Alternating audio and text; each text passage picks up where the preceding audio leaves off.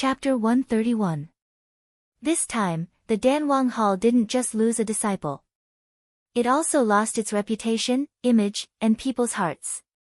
This was because they used their power to threaten their disciples and steal their things. This kind of bandit behavior was disdainful. This matter would become a stain on the Danwang Hall's reputation that would be difficult to erase. Most importantly, after this incident, the disciples of the Danwang Hall would be wary of the higher-ups. After all, no one wanted to have their hard-earned things snatched away by someone else. This was the chain effect. Martial Imperial Hall. Under the guidance of the beautiful woman, Qin Feiyang walked into the meeting hall. He saw Elder Wan and a man in purple sitting in front of a tea table. They were drinking tea and chatting. The beautiful woman frowned and said angrily, "I offended old man He and old man Jia outside, and you guys are leisurely drinking tea. Isn't this too much?" Hee hee. Elder Wan raised his head and laughed, "It's better for you to offend them alone than to offend all of us."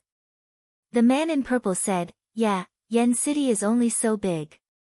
We can't have a complete falling out with the Danwang Hall."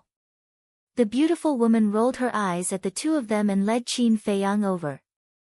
Qin Feiyang cupped his hands and said, "Greetings, Elder Wan." Elder Wan nodded and stood up with a smile, "Little guy, the disciples have told us about your performance outside. I didn't expect you to be an all-around monster." "Elder, you flatter me." Qin Feiyang shook his head and looked at the man in purple. He smiled and said, "Senior, you must be the Grand Hall Master." "Yes, I am." The man in purple looked at Qin Feiyang curiously and asked, "Can you tell me why you don't want to become a disciple of the Martial Imperial Hall?" Qin Feiyang said, "I don't want trouble." The man in purple asked, "If that's the case, why did you join the Dan Hall?"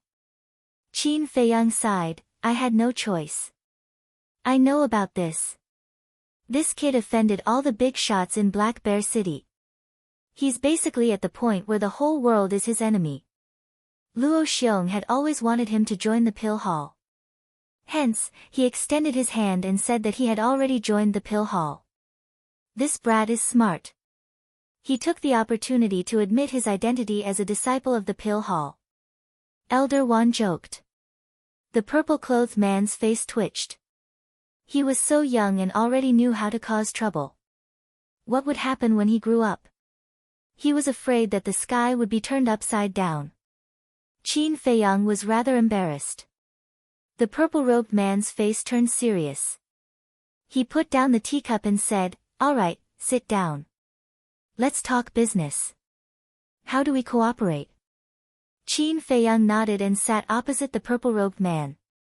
He organized his thoughts and said, "You provide the pill recipe and herbs, and I will help you refine them. We will each get half of the refined pills. The pill formula and herbs are all provided by us.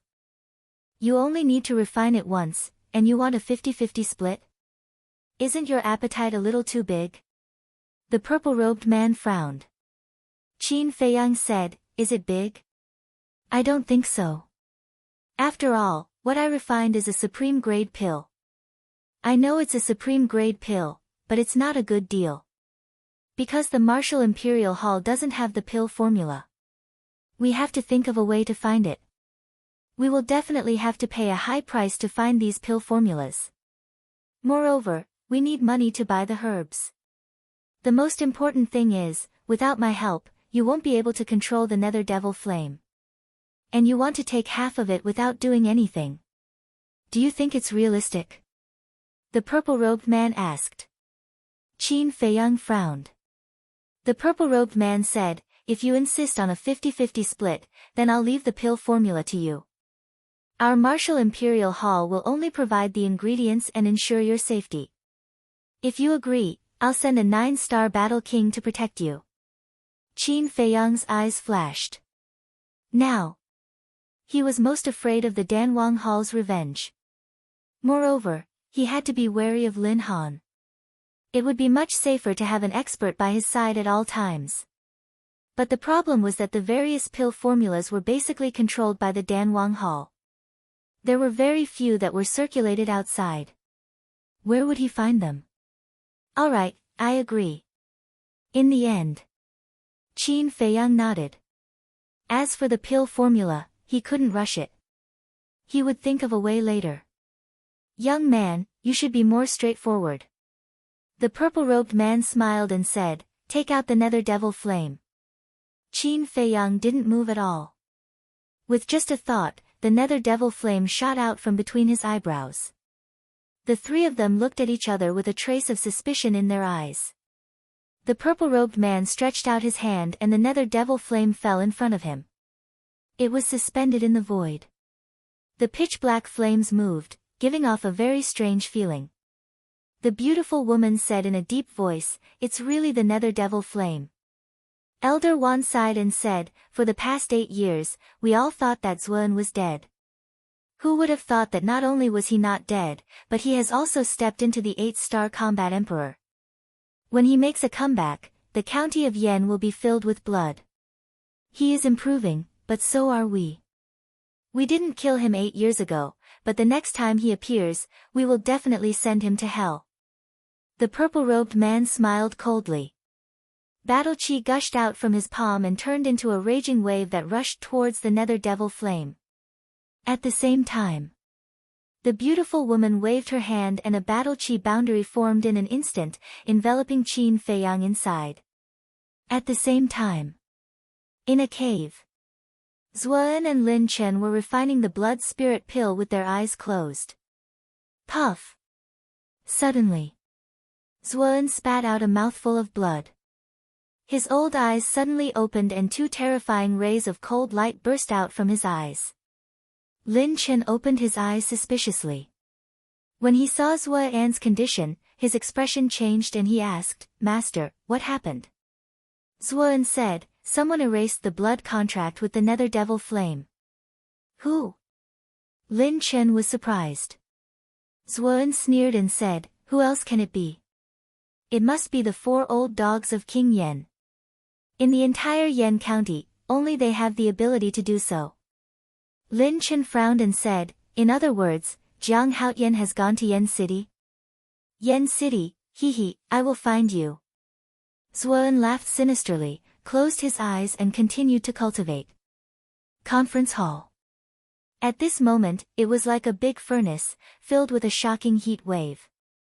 If it wasn't for the protection of the battle chi boundary, Qin Feiyang would have been burned to ashes.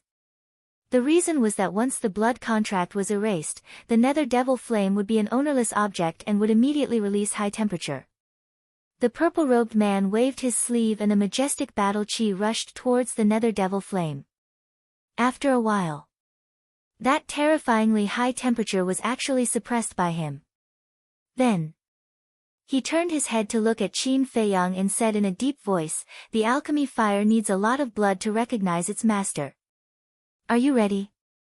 Qin Feiyang nodded and left the battle chi boundary, walking in front of the nether devil flame. The purple-robed man waved his hand and a wave of battle chi flew over. Suddenly, a wound appeared on his wrist. Fresh blood spurted out. Qin Feiyang hurriedly raised his arm and placed it on the nether devil flame. Blood flowed continuously into the nether devil flame. Gradually, the originally pitch-black nether devil flame gradually turned blood-red. In the end, it looked as if it had been soaked in blood and looked extremely demonic. Qin Feiyang had lost half of the blood in his body and he began to feel dizzy. Buzz! Finally, the nether devil flame trembled in the void and the blood-red color quickly faded, turning pitch-black again. At the same time, Qin Feiyang also felt that blood was thicker than water. He felt that the nether devil flame was already a part of his body. The purple-robed man lowered his arm and smiled. The blood contract has been formed. You are now its master. Qin Feiyang was overjoyed. He bandaged the wound on his wrist and raised his head to look at the nether devil flame with an excited expression. A blood contract was equivalent to a contract. Any treasure that was bound by blood would have a blood contract hidden within the treasure's body. Only when the blood contract was formed could the treasure be controlled at will. If the treasure had an owner, the blood contract would have to be erased before it could be bound by blood again. But to erase a blood contract, not just anyone could do it. The cultivation level had to be at least the same as the original owner. Qin Feiyang originally planned to erase the blood contract with the nether devil flame and bind it with his blood when his cultivation level caught up with Sua An's. He never thought that the martial imperial palace would help him. However, the purple-robed man's strength had really shocked him. Being able to erase Sua An's blood contract was enough to prove that this man was an 8-star combat emperor. The purple-robed man said, "The matter has been settled. I should go and cultivate. You three can discuss the rest." The three of them nodded. After the purple-robed man left, Elder Wan said with a smile, "Jiang Haotian, don't be too happy.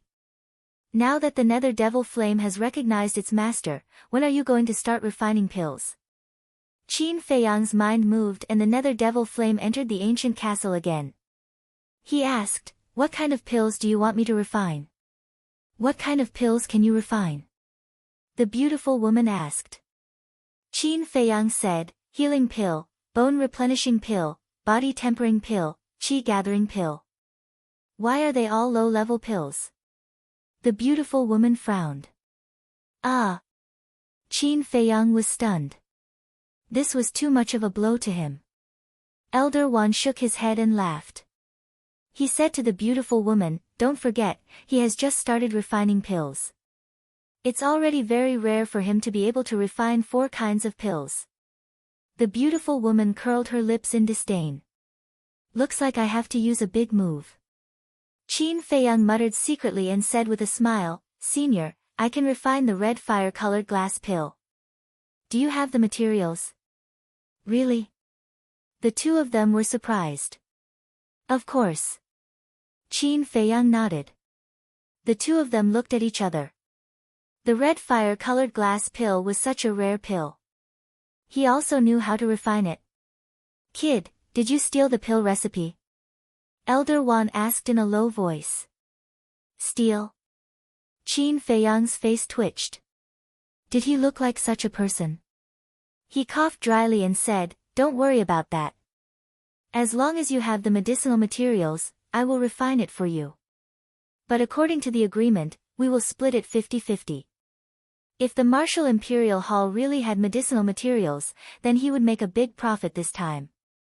The beautiful woman said, "First, make a list of the medicinal materials and let us take a look." Elder Wan immediately went to get a brush and ink. Moreover, he personally ground the ink. Qin Feiyang held the brush and quickly wrote down the names of various medicinal materials on a piece of blank paper. After making the list, the beautiful woman and Elder Wan each held it in their hands and looked at it carefully. Qin Feiyang asked, "How is it? Do you have it?" Elder Wan put down the list and laughed, "Of course, and we can prepare 6 sets of materials." So many. Qin Feiyang was wild with joy. Because once he refined it, he would get 3 red fire-colored glass pills. Chapter 132. However, while Qin Feiyang was happy, he found that the beautiful woman and Elder Wan were looking at him with a thoughtful look. He touched his nose and asked in confusion, "Why are you looking at me like that?" The beautiful woman said, "Why do I feel like I've been tricked by you?" Elder Wan nodded. "Trap." Qin Feiyang was stunned, and said innocently, "Did I?" The beautiful woman said, "If we go to the Danwang Hall and ask them to help us refine these 6 scarlet fire-colored glass dan, we will at most give them 1 scarlet fire-colored glass dan as a reward, but you want 3 here, don't tell me you didn't cheat us." Cough cough. Qin Feiyang coughed a few times and said seriously, "I am refining the best quality pill." Elder Wan rolled his eyes and said, "So what if it's the best quality pill? It can only increase a small realm." Ugh. Qin Feiyang was stunned, and said, "The best quality pill can't be measured by price, if you have to calculate it like this, then I can't help it." The two looked at each other, as if reaching some kind of agreement, and nodded at the same time. About the scarlet fire-colored glass dan, let's think about it again. If you have nothing to do, you can walk around, or you can go find Ling, and Yunfei to talk about old times. We still have something to do, so we'll leave first. I'll call someone to take you to your residence later. Elder Wan said very tactfully. Then the two of them got up and hurried outside. Qin Feiyang hurriedly got up and shouted, "Hey, hey, hey, don't be like this, at most I'll take one less." The two of them ignored him and disappeared like a wisp of smoke. At any rate, it's the War Emperor, can you not be stingy? Qin Feiyang despised. The duck in his mouth flew away just like that, and he was very unhappy. Returning to the chair, he took out the nether devil flame, and with a slight thought, the black flame rose 1/2 meter high, and a terrifying temperature quickly spread out. But he himself couldn't feel the slightest bit of heat. Qin Feiyang was amazed. It was just that he didn't know what level of pill fire this nether devil flame was. There were strong and weak alchemy fires too. Without a doubt, the pill fire of the Iron Bull Town's pill hall was of the lowest grade. The pill fire of Black Bear City's pill hall should be of a higher grade. Suddenly, he smelled something burning. He looked around suspiciously, and his expression changed. It turned out that the temperature in the conference hall was too high. The tables, chairs, coffee tables, windows, and everything made of wood in the conference hall were all burnt. The fabric was already burning. He hurriedly put away the netherworld devil flame and grabbed the teapot to extinguish the fire. However, the fire was ferocious, and in a few blinks of an eye, the wood was also on fire. More importantly, there was only a little bit of water in the teapot. It was not enough to put out the fire. "We're done for." Qin Feiyang's face twitched. He had just arrived at the Martial King Hall, yet he had already burned down the meeting hall. Elder Wan and the beautiful woman would definitely go crazy from anger. The fire was getting more and more terrifying. He hurriedly ran out of the main hall and shouted, "There's a fire, quickly come and put out the fire." What? How did it catch fire? When the nearby disciples heard the roar, they immediately ran over. What happened? At this time, a burly man walked over with large strides. When he saw the hall that had turned into a sea of fire, his eyes immediately widened. Qin Feiyang coughed dryly, pretended to be confused, and said, "Yeah, what's going on?" The burly man was startled, and asked, "Haven't you been here the whole time?" Qin Feiyang nodded, "Yes, but I really don't know what's going on, but it suddenly caught fire." "Is that so?" The burly man looked at him suspiciously. Qin Feiyang felt a little uncomfortable, and quickly changed the topic. "Did Elder Wan call you here?" The burly man said, "Yes, Elder Wan asked me to protect you. He also specially instructed me to not leave you by even a single step." Qin Feiyang said, "In other words, you are the 9-star War King?" The burly man nodded. Qin Feiyang said, "Let's go, bring me to the treasure pavilion first." "Shouldn't we put out the fire first?" The burly man said. Qin Feiyang looked to both sides, and dozens of disciples were running over quickly. He said, "I have urgent matters to attend to, they will put out the fire, don't worry, let's go." Then he hurriedly slipped away. "Hurry up and put out the fire." The burly man glanced at Qin Feiyang, and then at the hall, and said to the disciples who were running over, and then chased after Qin Feiyang. Qin Feiyang ran hundreds of meters in one breath. The burly man was puzzled. "What's the matter? Why are you in such a hurry?" Before Qin Feiyang could answer, an angry roar came from the conference hall. "Jiang Haotian, you are a jinx." It was Elder Wan's voice. "Jinx?" The burly man was stunned, and seemed to understand a little. He looked at Qin Feiyang strangely and said, "You didn't set the fire, did you?" Qin Feiyang's face turned serious, and he said unhappily, "How could I do such a thing?" "Then why did Elder Wan scold you?"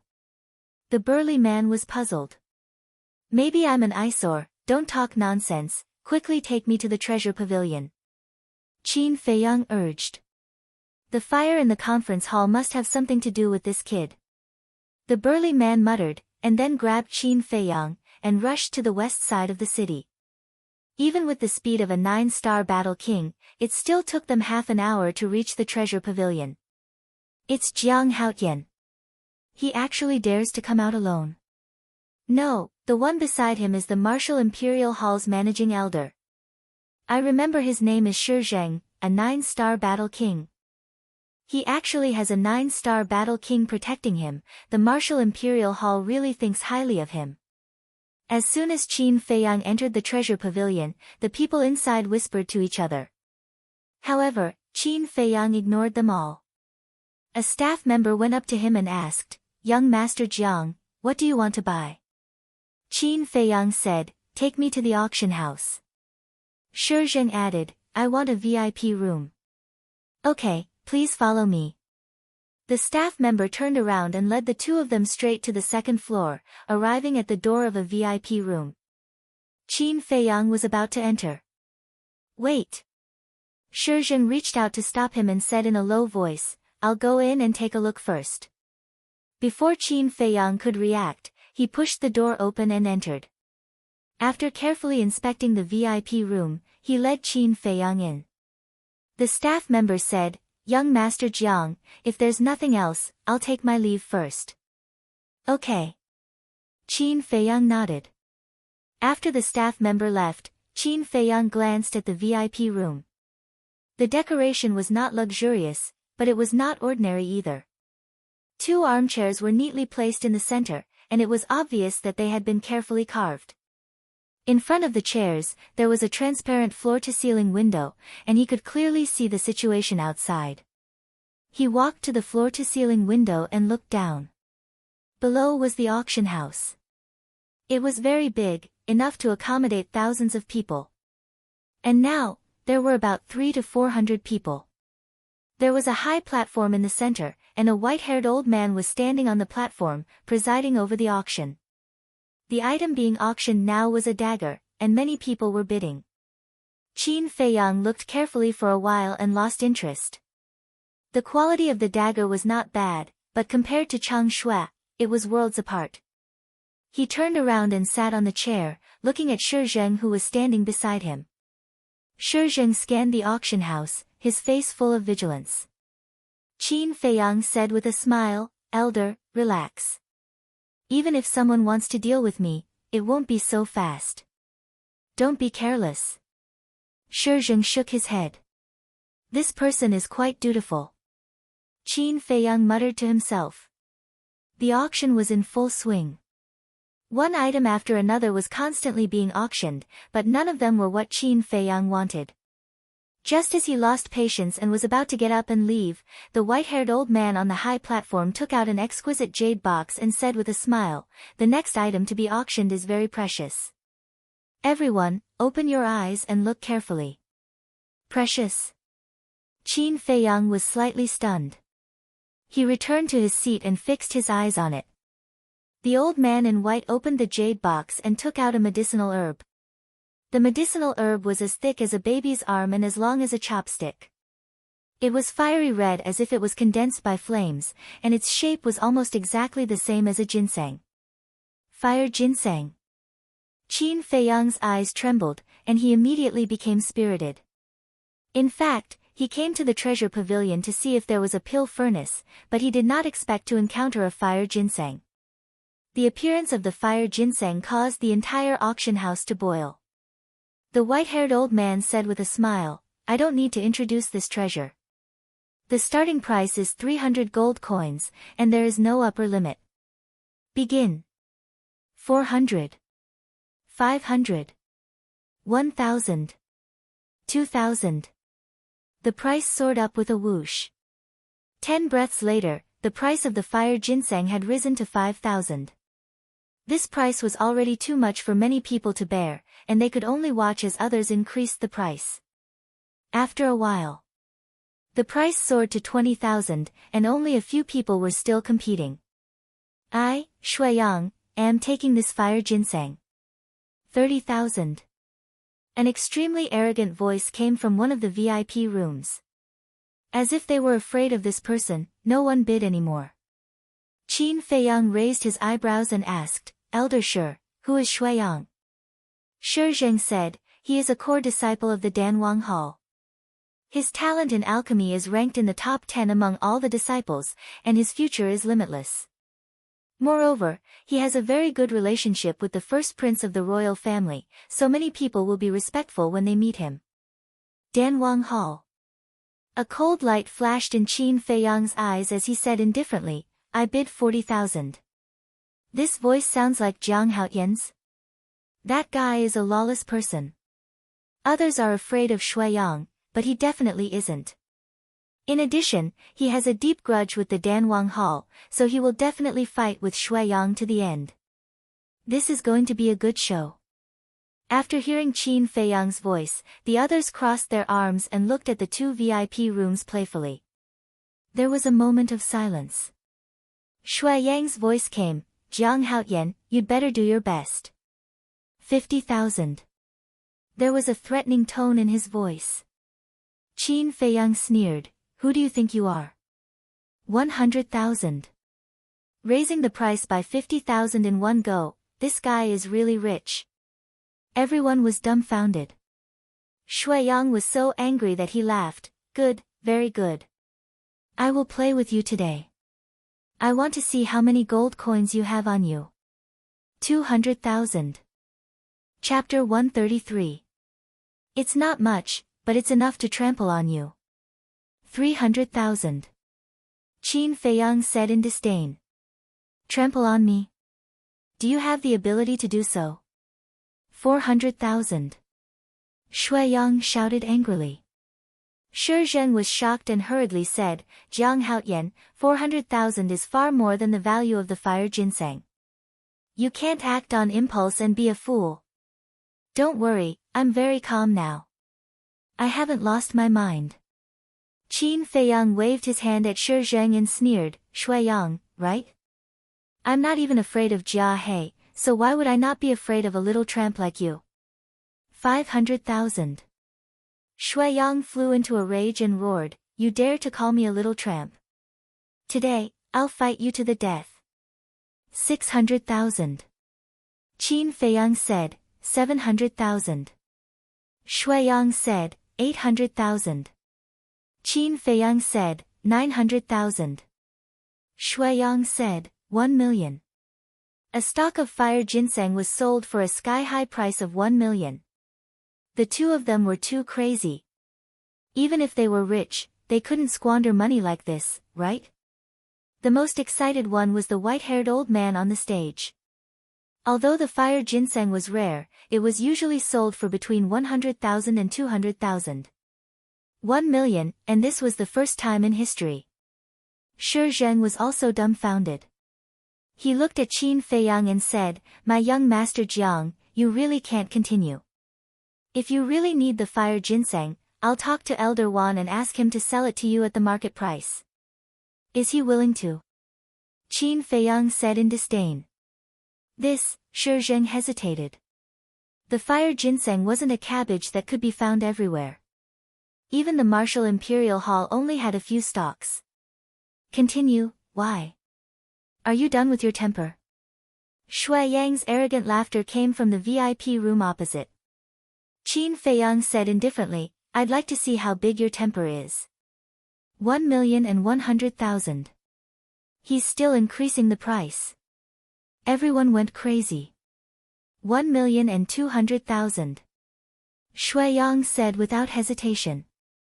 Qin Feiyang's lips curled up slightly and said in a mocking tone, since you want it so much, I'll be generous for once and let you have it. Ah! Everyone was stunned. They all thought that Qin Feiyang would continue to raise the price, but he actually gave up. Ha! Shui Yang laughed loudly and said, don't pretend if you don't have the ability. Qin Feiyang said playfully, you still haven't reacted? Is your brain filled with shit? Would I tell you that I don't have any gold coins? What? No gold coins. Hearing this, everyone was stunned, their faces twitching. If you don't have any gold coins, how can you increase it by hundreds of thousands? What if Shui Yang doesn't follow you? How are you going to settle the bill? This guy was too much of a bastard. That brat Shui Yang was too stupid. Not only did he not have the slightest bit of self-awareness, he was even complacent, thinking that he was so great. In reality, he was being taken for a fool. There was no sound coming from the VIP room. Shui Yang was infuriated. Qin Feiyang praised, "You actually used 1.2 million to buy a fire ginseng. You're really generous. I admire you from the bottom of my heart. Why don't we become friends?"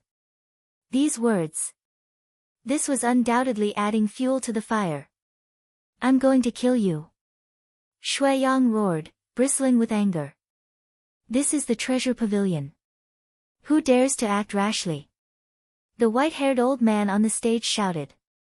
Qin Feiyang said, "Yes, this is the treasure pavilion. Do you think this is the Danwang Hall, where you can do whatever you want?" Shui Yang suppressed the anger in his heart and gritted his teeth. "Jiang Haotian, we've formed a grudge. Let's see how long you can be arrogant."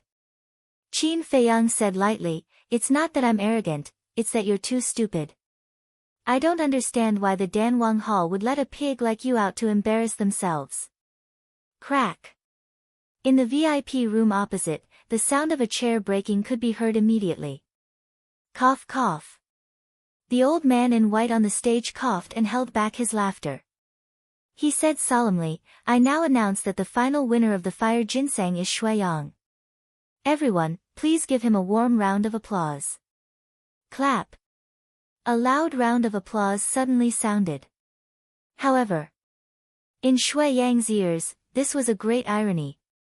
He felt that everyone was laughing at him and treating him as an idiot. Pfft. The sound of the slaps was like a slap to his face. It made him so angry that he spat out a mouthful of blood.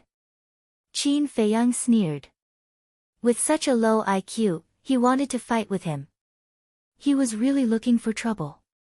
Next, the old man in white took out another auction item. The auction continued. Qin Feiyang didn't look at it anymore. He got up and walked out of the VIP room. Shi Zheng hurriedly followed and asked, "Where are you going now?" Qin Feiyang said, "I want to see the manager of the treasure pavilion." Shi Zheng said, "The manager of the treasure pavilion is the white-haired old man on the stage. His surname is Li. Everyone calls him Manager Li. Just wait here. I'll arrange it for you." "Thank you." Qin Feiyang smiled. Shi Zheng nodded and quickly left.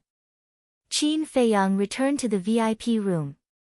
Not long later, a woman in red walked into the auction house. She whispered a few words into the white-haired old man's ear. The white-haired old man glanced at the VIP room where Qin Feiyang was. After saying a few words to the woman in red, he left the auction house in large strides. Soon, a series of footsteps could be heard. Shi Zheng and the white-haired old man entered the VIP room one after another. Qin Feiyang got up and greeted him. "Greetings, Manager Li." The white-haired old man waved his hand. "Don't be polite, don't be polite.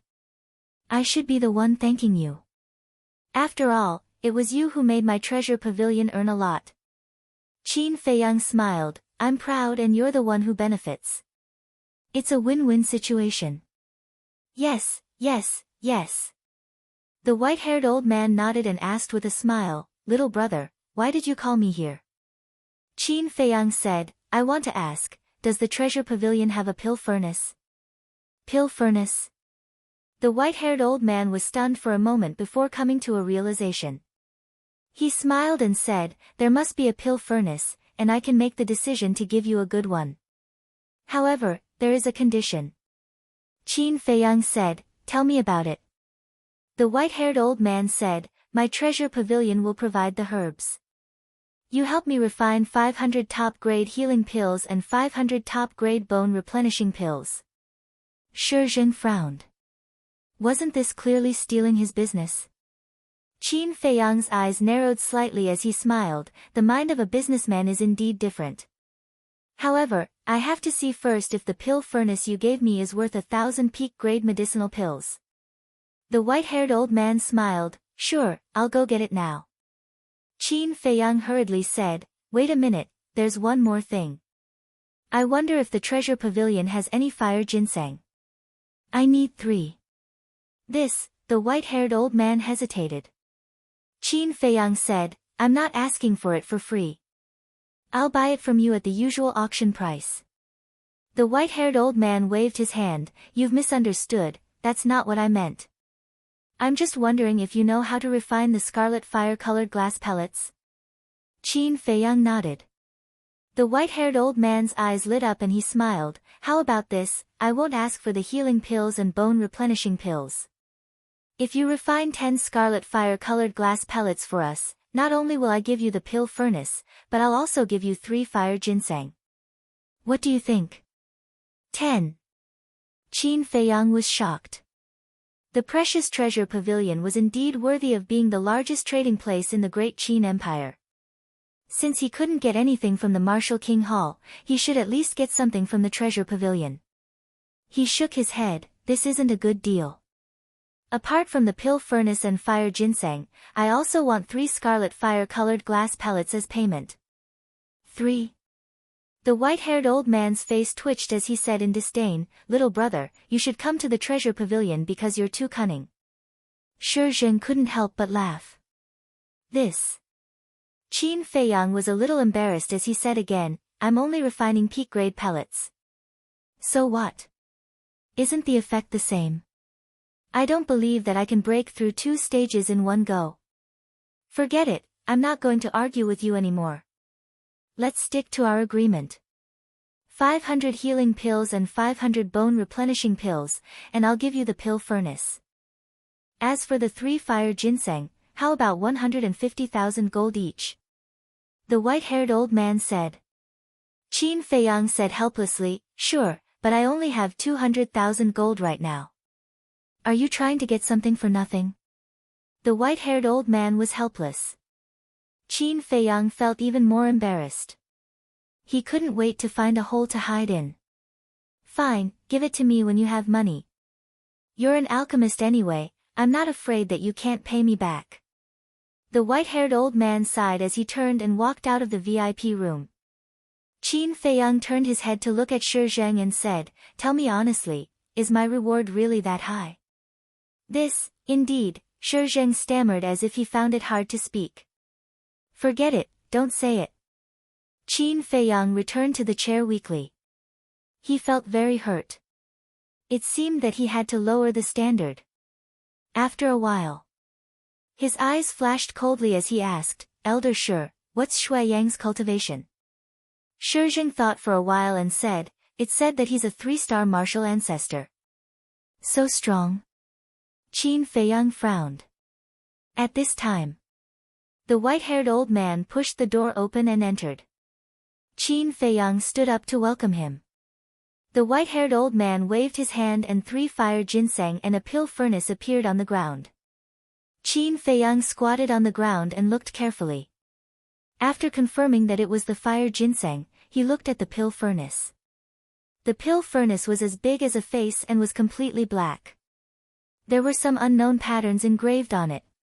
From the surface, the quality was indeed not bad. It was even better than the pill furnace that Luo Xiong used. But it was more than 1,000 supreme-grade pills. He stood up and looked at the white-haired old man. He shook his head and said, Manager Li, you really know how to do business. For this pill furnace, I can at most give you 200 supreme-grade pills. So little. Manager Li raised his eyebrows. Qin Feiyang said unhappily, You really think that supreme-grade pills are made of mud? This is already a lot. If you agree, we'll make a deal. Otherwise, I'll leave immediately. Manager Li frowned. As a businessman, the first thing to consider was whether or not he would lose money. No matter how bad this pill furnace was, it was still worth a few 100,000 gold coins. 200 supreme-grade pills, was it worth this price? Everyone had heard of supreme-grade pills, but there were very few people who had actually seen it. Therefore, it was difficult for him to make a decision. It seems that this trip was in vain. Elder Shi, let's go. I'll treat you to a few drinks. Chapter 134. seeing that Qin Feiyang opened the door and was about to walk out. "I'll bet." Steward Li gritted his teeth, turned to Qin Feiyang, and nodded. 200 then. Deal. A businessman should be so straightforward. Qin Feiyang smiled, turned around, and put the furnace and fire ginseng into his qiankuan bag. "You can be proud." Steward Li rolled his eyes, took out a piece of paper from his arms, and handed it to Qin Feiyang. "Sign it." "What's this?" Qin Feiyang was stunned. He took it and looked at it carefully. Suddenly, his veins bulged. It was an IOU. The content was: Today, Jiang Haotian bought 3 fire ginseng for a total of 450,000 yuan. Because he had no money to pay, he left an IOU. Qin Feiyang looked up at Steward Li and said with a dark face, "Is there a need to do this?" Steward Li said, "Of course." "What if you go back on your words? I don't know you very well." "You win." Qin Feiyang glared at him, bit his finger, and directly pressed a fingerprint. Steward Li took the IOU, looked at the fingerprint, and suddenly smiled. "What are you doing?" "I'm a core disciple of the Danwang Hall. Do I look like someone who will pay a bad debt?" Suddenly, there was a roar from outside. It was Shui Yang. Steward Li raised his eyebrows and said to Qin Feiyang, "I'll go out and take a look." Qin Feiyang also followed curiously. Out of the door, turned right, walked a dozen meters, and arrived at the reception on the 2nd floor. At this moment, Shui Yang was in a rage. The 4 tall and sturdy men surrounded him in the middle. Their expressions were somewhat awkward. There was also a woman in white, about 25 or 26, explaining something to Shui Yang. "Jiang Haotian." When Shui Yang noticed Qin Feiyang walking over, his face immediately darkened. "No need to thank me." Qin Feiyang joked. This person was not bad-looking. He was 1.8 meters tall and handsome, but his IQ was not good. Shui Yang clenched his fists as a sharp light flickered in his eyes. He gritted his teeth and said, "Just you wait. I'll let you know what pain feels like. Then I'll wait. Don't disappoint me." Qin Feiyang didn't take it to heart at all. There were many people who threatened him, but who could really do it?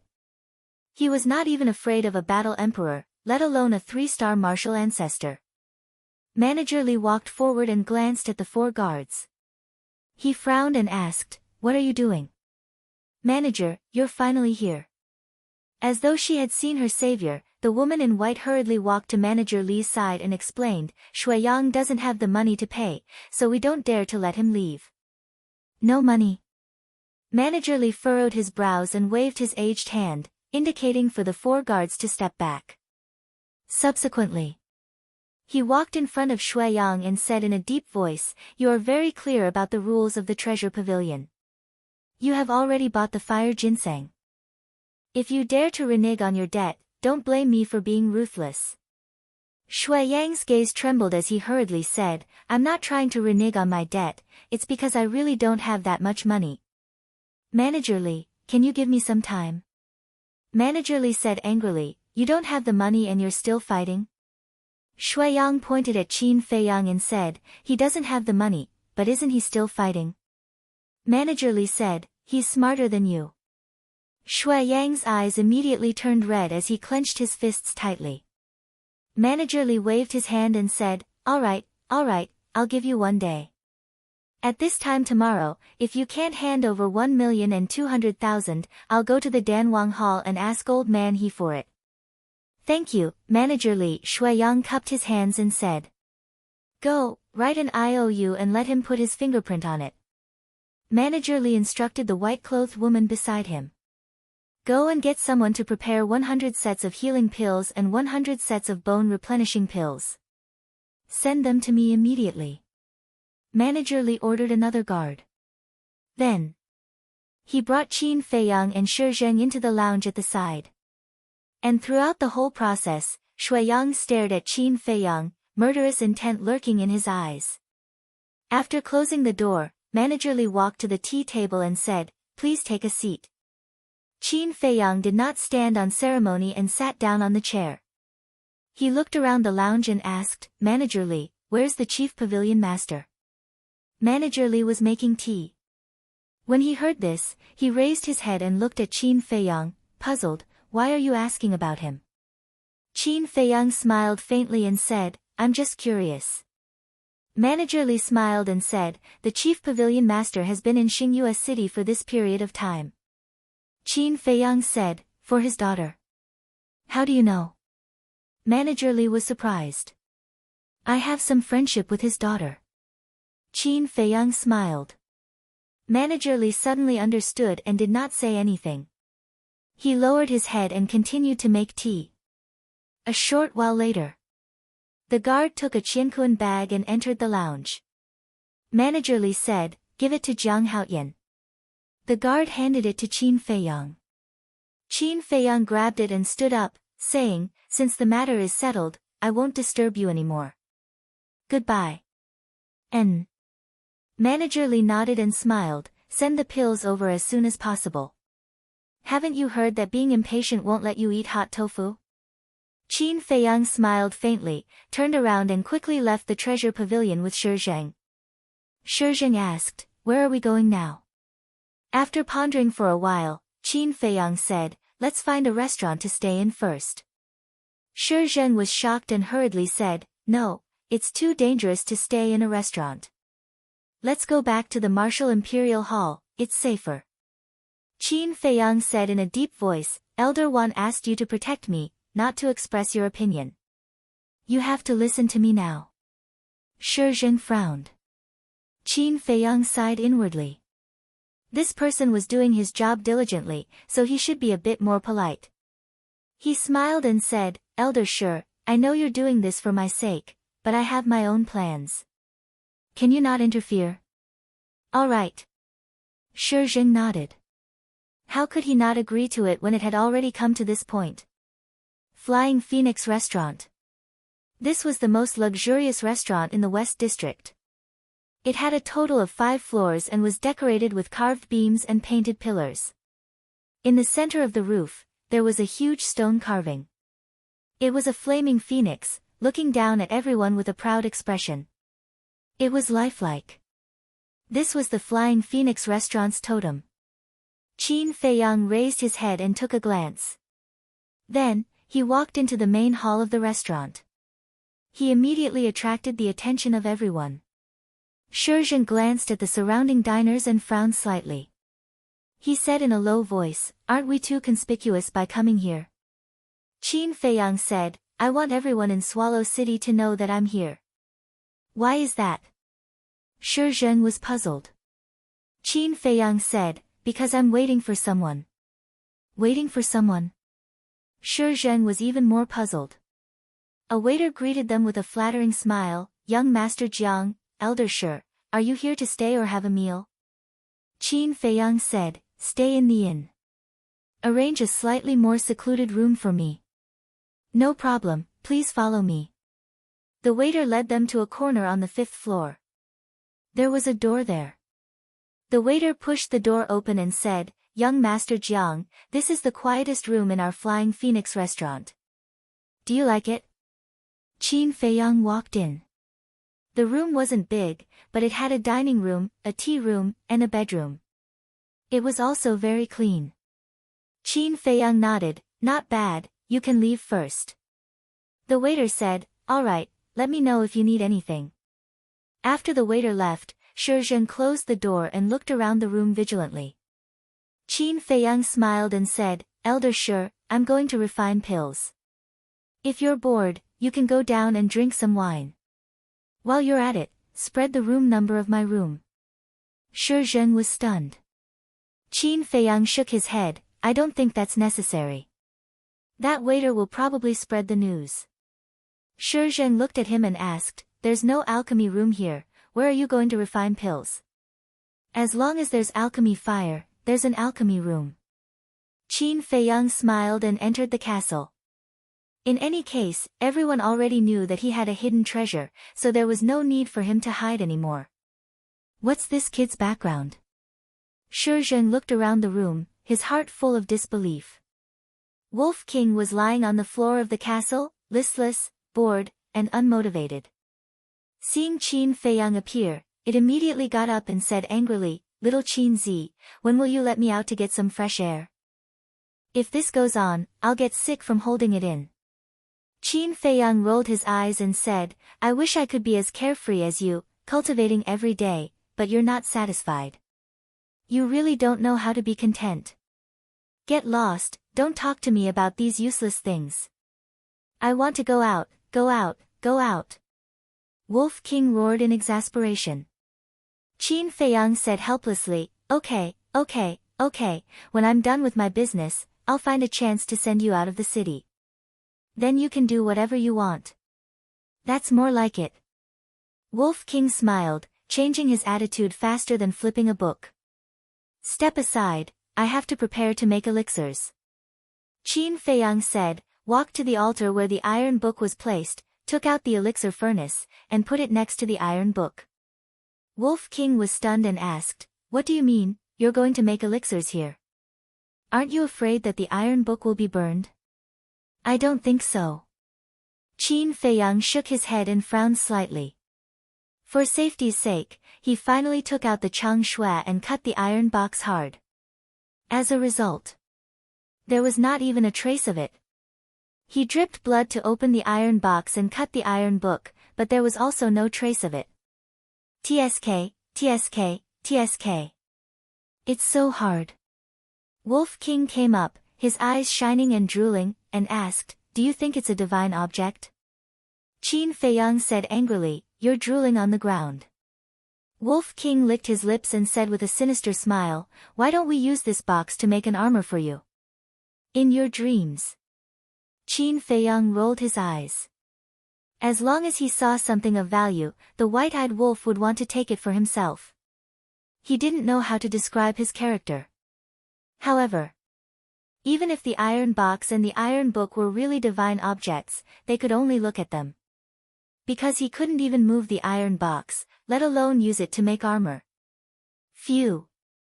After letting out a long breath, Qin Feiyang took out the Qiankuan bag that Manager Li gave him, took out a set of medicinal ingredients for the heal pill, and prepared to start refining. To be honest, he was very nervous now. Chapter 135. Don't disturb me when I'm refining pills. Qin Feiyang reminded Wolf King and waved his hand. The nether devil flame flew through the air and floated below the pill furnace. With a thought, the flame rose. The temperature in the castle soared. Wolf King quickly retreated to the back corner. His pupils constricted as he was quite afraid of the nether devil flame. In an instant, the top of the pill furnace was burned red with heat waves. Using one's own pill fire to refine pills and using someone else's pill fire to refine pills were two completely different things. For example, in the pill refining room, Qin Feiyang had to use his mental power to get used to the high temperature of the pill fire and gradually merge with the pill fire before he could control the pill fire. But now, with the nether devil flame, he only needed a thought. This way, he could save a lot of time. Buzz! A wave of mental power rushed out from the top of his head, rolled up a medicinal herb and slowly put it into the pill furnace. However, just as it was put into the pill furnace, with a burst of black smoke, the medicinal herb turned into ashes on the spot. What's going on? Qin Feiyang frowned. He had refined the healing pill more than 100 times. His control of the pill fire was not superb, but it was definitely not wrong. He even remembered clearly that the first medicinal herb of the healing pill needed to be at 30%. Now, he had indeed controlled it at 30%. But how did the medicinal herb turn into ashes? He suspiciously put his hand into the pill furnace and retracted it like lightning. He said in surprise, "Why is the temperature inside the pill furnace so high?" After thinking for a while, he suddenly realized. It must be because the level of the two pill fires was different. Without a doubt, the level of the nether devil flame was definitely higher than the pill fire of the pill hall. There was naturally a difference in temperature between the two. So, he had to adjust the flame again. He figured this out. Qin Feiyang had a thought and controlled the pill fire at 20%. The medicinal herb turned into ashes again. Controlling it at 10%, the medicinal herb still turned into ashes in the end. Not even 10%. Qin Feiyang was stunned. The level of the nether devil flame was so high that it was beyond his expectations. Then, he controlled the flame at 5%. This time, he finally succeeded in refining the spiritual liquid. The first medicinal ingredient originally required 30% of the fire, but now it only requires 5%. The second medicinal ingredient originally required 40% maturity. Is it only 10% now?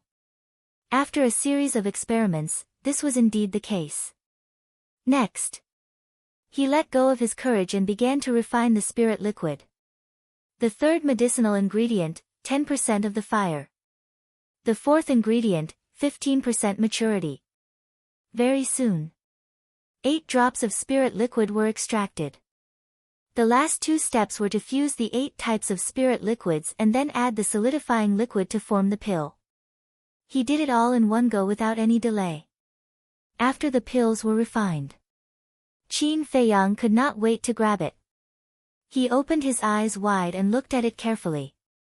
Immediately, his body shook, and a bright light burst out from his eyes. On the surface of the recovery pill, there was a circle of pill inscriptions. Not only were they clear and distinct, they were even emitting wisps of light. It felt as if a halo had been added to the pill. This was a true top-grade medicinal pill. Qin Feiyang was extremely excited. Alchemy fire was indeed the key to affecting the quality of the pill. Without the nether devil fire, he would definitely not be able to refine such a perfect top-grade pill.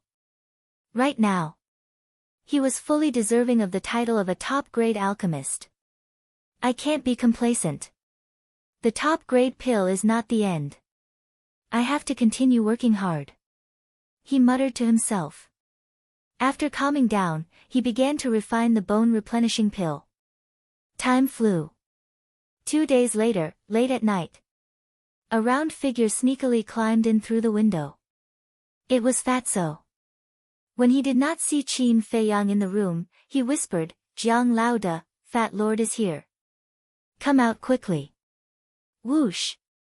Qin Feiyang immediately appeared out of thin air and said with a smile, "I've been waiting for you for a long time." Waiting for me? Fatso was stunned. How would I dare to go to the Danwang Hall to look for you now? Qin Feiyang smiled bitterly. He was afraid that he would be captured alive before entering the Danwang Hall. Therefore, he lived in such a conspicuous place and let everyone in the city know that he was here. If Fatso had something to do with him, he would naturally come here. Fatso pondered carefully and understood Qin Feiyang's motive. He sighed, "This is too troublesome. We have to get a few image crystals as soon as possible." Qin Feiyang said, "Are you kidding? The image crystals are so expensive. Are you going to pay for it?" Fatso laughed, "Even if you sell Fat Lord, you won't be able to get so many gold coins. So Jiang Laoda, you have to think of a way to get these image crystals." Qin Feiyang rolled his eyes. He glanced around the room and asked doubtfully, "Where's Shizheng?" "He's drinking alone downstairs." Fatso pointed downstairs. Qin Feiyang said, "He didn't see it. It's best." "How is it? Did you get the herbs?" He was waiting for Fatso here because he was waiting for the herbs. "Is there anything that Fat Lord can't do?" Fatso glared at him unhappily. He took out a Qiankuan bag and threw it to Qin Feiyang. Qin Feiyang grabbed the Qiankuan bag with one hand and Fatso with the other. The next moment, they appeared in the castle. "Hi, Brother Wolf." Upon seeing the Wolf King, Fatty immediately extended his hand to greet him warmly. "Your meat should be very fragrant." Brother Wolf hasn't eaten meat for a few months. Wolf King opened his bloody mouth and stared at him with evil intentions. Before it could finish, Fatso shivered and hid behind Qin Feiyang like a frightened piglet. Useless. Wolf King looked at him with disdain, then lowered his head and continued to sleep. Qin Feiyang took out the medicinal herbs and counted them one by one. No more, no less, just 3 of each kind. Next. As he sorted out the medicinal herbs, he said, Fatso, let me ask you a question. Fatso said, ask away. Qin Feiyang said, do you already know my true identity? Fatso chuckled, then tell Fat Lord, who is your true identity? Qin Feiyang said indifferently, you're not even the least bit surprised. It seems like it's as I expected. Fatso, since you know that I'm Qin Feiyang, why are you still so close to me? What? You're Qin Feiyang. The fatty looked at him in shock and disbelief, his eyes and mouth wide open. Qin Feiyang raised his head and looked at Fatso, and said, if you continue to pretend, I'll let the white-eyed wolf eat you. Ayo. Wolf King was also very cooperative, baring his teeth and growling repeatedly. Fatso shrunk his neck and hurriedly said, yes, yes, yes, Fat Lord indeed knew that you were Qin Feiyang a long time ago. The reason why he is still so close to you is because he guessed that your background is not small. He wants to take advantage of you and take advantage of you. This shouldn't be a big deal, right? Qin Feiyang shook his head, that's nothing, you're right, my background is not small. Fatso asked curiously, then what is your background? Qin Feiyang said, if I tell you now, I'll kill you later. Do you still want to know? Then forget it. Fatso quickly waved his hand. Prepare the bamboo slip, I'll give you 2 perfect martial skills later. Don't disturb me now. After Qin Feiyang finished speaking, he put away the pills, stood up and walked to the front of the pill furnace. He held his breath and prepared to refine the scarlet-colored glass pill. The scarlet-colored glass pill was not a heal pill or a bone-continuing pill. The medicinal ingredients for the heal pill and the bone-continuing pill were very common and cheap. They could be bought again if they were scrapped. However, the medicinal ingredients for the scarlet-colored glass pill were all very rare. If they were accidentally scrapped, they would have to spend a lot of effort to find them. Especially the leaves of the fire ginseng and the scarlet-colored glass tree, there must not be any accidents. Moreover, this was also his first time refining the scarlet-colored glass pill, so in his heart, he was more or less nervous. At this moment, Fatso's heart was completely filled with ecstasy. Jiang Lao De, no, it was Boss Qin. He actually wanted to give him a perfect martial skill. Wasn't this surprise a little too fast? He was a little dizzy now. It felt like a dream. You are as useless as Ling Yunfei. Isn't it just 2 perfect martial skills, is there a need to be so excited? Wolf King's contemptuous words suddenly sounded in Fatso's mind. Fatso suddenly glared and turned his head to Wolf King, ready to shout. But suddenly he remembered that Qin Feiyang was refining pills. The words that were about to come out of his mouth were swallowed back. He proudly laughed in a low voice, Fat Lord is willing, what can you do? TSK. Wolf King's eyes were full of disdain and he continued to close his eyes and nap. At the same time, Qin Feiyang also moved. Full concentration. There were a total of 9 kinds of medicinal ingredients for the scarlet-colored glass pill. When refining the spiritual liquid of these 9 medicinal ingredients, he would first control the heat to the minimum and then gradually increase it. I didn't expect Boss Qin to really have the leaves of the scarlet-colored glass tree. Fatso secretly muttered and also calmed down, carefully observing the process of Qin Feiyang refining pills. At this moment, in the ancient castle, there was a dead silence, without the slightest noise. Hundreds of breaths passed. Except for the leaves of the scarlet-colored glass tree and the fire ginseng, the spiritual liquid of the other 7 medicinal ingredients had been refined, emitting a rich medicinal fragrance. And now, he was even more careful. Concentrating his mental force, he did not dare to be distracted. Another 100 breaths passed. The spiritual liquid of the fire ginseng was also refined. He began to refine the leaves of the scarlet-colored glass tree again. After the leaves entered the pill furnace, he controlled the netherworld devil flame and increased the heat step by step. Suddenly, as if the heat was too strong, the leaves quickly withered. However, no spiritual liquid appeared. Qin Feiyang's face changed and hurriedly took out the leaves. Seeing that the leaves were not burned, he breathed a sigh of relief. After the temperature of the pill furnace dropped, he carefully put the leaves in again. This time, his control of the alchemy fire was more precise than before, and the heat was almost increasing bit by bit. Dozens of breaths later, the spiritual liquid was finally refined without any danger. But now was not the time to relax. There were still the last 2 steps, there must be no mistakes. Qin Feiyang looked at the 9 drops of spiritual liquid in the pill furnace, trying to relax his body and mind. Because at this time, the more nervous he was, the easier it was to make mistakes.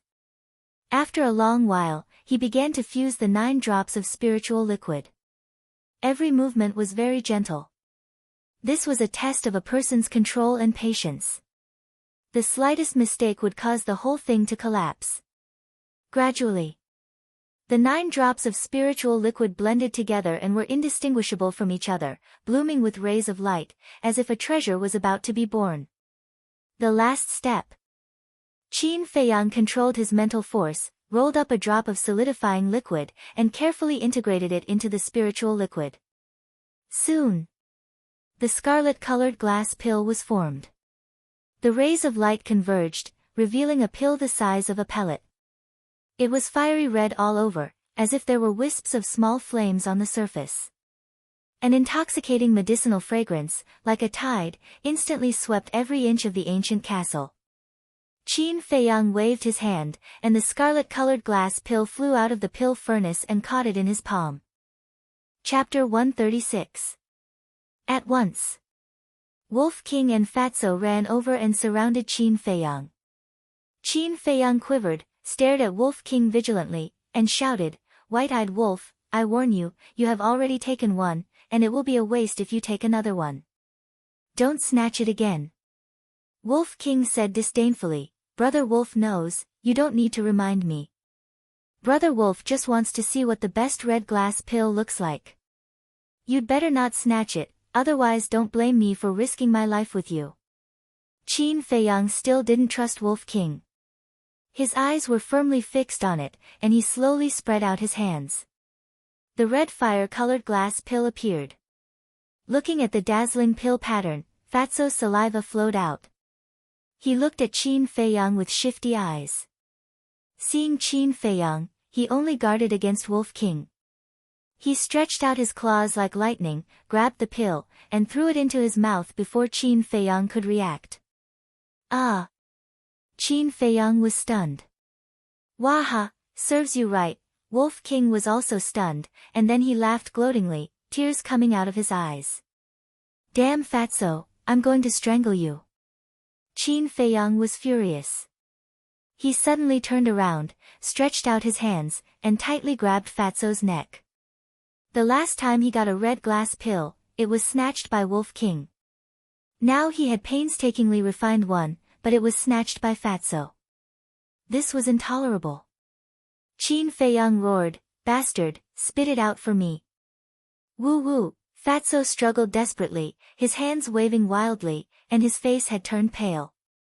Seeing this, Wolf King hurriedly said, "Little Qin Zi, if you don't let go, he will really die.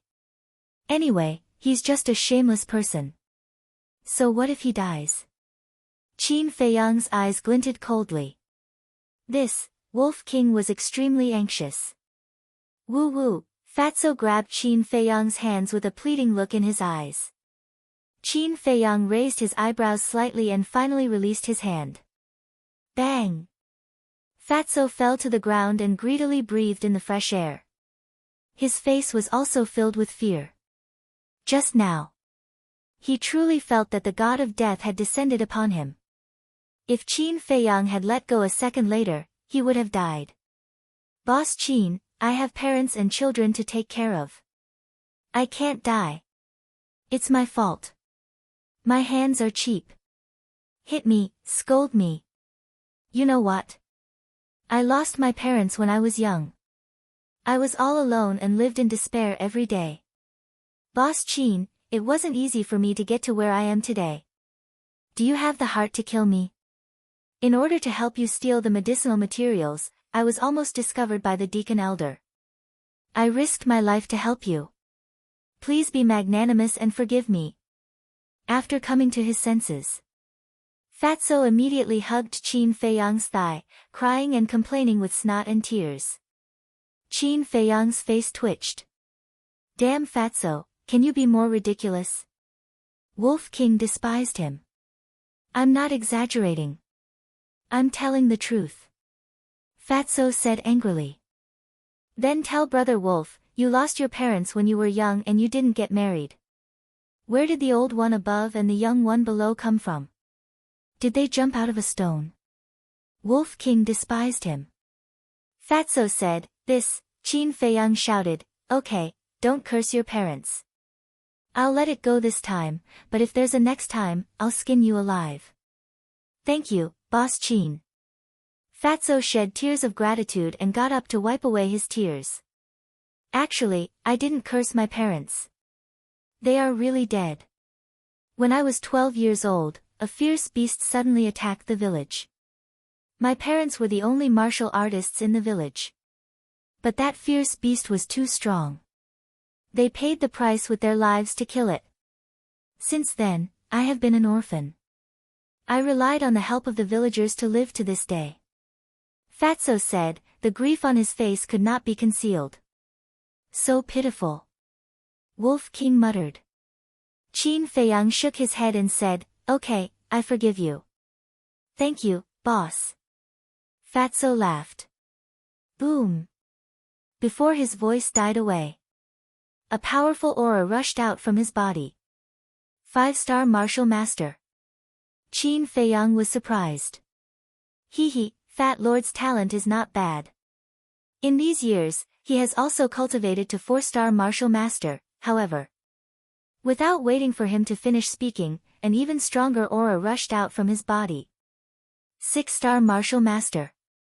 He actually broke through 2 small realms in a row.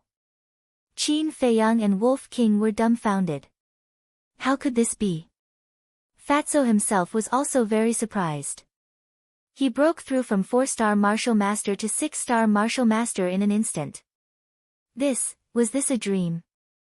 I understand now. It's because the power of the supreme grade red fire glaze elixir that Fatso broke through continuously. Qin Feiyang was ecstatic. He did not expect that there would be such a good thing. If he took the supreme grade red fire glaze elixir, would he directly step into 8-star martial master? When he copied the 6th stroke of the Huan character formula, he would be a 9-star martial master. He was only 1 step away from martial grandmaster. Thinking about it made him excited. Oh my god, at that time, why did Brother Wolf snatch that red fire glaze elixir? Wolf King suddenly howled. At that time, when he snatched the red fire glaze elixir, he was so proud that he even farted. But now, seeing the power of the supreme grade red fire glaze elixir, his intestines were green with regret. Why, God, Brother Wolf is so kind and innocent, how can you bear to treat Brother Wolf like this? Don't stop Brother Wolf is going to hit the wall. Wolf King crashed into the stone wall. Suddenly, he slammed on the brakes and turned to look at Qin Feiyang and Fatso. Qin Feiyang crossed his arms in front of his chest, his eyes full of ridicule. Fatso also had a look of disdain. Wolf King said angrily, you guys really don't stop me, do you want Brother Wolf to die in front of you? Qin Feiyang waved his hand and said, go ahead, for the sake of friends, I will collect your corpse, and I will also be free. Wolf King bared his teeth and roared, bastard, you want to be free? No way, Brother Wolf will pester you for the rest of your life, making you unable to eat, unable to sleep, and restless. Scoundrel. Qin Feiyang rolled his eyes. However, seeing the white-eyed wolf regretting so much that he wanted to hit the wall, he felt quite good in his heart. Suddenly, the corner of his mouth lifted, and he said playfully, what do you think, if Elder Wan and Manager Li know the power of the supreme grade red fire glaze elixir, what kind of expression will they have? Ha! Wolf King laughed and said, it will definitely be like eating feces. Qin Feiyang sneered and said, 2 days ago, I wanted to refine, but they didn't give me the medicinal materials. Now, even if they send the medicinal materials to me, it will depend on my mood. Waha, this is a good opportunity to extort. Hee, not to mention them, once this news spreads, all the big shots in Yen City will think of ways to beg you, and the Danwang Hall, when the time comes, their expressions will definitely be very interesting. Wolf King and Fatso laughed sinisterly. Okay, you go and spread this news immediately, I want this night to be completely boiling. Qin Feiyang's eyes burst with light. No problem. Fatso patted his chest and promised. After sending Fatso out, Qin Feiyang calmed down and continued to refine the red fire glaze elixir. Fatso's efficiency was also extremely fast. Half an hour later, the news spread like wildfire in all the restaurants in the Western District. At first, everyone had a look of disbelief. How was this possible? But when they thought of the supreme grade red fire glaze elixir, it might really be possible. So, everyone rushed to the Flying Phoenix house to find out. Treasure Pavilion. Manager Li was already resting. Dong dong. Suddenly, a series of rapid knocks on the door woke him up from his sleep. He got up, looked up at the door, and said angrily, "Who is it?" "Manager, something bad has happened." An anxious voice could be heard. Manager Li was shocked and hurriedly said, "What's the matter? Come in and tell me." A guard opened the door and ran in, saying, "Manager, there's a crazy rumor outside, saying that the supreme grade red fire glaze elixir refined by Jiang Haotian can help people break through 2 small realms." "That's utter nonsense." Manager Li snorted coldly. What a bunch of idiots to believe such a ridiculous thing. The guard said, "Manager, although it's a little unbelievable, we've never seen a supreme grade red fire glaze elixir, what if it's true?" Manager Li frowned, his old eyes flashing, and nodded, "You're right, this matter can't be groundless." "Do you know where Jiang Haotian is now?" The guard said, "He has been in the Flying Phoenix house for the past 2 days and has never appeared." Manager Li asked, "Then who is the person who spread the news?" The guard said, "It's said to be a fatso, but no one knows his name." "Alright, you go outside and watch. I'll make a trip to the Flying Phoenix house personally. If this news is true, then Jiang Haotian is a priceless treasure to our precious treasure pavilion." Manager Li grabbed the coat on the hanger and hurriedly walked out. At this moment, a large group of people rushed into the Flying Phoenix house. The waiter of the restaurant was confused. Shi Zheng, who was drinking alone, was also extremely surprised. "Shi Zheng is there. Elder Shi, can you let us see Jiang Haotian? We have a lot of questions to ask him." As soon as they saw Shi Zheng, everyone crowded around him, all talking at once, asking questions non-stop. "What's going on?" Shi Zheng looked at them suspiciously, somewhat baffled. "Elder Shi, you're hiding it. The supreme grade red fire glaze elixir refined by Jiang Haotian can raise one's cultivation by 2 small realms. Let us see him." The few people standing at the front pleaded. When Shi Zheng heard this, he suddenly stood up, his face full of disbelief. "Wait, I'll go up and ask." After saying this, he leaped like an ape and landed on the corridor of the 5th floor with a few leaps. The crowd in the lobby immediately rushed to the 5th floor. Shi Zheng ran into the room and closed the door. There was a faint fragrance of tea in the room. Qin Feiyang was sitting in the tea room, leisurely drinking tea, looking incomparably comfortable. As for the other 2 supreme grade red fire glaze elixirs, he had already refined them. After all, it had been an hour since then. Shi Zheng strode into the tea room and asked Qin Feiyang, "What's the news outside about? It spread so quickly." Qin Feiyang was rather surprised. He had never doubted Fatso's ability to do things, but wasn't this efficiency too shocking? Chapter 137. Shizhen urged, what the hell is going on? Tell me. What news? Qin Feiyang pretended to be confused. It's the best red fire glass pill. It's said that the red fire glass pill you refined can break through 2 small realms. Is that true? Shizhen looked at him nervously. Is that true? Who's talking nonsense? Qin Feiyang frowned and looked very angry. No such thing. Shizhen asked, half doubtful and half believing. Qin Feiyang pursed his lips and smiled, saying, of course, there is. That's good. Shizhen breathed a sigh of relief. If it was true, it would be too incredible. But then. His body shook, and he stared at Qin Feiyang in surprise and asked, what did you say? There is? Yes, is that strange? Qin Feiyang took out a jade box and opened the lid. A fiery red elixir appeared. Shizhen looked down. When he saw the dazzling elixir pattern, his heart was full of shock. The best elixir pattern.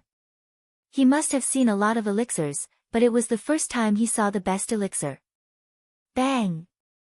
At this moment, the door was knocked open, and a white-haired old man walked in anxiously. It was Manager Li. As soon as he entered the tea room, he asked anxiously, Jiang Haotian, is the news outside true? Before he finished speaking, wisps of strong medicinal fragrance came to his nose. He looked down, and his old eyes lit up. He immediately rushed to the tea table and stared at the elixir in the jade box. This was the best red fire glass pill. He reached out his hand excitedly and was about to touch the elixir. Qin Feiyang closed the lid of the box, put his big hand on the jade box, and joked, the price is clearly marked, 100,000 gold coins per touch, take out the gold coins first. 100,000 gold coins per touch? Shi Zheng's face twitched. This kid really knew how to ask for a lion's share. Manager Li was stunned, and a trace of disdain climbed up on his old face. He got up and tidied his clothes, saying disdainfully, isn't it just the best elixir? What's the big deal? Qin Feiyang said, if that's the case, Elder Shi, please help me see the guests out. Shizhen turned to look at Manager Li and said with a smile, please. Ugh. Steward Li was startled, then he raged, brat, don't go too far.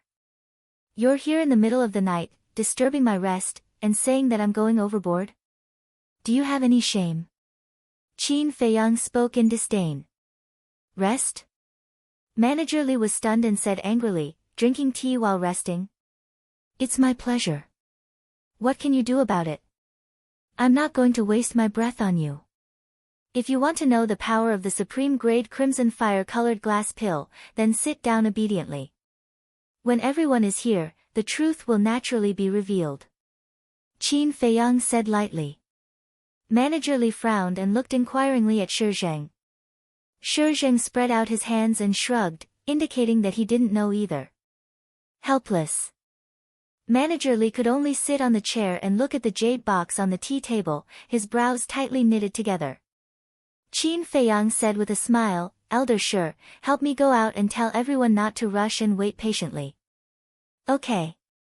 Shizhen nodded and turned to leave the room.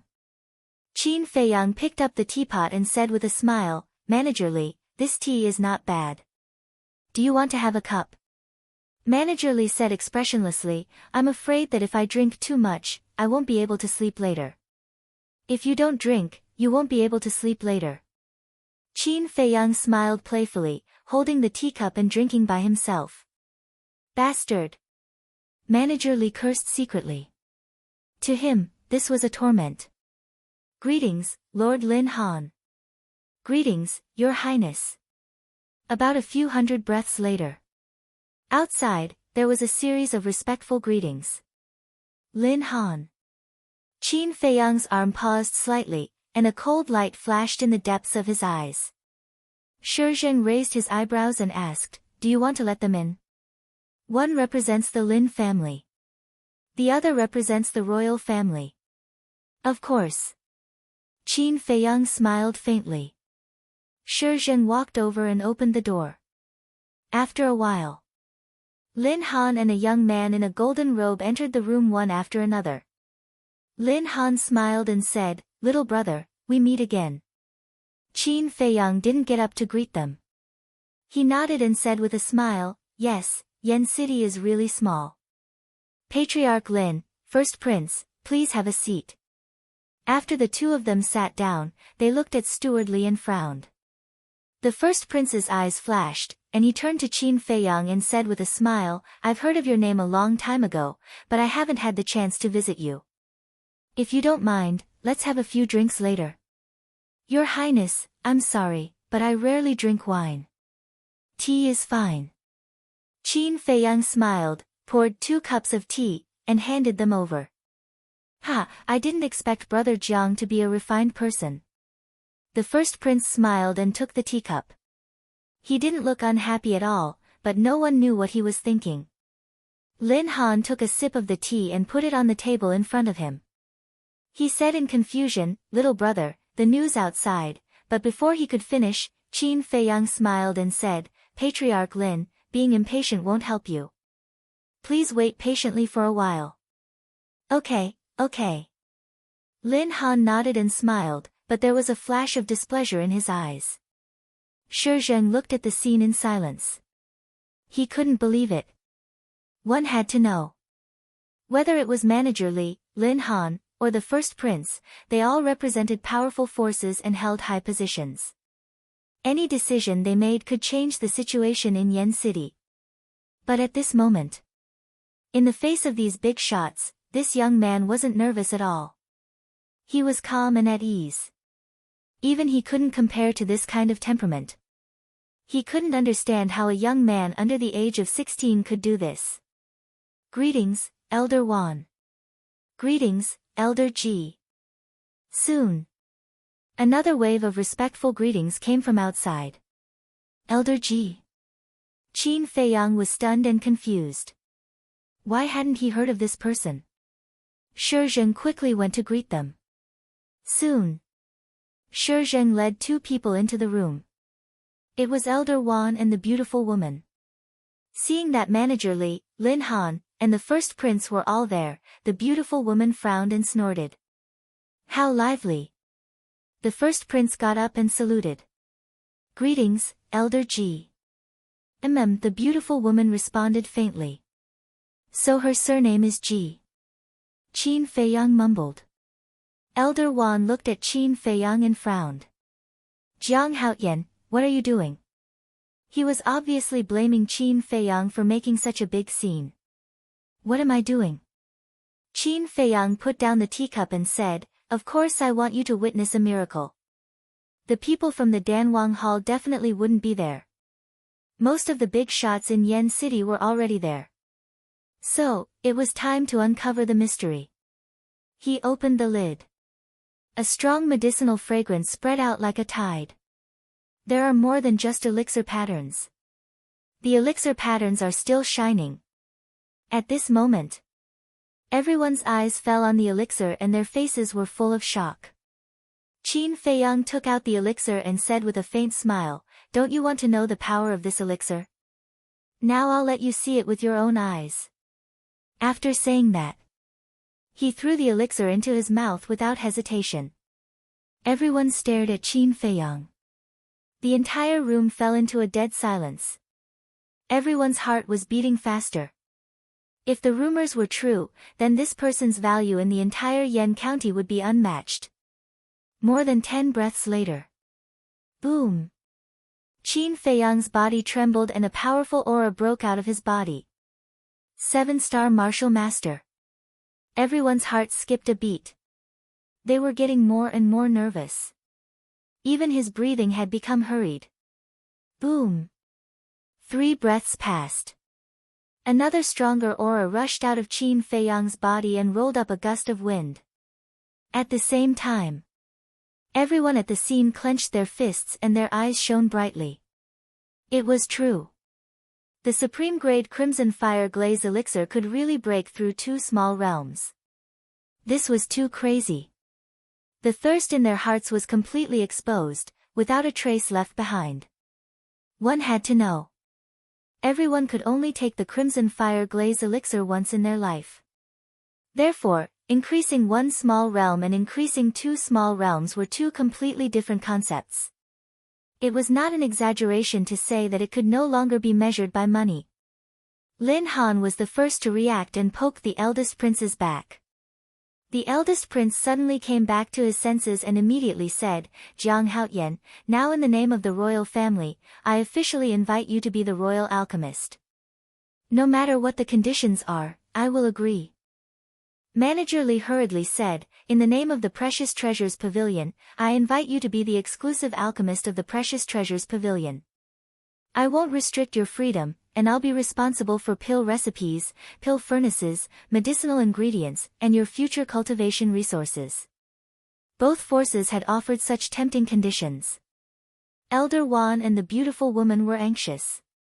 What a joke! This was a treasure. How could they give it to others? The beautiful woman smiled and said, Haotian, we have an agreement. You can't go back on your words. The agreement didn't say that I can't help others refine elixirs. Besides, the conditions they offered are many times better than the conditions you offered. I have no reason to reject them. Besides, back then, I was thick-skinned and said that I would help you refine the Crimson Fire Glaze elixir. You thought that the reward I asked for was too high and were unwilling to refine it for me. Now that you see the power of the supreme-grade Crimson Fire Glaze elixir, you want me to help refine it. How can there be such a cheap thing in the world? Let me tell you, my heart is very fragile. Now it has been hurt by you. Qin Feiyang said lightly. Elder Wan and the beautiful woman looked at each other, their hearts bitter. If they had known that the power of the supreme-grade Crimson Fire Glaze elixir was so terrifying, how could they refuse? Qin Feiyang's gaze turned and looked at Manager Li mockingly. Manager Li smiled bitterly and said, All right, you don't have to say any more. I know I was wrong. I'll apologize to you, okay? Qin Feiyang said, Tisk, if an apology is useful, what's the use of the law? This, Manager Li scratched his head and suddenly said with a smile, those 3 stalks of fire ginseng, I'll give it to you. It's free. Qin Feiyang waved his hand and said, No, no, no, how can I do that? It's right and proper to repay debts. I don't want people to talk behind my back and say that I'm a villain who reneges on debts. No such thing, I'm willing. Chapter 138. Qin Feiyang was quite happy to have picked up 3 blazing ginseng for free. But he didn't show it. He still had a face full of displeasure. This made Steward Li feel very regretful and nervous. Elder Wan walked to Qin Feiyang with a smile on his face and said meaningfully, Haotian, when you left the Danwang Hall, you wanted to use the Martial Imperial Hall to embarrass the Danwang Hall. Not only did we not mind, we even took the initiative to help you. Qin Feiyang smiled and said, Senior, you're mistaken. You're helping me because the value I've displayed has moved you. Ah. Elder Wan was stunned, and his face became extremely interesting. Yes, yes, yes. That's indeed the case, but at least we helped you. Look at the treasure pavilion and the royal family. Who will stand up for you? They're all laughing at you. This is the difference between the Martial Imperial Hall and them. You're a smart and sensible child. You can definitely see who's the most reliable person. As soon as Elder Wan finished speaking, Steward Li and the first prince looked at him with dissatisfaction. Steward Li said, Old Wan, it's your fault for sowing discord. The first prince echoed, Yes, Senior Wan, we didn't slander the Martial Imperial Hall like that. You're a person of virtue and prestige, so you should be more righteous. Elder Wan was now very embarrassed. He had lost all his face and wanted to find a hole to hide in. Steward Li smiled, Haotian, I'll agree to your condition now. Help me refine 10 blazing colored glass pellets and I'll give you 3 as a reward. That's a 30-70 split. Qin Feiyang didn't say anything. The first prince's eyes flashed and he said with a smile, Brother Jiang, a 30-70 split is too insincere. The royal family is willing to split 40-60. How about it? Steward Li was dumbfounded and said angrily, "Stinking brat, are you deliberately undermining me?"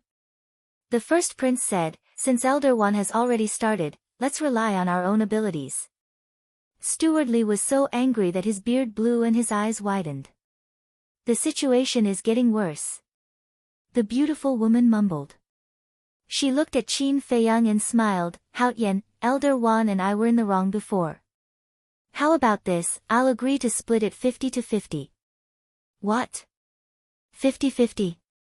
Steward Li, the first prince, and Lin Han all stared at the beautiful woman in disbelief. The martial imperial hall was truly willing to pay a heavy price. Zhenbao Pavilion is also willing to split the profits 50-50. The royal family agrees as well. Steward Li and the first prince gritted their teeth and said. They were all smart people. They knew that if they continued to fight like this, there would definitely be no result. Therefore, he might as well agree to the conditions and let Qin Feiyang make the choice. And now, no matter what choice Qin Feiyang made, he would definitely offend someone. This point, he himself was also very clear. However, he wouldn't be so stupid as to make such a stupid choice. He glanced at them and pretended to be in a difficult position, unable to make a decision. In the end, he sighed deeply and said, I can't afford to offend all of you, so I can only decide to help all of you, but the conditions can't be changed. 50-50. This was his real goal. It was impossible for him to help only one faction and abandon the other two. As long as he had all three forces in his hands, he could maximize his benefits. Hearing this, Elder Wan and the others fell silent. Everyone was selfish. They didn't want to share good things with others. But after thinking for a long time, they found a problem. This matter didn't seem to be something they could control. Forcefully take this kid away. Not to mention this kid himself, the other two forces wouldn't let it go. Coercion was even more impossible. This kid was now in high demand. If you coerced him, others would protect him. In the end, you would offend this kid instead. The gains didn't make up for the losses. After thinking about it, they came to a conclusion. This kid looked arrogant on the surface, but he was actually a little fox. Everything had been planned out by him. Qin Feiyang glanced at them and said with a smile, if you can't make a decision now, go back and think about it. No need, I agree. The beautiful woman said. We agree too. Steward Li and the first prince nodded. Elder Wan smiled and said, Haotian, living in the Flying Phoenix house is not a long-term plan, come back with us. The first prince said, Brother Jiang, why don't you come with me to the palace?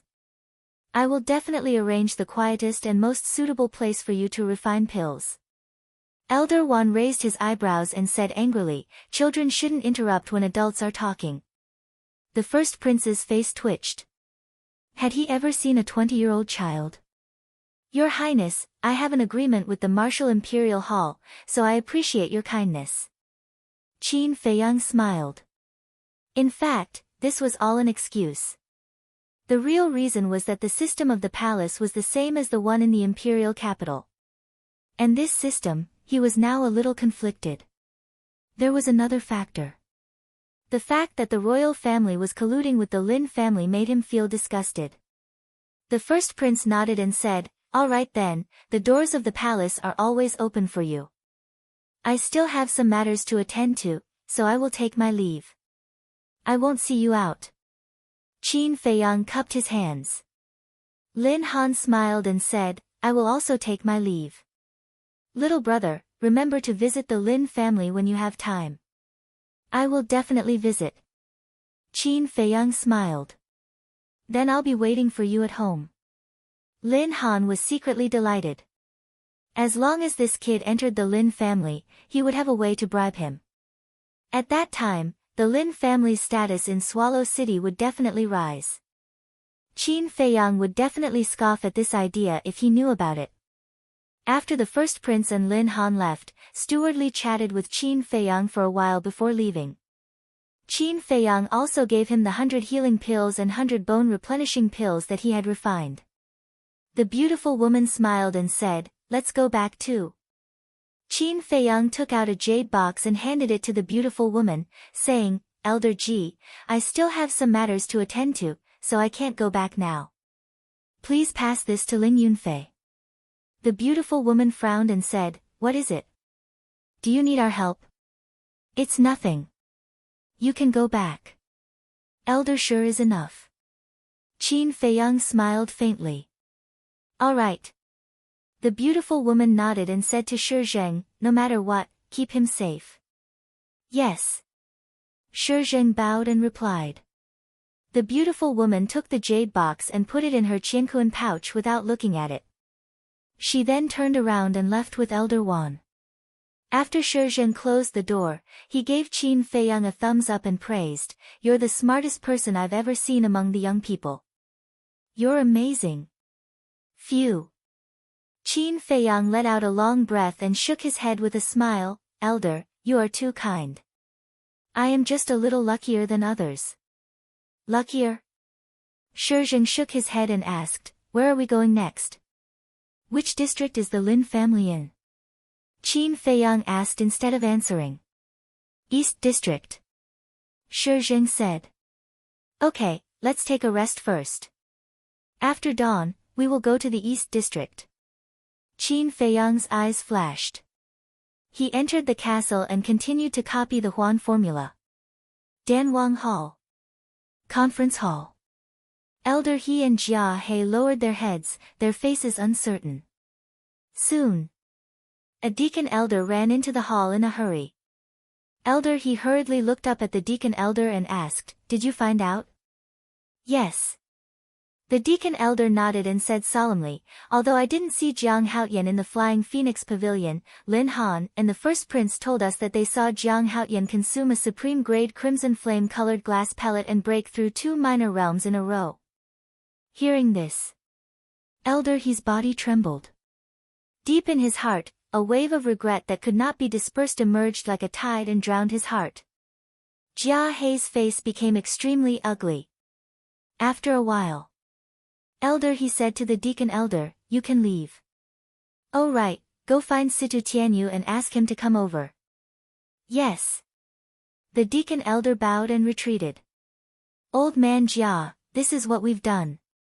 If we weren't blinded by greed and forced him to hand over the nether devil flame, he would have, speaking of this. Elder He couldn't continue. All the words, all the regret, turned into a helpless sigh. This little bastard can't be left alive. Jia He cursed, a cold light flashed in his old eyes. After a while, Fatso came to the conference hall and bowed, disciple greets the 2 elders. Elder He said, I heard that you were the one who spread the news. Fatso's eyes flashed slightly, and he nodded, it was disciple who spread it. Why are you helping him? Elder He frowned. Fuck, whether to help Boss Qin or not, it's Fat Lord's freedom. It's none of your business. Fatty cursed in his heart as he bowed, although he left the Pill Emperor Hall, he is still my friend. Not only that, he even gave me a peak-grade crimson flame glazed pellet, what? The 2 of them were shocked. Jia He hurriedly said, let me see that pill. Fatso said, disciple has already taken it. Taken it? Jia He was stunned, and immediately flew into a rage. He roared in exasperation, trash like you deserve to take the top-grade scarlet fire glass pill. That look was extremely contemptuous. Fatso was furious in his heart. This was given to him by Qin Feiyang. Why couldn't he take it? And he even called him trash. That was too much. Damn old dog, just wait for Fat Lord. Sooner or later, you will cry. Elder He furrowed his brows and shouted, Old Jia, watch your behavior. Humph, such a good top-grade scarlet fire glass pill was ruined by a pig. How hateful. Jia He snorted coldly, and his strong insulting words were even more undisguised. Fatso stopped in his ears, but anger was in his heart. At this moment, in his mind, a crazy idea sprouted. Can you stop talking? Elder He glared fiercely at Jia He, turned to Fatso, and said, "Since you are so familiar with Jiang Haoyan, this elder will give you a task. Go and persuade him to come back. Once this matter is done, this elder will make an exception and promote you to a core disciple." "Really?" Fatso's eyes widened. "Of course it's true." "Elder," he nodded. "Well, leave it to me." Fatso was wild with joy, patting his chest and making a solemn vow. "Then it's settled. You can go." "Elder," he waved his hand and said. "Disciple will take his leave." Fatso bowed and turned around. His eyes suddenly flashed with a cold light. Fat Lord himself doesn't want to stay in this rubbish place. You want Fat Lord to persuade Boss Chin? Dream on. You two old farts, wait and see. Soon you will know that Fat Lord is not to be trifled with. Chapter 139. At the same time. Martial Imperial Hall, Conference Hall. Ling Yunfei stood in front of Elder Wan and the beautiful woman, looking at the jade box in his hand. He was so excited that his hands were trembling, and his face was full of gratitude. This was the jade box that Qin Feiyang asked the beautiful woman to give him. There was a top-grade red fire glass pill inside. The beautiful woman said, "Yunfei, Jiang Haoyan is very vigilant. It's hard for people to really get close to him. It's even harder to become his friend, so you must maintain this relationship." "I understand." Ling Yunfei nodded. "Yes." The beautiful woman nodded and smiled. "It won't be long before you break through to a 6-star martial master, so it's best to use this top-grade red fire glass pill after you break through. At that time, you can enter the 8-star martial master realm in one go." Ling Yunfei said, "I also plan to do so." "Then you can leave." The beautiful woman waved her hand and smiled. "I'll take my leave." Ling Yunfei bowed and left. The beautiful woman retracted her gaze and turned to Elder Wan, puzzled. "Elder Wan, why didn't you say a word?" Elder Wan frowned. "I'm thinking about how to let Jiang Haoyan truly integrate into our martial imperial hall." The beautiful woman said, "You'd better get rid of this idea as soon as possible." Elder Wan thought for a moment, nodded, and sighed, "That's true. This kid's temper is too strong. If he's not careful, it will backfire. It's better to let nature take its course." "By the way, don't you think Ling Yunfei is very similar to someone?" The beautiful woman was stunned and asked doubtfully, "Like who?" "Ling Feng." Elder Wan spat out this name, his old eyes shining. The beautiful woman's pupils shrank. Elder Wan said, "Ling Feng is from the Ling family of Black Bear City, and so is Ling Yunfei. They both have sky-blue eyes and hair. Could there be some relationship between them?" These words seemed to evoke the beautiful woman's memories, and she was silent for a long time. A moment later, she shook her head and said, "Don't ask Ling Yunfei about this matter. Didn't Ling also grow up in Black Bear City? Find some time to ask her." Elder Wan nodded. After dawn, Qin Feiyang closed the iron-covered book, and a trace of disappointment crept up on his face. He muttered to himself, "How have you been in the Lin family these past few months?" Whoosh! The next moment, he disappeared without a trace. Seeing Qin Feiyang appear out of thin air, Shi Zheng was no longer surprised. The two of them left the room one after the other. "Jiang Haoyan has come out. Brother Jiang, can you help me refine a few top-grade medicinal pills?" "Big Brother Jiang, I've been waiting for you here all night." In the lobby.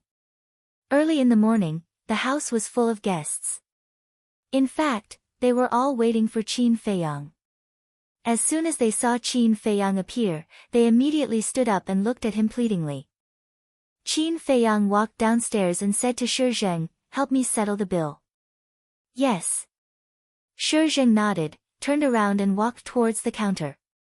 Qin Feiyang glanced at the crowd, looked at the pairs of eyes full of desire, and smiled. "Everyone, I also want to help you refine pills, but refining pills is a very complicated process. I can't do anything, I really want to but I can't." In an instant, everyone's face was filled with disappointment. Qin Feiyang pondered for a while, and smiled. How about this? Every month, I will give out 1,000 top-grade medicinal pills for free at the gate of the Martial Imperial Hall, but it will only be limited to healing pills and bone-replenishing pills. Free. Hearing this, everyone was excited again. Qin Feiyang smiled. The first distribution of medicinal pills will be 10 days later in the morning. Remember to line up early, and help me spread the news. No problem. We will definitely let everyone in Yen City know about this in the shortest time possible. Everyone roared excitedly. At this time, Shi Zheng walked over and whispered, "It's done. Then let's go." Qin Feiyang smiled, turned around and walked towards the gate. "Brother Jiang, take care." The crowd automatically separated, and one after another, they all cupped their hands to send him off. After Qin Feiyang left, the Flying Phoenix Pavilion was in an uproar. "I didn't expect him to be so nice, I thought he would look down on us." "Yeah, I also thought he would put on airs and look down on us. His character really isn't just for show. No matter what happens in the future, we have to support him." "That's right, such a kind-hearted young man, we won't let anyone bully him." Everyone was in high spirits as they discussed. Suddenly, someone said, 1,000 top-grade medicinal pills, isn't that too little? There are millions of people in Yen City, how are we going to divide it? As soon as these words came out, it immediately caused public outrage. "What are you talking about? He doesn't cultivate refining pills for you every day. Don't be dissatisfied, look at the Danwang Hall, there are more than 1,000 alchemists, have they ever given out a medicinal pill for free? What's more, he's refining supreme-grade medicinal pills, how can ordinary medicinal pills compare to them? If you say something like that again, don't blame us for being rude." On the street, anyone who met Qin Feiyang would go up and greet him.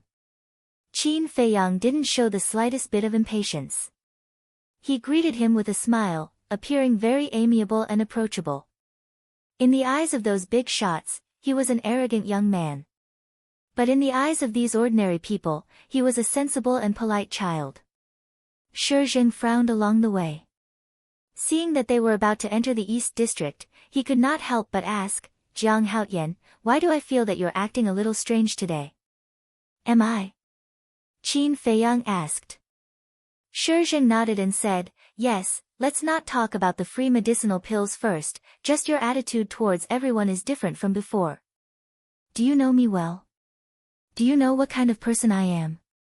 Qin Feiyang asked back. Shi Zheng shook his head. To be honest, he did not know him at all.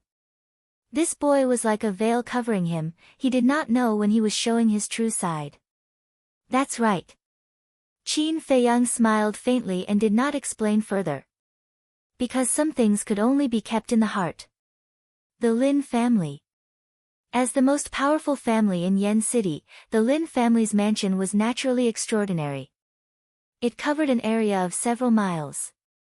There was a garden, a pavilion, a small stream, everything one could think of. On both sides of the gate, there were 2 stone sculptures.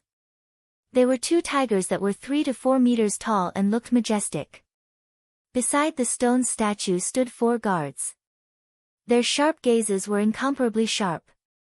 But when they saw Qin Feiyang and Shi Zheng walking over, their eyes instantly changed, showing flattery and flattery. "Greetings, young Master Jiang." The 4 guards went up and bowed.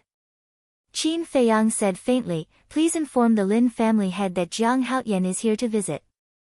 He could be good to anyone, except for the Lin family." The family head said that as long as young master comes, there is no need to inform. "Young Master Jiang, Elder Shi, please come in." One of the guards led Qin Feiyang and the other into the main gate and went straight to the guest hall that the Lin clan used to receive distinguished guests. "Please take a seat. I will ask the family head to come in." The guard said flatteringly and walked out of the reception hall. He told the 2 maids outside the door, "Treat young Master Jiang well. Don't let anything happen to him. Understand?" The 2 maids nodded and hurried to serve tea. In the Lin family's conference hall, Lin Han sat on a chair and looked down at an old man in black. He shouted, "It's been half a year and you still haven't found Qin Feiyang. What the hell are you doing?"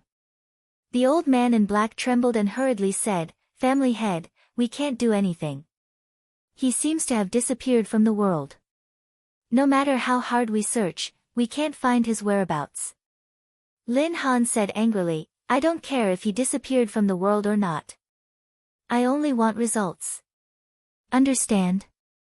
The old man in black nodded and said, "Yes, yes, I understand. I will immediately tell them to hurry up."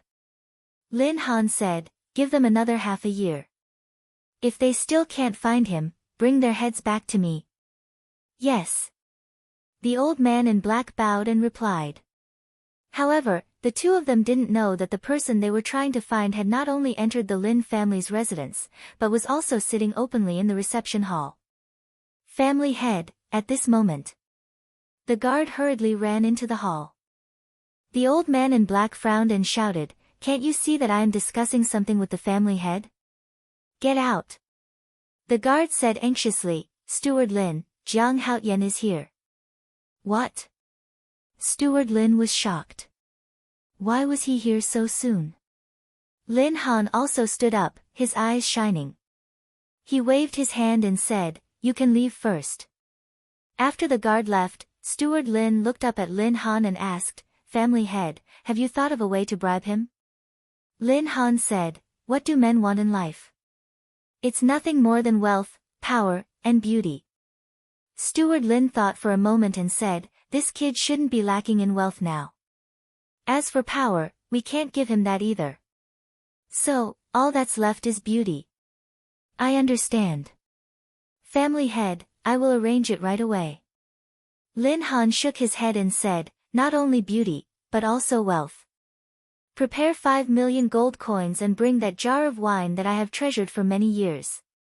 Steward Lin's expression changed and he hurriedly said, "Family head, that jar of wine was bestowed by the King of Yen.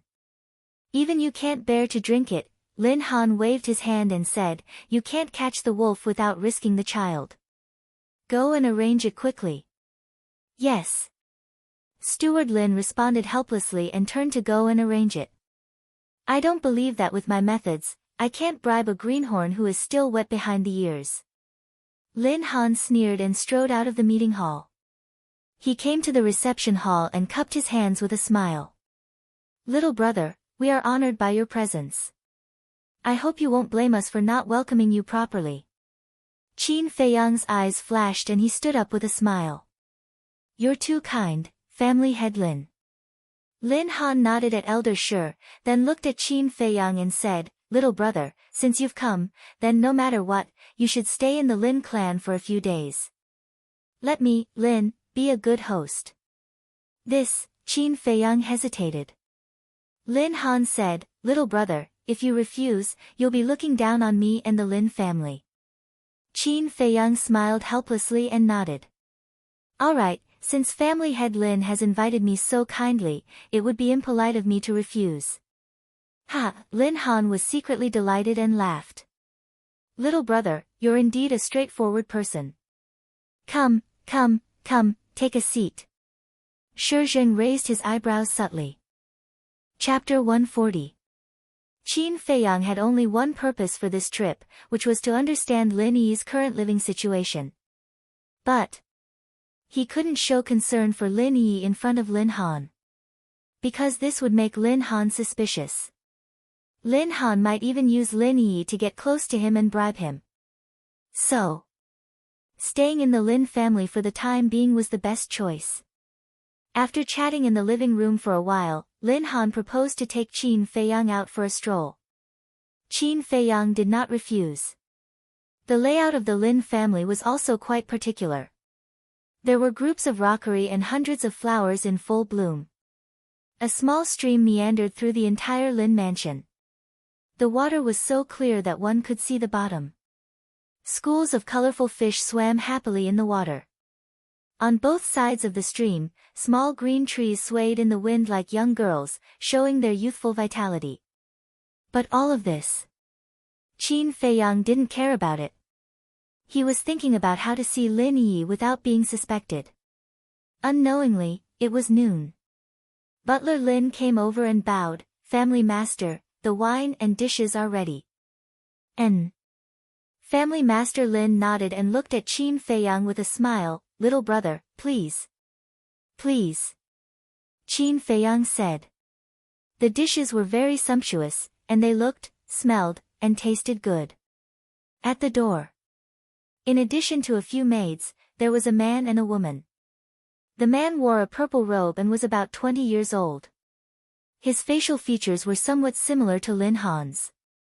The woman was only 15 or 16 years old. She wore a white dress that was spotless. Her black hair was soft and beautiful. Her skin was creamy, and her eyebrows were picturesque. She was like a woman in a painting. She was stunning.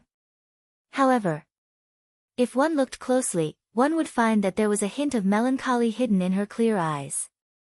Qin Feiyang and Lin Han walked side by side from the path in front. When Qin Feiyang looked up and saw the girl in white, there was a hint of joy in his eyes. That's right. That girl was Lin Yi. It was really a case of wearing out iron shoes in a fruitless search, only to find it by chance. He didn't expect Lin Yi to come to this dinner. "Father." Seeing Qin Feiyang's group, the purple-clad young man immediately went up to them. "Godfather." Lin Yi also walked over and bowed. Lin Han nodded and turned to look at Qin Feiyang. He smiled and said, "Little brother, let me introduce you. This is my son, Lin Hao. This is my adopted daughter, Lin Yi. Yi, the one standing in front of you is the young genius that shook Swallow City, Jiang Haoyan." Lin Hao cupped his fists and said, "Brother Jiang, I've heard a lot about you. Please take care of me in the future. Greetings, young Master Jiang." At the same time, Lin Yi also saluted Qin Feiyang. Qin Feiyang glanced at Lin Yi and smiled, "Nice to meet you too. Let's go in and chat while drinking." Lin Han greeted them and led them to the dining room. "It's been hard on you." Qin Feiyang looked at Lin Yi's back and muttered to himself. Although Lin Yi's living conditions and clothes were better than before, Qin Feiyang couldn't see a sincere smile on her face. She was forcing a smile. It was obvious that she was not happy here.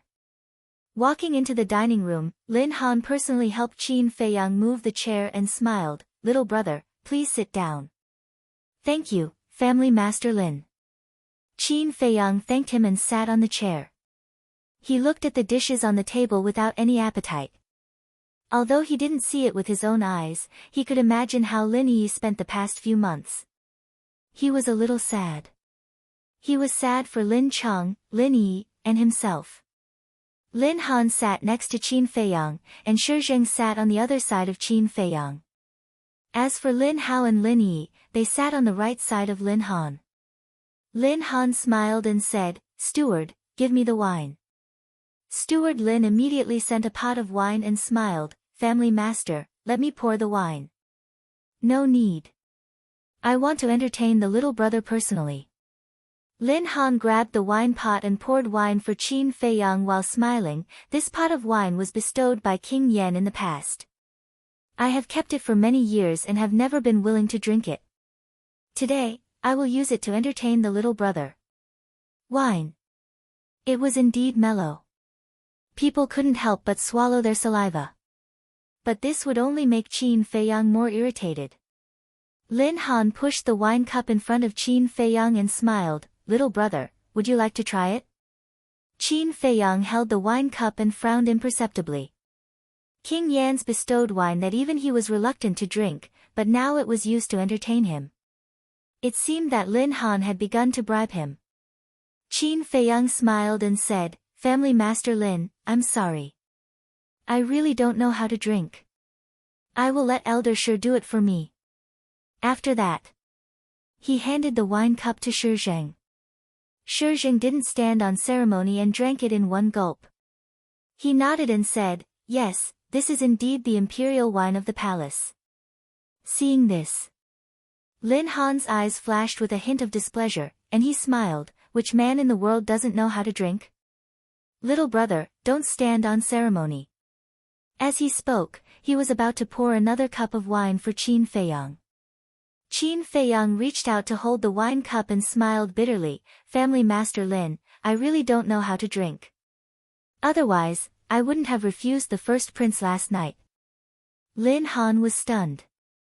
It seemed that this was indeed the case. When he went to the Flying Phoenix restaurant last night and saw this young man, the first thing the first prince said was to invite him to drink. At that time, this young man directly refused. Sigh, I miscalculated. Lin Han was a little angry. If taking out the treasure that he had kept for many years could make the other party happy, then it was worth it. But now, after spending so much effort and even pouring wine for him personally, their relationship didn't improve at all. The gains didn't make up for the losses. Steward, take the wine away. Lin Han ordered. Since he didn't want to drink, then there was no need to waste it. Shi Zheng hurriedly said, don't. If Jiang Haotian doesn't want to drink, I'll drink. Don't tell me that Family Master Lin is so stingy that you can't bear to part with it. Lin Han smiled and said, of course not. How, go accompany Elder Shi and drink a few more cups. Okay. Lin Hao nodded and got up to take the wine pot from Steward Lin.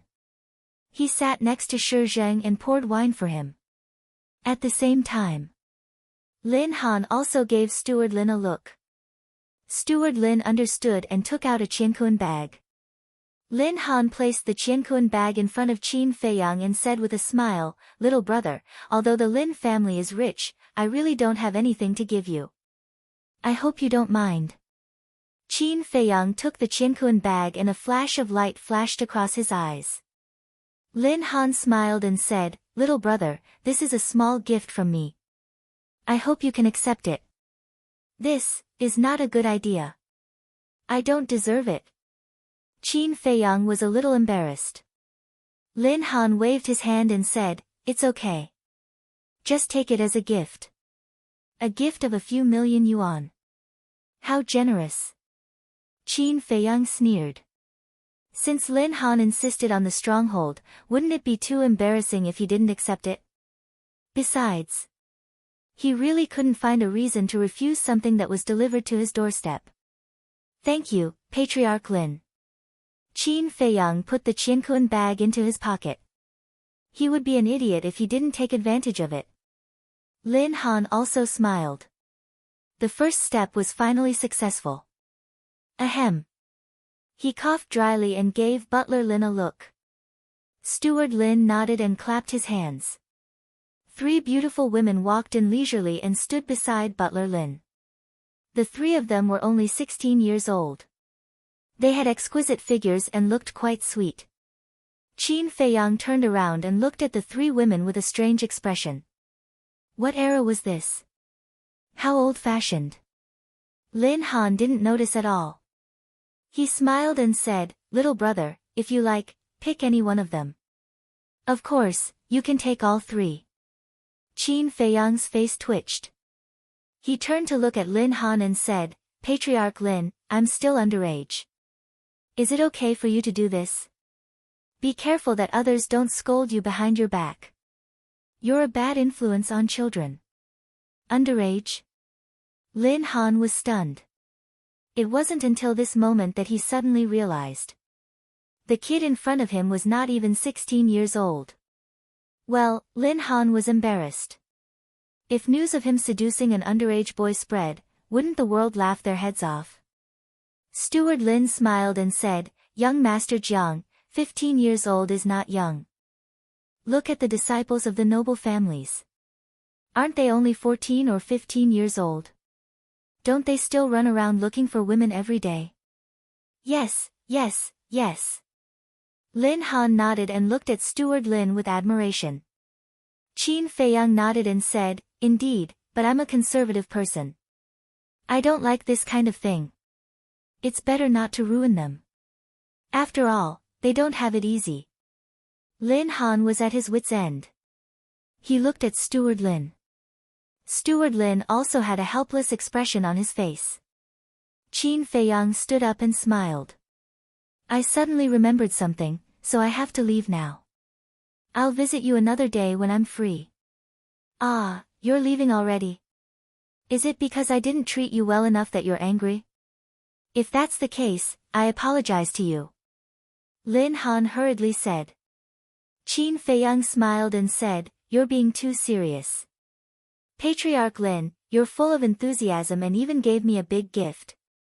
I'm really grateful, but I really have some urgent matters to attend to. Lin Han was burning with anxiety.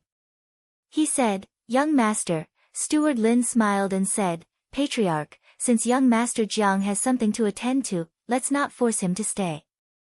After all, there are still many opportunities for us to meet in the future. Lin Han frowned and nodded. All right then. Young master, I'll see you out. No need. I know the way out. After Qin Feiyang said that, he called Shi Zheng and strode out. After the two left, Lin Han turned his head to look at Steward Lin and frowned. Why did you interrupt me just now? Steward Lin said, Patriarch, can't you see that this kid is just toying with us? Toying with us? Lin Han raised his eyebrows. Steward Lin said, I'm afraid that he already knew that we were bribing him as soon as we sat on the table. Patriarch, this kid's mind is not simple. Don't underestimate him. Lin Han said angrily, according to what you said, wouldn't the 5 million gold coins be wasted? What else can I do? We can't ask for it back now, right? Steward Lin smiled bitterly. Damn it. Lin Han slammed his palm on the dining table, revealing a ferocious look. After all this time, this little bastard was actually toying with him. It's unforgivable. Lin Yi got up and said, Foster father, if there's nothing else, Yi will go back to the house first. Lin Han nodded and said, oh right, you'll be 16 in 5 months. You should prepare to get married to the first prince as soon as possible. When you're free, you should go out with the first prince more often to cultivate your feelings. Yes. Lin Yi's tender body trembled. She nodded in response, turned around, and left. The disappointment in her eyes was even stronger. Chapter 141. After leaving the Lin family, Shi Zheng frowned and wondered, Jiang Haotian, I really don't understand. Why did you come to the Lin family? Qin Feiyang said, I came to collect money. Collect money? Shi Zheng was slightly taken aback. Did the previous Cosmos pouch contain gold coins? He asked, how do you know that he will give you money? Qin Feiyang said, otherwise, why would I come to the Lin family? I'm not full. Shi Zheng said, how many gold coins did he give you? Qin Feiyang smiled and said, I don't know. It should be a few million. Not only did he learn about Lin Yi's recent situation, but he also gained such a large amount of wealth. This trip was not in vain. But now, Lin Han was probably going crazy with anger. A few million. Shi Zheng's eyes widened in disbelief. Is this Lin Han crazy? How can he be so generous? Next. Qin Feiyang went to the treasure pavilion again and bought 10,000 sets of medicinal materials for healing pill and 10,000 sets of medicinal materials for bone replenishing pill from Manager Li. Manager Li also gave the 10 sets of medicinal materials for scarlet fire-colored glass pill to Qin Feiyang. They agreed that Manager Li would go to the Martial Emperor Hall to pick it up 10 days later. Everything was settled. Qin Feiyang returned to the Martial Emperor Hall with Shi Zheng. The disciples of the Martial Emperor Hall went crazy. They stopped Qin Feiyang halfway and insisted that he help to refine medicinal pills. Finally, it was Elder Wan who came forward to control the situation. After Elder Wan gave the prepared 6 sets of medicinal materials for scarlet fire-colored glass pill to Qin Feiyang, he asked Shi Zheng to take Qin Feiyang to his residence. Dozens of attics were located side by side in a corner of the Danwang Hall. Behind the attics, there was a low mountain about 10 meters high, forming a natural barrier to block the cool wind blowing slowly. In front, there was a lake about 1,000 feet long. The sun spread, and the blue waves rippled. The green willow trees on the shore swayed in the wind, showing a kind of tranquility. A 2-meter-wide wooden bridge stretched across the lake, connecting the two sides. When Qin Feiyang arrived here, he immediately fell in love with this place. Shi Zheng smiled and said, "This place is called Calm Lake. Only very important guests can stay here." "Doesn't that mean that I'm important?" Qin Feiyang asked. "What do you think?" Shi Zheng asked. "Isn't this nonsense? Since I'm already here, how can I not be important?" Qin Feiyang shook his head and laughed. "I like the name Tranquil Lake." The two walked to the opposite side. Qin Feiyang asked. Shi Zheng shook his head and said, "Not at the moment, but there might be in the future. Elder Wan has instructed that you stay in the first pavilion on the right. I will also stay behind to continue protecting you." Qin Feiyang said, "There's no need for that. You can go and do your thing. After all, in the Yan County, no one dares to break into the martial imperial palace and harm me." Shi Zheng said, "It's better to be safe than sorry. If you're worried that I'll hinder you, then I'll stay next door. If you need anything, just call me." "All right." Qin Feiyang nodded. With Shi Zheng by his side, his safety was indeed guaranteed, but it was still somewhat inconvenient. Jiang Haotian.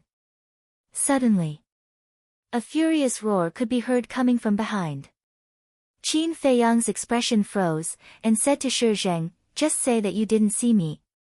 Before he finished, he used the smoke-gathering steps, and in a few breaths, he ran to the front of the attic, pushed the door open, and locked it. Then, he looked outside through the crack in the door.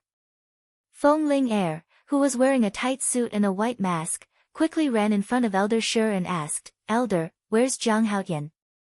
Elder Shi pursed his lips towards the attic where Qin Feiyang was. Feng Ling-er immediately ran towards the attic. Seeing this, Qin Feiyang was quite annoyed. This Shi Zheng was too unreliable. Schwa. He entered the castle without hesitation. He actually locked the door. Feng Ling-er came to the door and pushed it hard. She was immediately furious and kicked it fiercely. With a bang, the door was kicked open by her. "Jiang Haotian, come out. You actually didn't give me the top-grade Scarlet Fire glass pill, that's too much. At least I helped you before." Feng Ling-er was like a furious tigress, looking for Qin Feiyang all over the room, but she couldn't find him. "Bastard, he must be hiding in that place.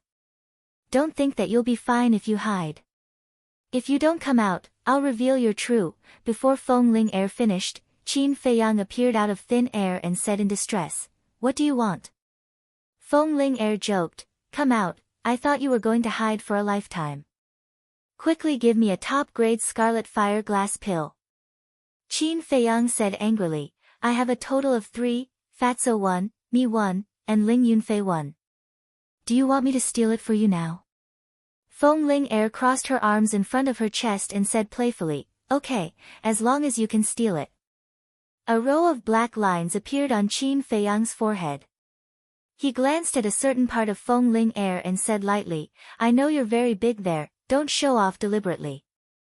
Feng Ling-er was stunned. When she understood, she immediately gritted her teeth and her face turned red with anger. Cough cough. Qin Feiyang coughed dryly, his face became serious, and asked, "Is there any news about your grandfather?" "Grandpa." At the mention of Feng Cheng, Feng Ling-er's delicate body trembled, and her eyes were full of worry. But soon, the worry was covered up, and she stared at Qin Feiyang and said, "Don't try to change the topic." Alas! Qin Feiyang sighed secretly. She was obviously in pain, but she pretended not to care. He didn't know if he should say that she was strong or stupid. He grabbed Feng Ling-er's hand and entered the castle. Feng Ling-er frowned. "Why did you bring me here?"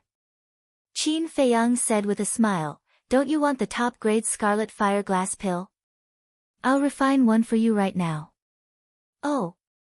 Feng Ling-er nodded, still a little touched in her heart. But suddenly, She raised her eyebrows and said playfully, "Do you like holding my hands so much?"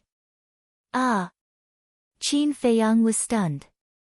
Only then did he realize that he had forgotten to let go. Qin Feiyang smiled awkwardly, hurriedly let go of his hand, and walked towards the pill furnace. Feng Ling'er teased, "I didn't know that you have such a perverted courage in your stomach. No wonder you have such a good relationship with the wolf. You are all the same, pervert." Qin Feiyang almost tripped and fell to the ground. Little thing. Why was this name so awkward? Don't disturb me when I'm refining pills. He said without looking back, took out the medicinal materials, concentrated, and began to refine pills. Wolf King lay on the ground weakly, glanced at Qin Feiyang, and then at Feng Ling'er, and sighed, "Lying here and getting shot, Wolf King is really unlucky. When can he go out and behave atrociously?" Qin Feiyang said, "Don't worry, I'm already making arrangements. It won't be long before you can walk around Yen City openly." "Really?" Wolf King was surprised. "Yes." Qin Feiyang nodded.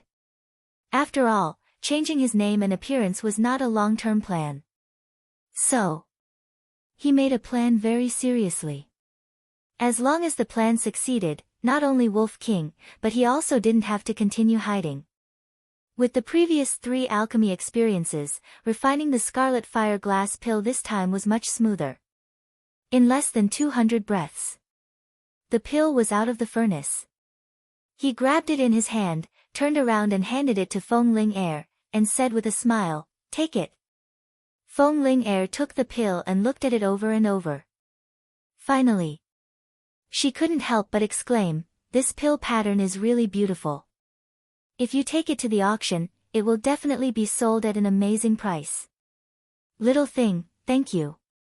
In the future, sister will protect you in the Martial King Hall." "Sister?" Qin Feiyang was stunned.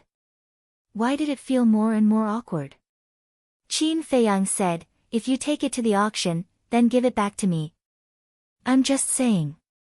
When I break through to the 3-star Martial Grandmaster, I will take it and step into the 5-star Martial Grandmaster in one fell swoop. I will work hard to become stronger and save Grandpa in person." Feng Ling'er clenched her jade-like hands, and a determined light burst out from her eyes. Qin Feiyang frowned. It was not that he didn't believe in Feng Ling'er. With Feng Ling'er's talent, surpassing Zuan was a matter of time. But it needed time. And Zuan had been refining the blood spirit pill. His cultivation speed would definitely be faster than theirs. He was afraid that before Feng Ling'er could surpass him, he would have stepped into the 9-star combat emperor first. At that time, not to mention them, even the county of Yen would be in chaos. This Zuan was a ticking time bomb. If they didn't remove him, no one would be at ease. After sending Feng Ling'er out, Qin Feiyang calmed down and continued to refine the red fire glaze pill. 10 sets of herbs in the treasure pavilion. 6 sets of herbs in the Martial King Hall.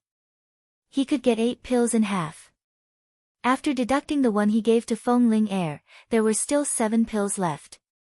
The image crystal stone had been found. Late at night. It was as silent as ashes. Danwang Hall, Herb Field. The herbs were overflowing with light, looking particularly attractive under the moonlight. Fatso stood at the edge of the herb field, glancing at the herbs. His squinted eyes were shining, and he was almost drooling. There was a small wooden building behind him. Candlelight flickered on the 2nd floor of the building. Fatso looked back at the 2nd floor and frowned slightly. It's easy to rob the herb field, but how can I get away? Go to Boss Qin. That will definitely get him into trouble. Moreover, with Fat Lord's current speed, it will take him half a day to reach the Martial Imperial Hall. I'm afraid that he will be caught by those 2 old dogs before he even reaches the Martial Imperial Hall. Should I leave Yen City and hide somewhere outside? No, Yen City is not Black Bear City. The fierce beasts in the mountains are too strong. Hiding in the mountains is suicide. What should I do? Fatso racked his brains, but he couldn't make up his mind. I have an idea. Suddenly, an idea flashed through his mind, and he came up with a plan. Lord Fatty is simply too smart. When the time comes, those old things will definitely die of anger. He laughed sinisterly and shouted at the second floor of the building, Elder Jing, can you come out for a moment? What? A loud shout came from the second floor. Fatso said, I have a way to persuade Jiang Haoyan to change his mind. Creak. The window on the second floor opened. A middle-aged man stood in front of the window and asked, Really? Yes. Chapter 142. Elder Jing raised his eyebrows and seemed a little unhappy. Fatso tempted, Elder Jing, once this matter is successful, it will be a great merit. Great merit. Elder Jing's eyes lit up. He jumped down from the window and landed in front of Fatso, asking, How do you want this elder to cooperate with you? Fatso said, Jiang Haoyan has a special hobby. As long as we cater to his hobby, he will definitely agree. What hobby? Elder Jing was surprised. Fatso said, he likes to eat bear paws. Bear paws? Elder Jing was taken aback and smiled, that's simple. We'll just go to the restaurant and buy one. No. Fatso waved his hand and shook his head, the bear paws in the restaurant have been stored for a long time. They're not fresh at all. Jiang Haoyan likes fresh bear paws. It's best if they're just cut off. In the middle of the night, where are we going to find fresh bear paws for him? Elder Jing immediately frowned. Fatso said, outside the city, in such a huge mountain range, I don't believe there's not even a bear. There are definitely bears in the mountain range, but it will take at least an hour to go back and forth. Elder Jing was a little embarrassed. His duty was to guard the medicinal field. If he went outside the city to look for bear paws, he would be absent from his post. If the higher-ups found out, he would be punished. I originally wanted to go by myself, but with my little strength, I won't be enough to fill the gaps between the beast's teeth. So, I have to trouble you to make a trip personally. I understand your concerns, Elder. Don't worry, I will definitely not leave and guard the medicinal field. What's more, if we can make Jiang Haoyan change his mind, Elder, he will not only not punish you, but he might even reward you with a few battle chi pills. Who knows, you might even become the next law enforcement elder. Fatso instigated. Battle chi pills. The next candidate. Hearing this, Elder Jing suddenly became spirited and was incomparably excited. Elder, it's a once-in-a-lifetime opportunity. You must grasp it well. Fatso struck while the iron was hot and continued to fan the flames. Elder Jing gritted his teeth and said, Fine, I'll go out of the city now. It must be 100% fresh. Fatso said worriedly. Yes. Elder Jing nodded. However, you must guard the medicinal field well. There must not be any mishaps. If anything happens, just yell. The deacon elders who live nearby will come to help as soon as possible. Elder Jing reminded. Elder, don't worry. Whoever wants to steal the medicinal herbs will have to step over this disciple's corpse first. Fatso said solemnly. Not bad. Elder Jing patted him on the shoulder and nodded in relief. Then, he turned around and followed the path, quickly disappearing into the night. Fatso's face was full of disdain. So what if he was strong? Without a clever mind, he would still be played like a monkey. There's a girl in the village called Xiaofang. She's pretty and kind. He proudly hummed a little tune as he entered the medicinal field and began his plan to loot it. However, when he bent down, grabbed a medicinal herb and was about to uproot it, Elder Jing turned back. Seeing Fatso's behavior, he shouted, What are you doing? Fatso's round body stiffened as he cursed, Damn it, why did you come back? In an instant, countless thoughts flashed through his mind. Suddenly, he pointed at the medicinal herb and scolded angrily. Look at them. They're both spirit essences. How beautiful are they? What about you? Ugly melon cracked dates. You're simply an oddity. Are you worthy of Fat Lord giving you glue and weeding you every day? Can't you be more useful? The medicinal herb felt wronged. If he could speak, he would definitely scold Fatso. As a person, he couldn't be shameless to this extent. Elder Jing also had a look of disdain. He actually took a medicinal herb seriously. This Fatso was indeed an idiot. Hurry up and look better, or Fat Lord will feed you to the fish. Fatso glared fiercely at the medicinal herb again, then got up, looked at Elder Jing, and said with a smile, "This medicinal herb has grown crooked. This disciple will straighten it." Then he asked, "Elder, you got the bear paw back so quickly?" Cough cough. Elder Jing coughed dryly, holding back his laughter. "How can it be so fast? I came back to tell you that after this matter is successful, if Elder He and the others ask you, you can say that this idea was mine. But if it fails, it has nothing to do with me. You have to take full responsibility." Elder Jing said expressionlessly. This, Fatso hesitated. "What? Do you have an opinion?" Elder Jing frowned, and his eyes were unkind. How would this disciple dare to have an opinion? "Whatever you say, Elder, this disciple will do." Fatso hurriedly waved his hand and said with a flattering face. "That's more like it." Elder Jing glanced at Fatso disdainfully, then turned and left again. "Son of a bitch, do you really think that Fat Lord is a pushover?" Fatso's eyes were cold. After waiting for about 50 to 60 breaths, seeing that Elder Jing did not return, he took out his cosmos bag, ran into the medicinal field, and frantically looted. It was already late at night. The people in Danwang Hall were either cultivating or resting. Basically, no one would come to the medicinal field at this time. But one could never be too careful. Therefore, Fatso was very nervous at this moment. Once he was discovered, even if he had 9 lives, it would not be enough to kill him. After a while, he was already sweating profusely. He was not tired. He was too nervous. He wished that he could grow 3 heads and 6 arms now. The medicinal field was too big. It was impossible to sweep it clean in a short time. With a nervous mood, Fatso finally looted the entire medicinal field after an hour. Retreat. Following closely, he ran towards the small path. On the way, he encountered a medicinal herb that he had missed before. Without hesitation, he uprooted it and threw it into his cosmos bag. "Fat Lord didn't even leave a feather for you." After a few breaths, he stood on the small path and glanced back at the medicinal field. His eyes were full of sarcasm. He turned around and pretended to be very calm and walked outside. Soon, he came to the reception hall. Fatso hid outside the door and glanced at the hall sneakily. Seeing that Lu Hong was alone, he walked in and asked in a low voice, "Where's Wang Yu?" "No one came at night. He went to cultivate." "Why did you suddenly come here? And you look so sneaky."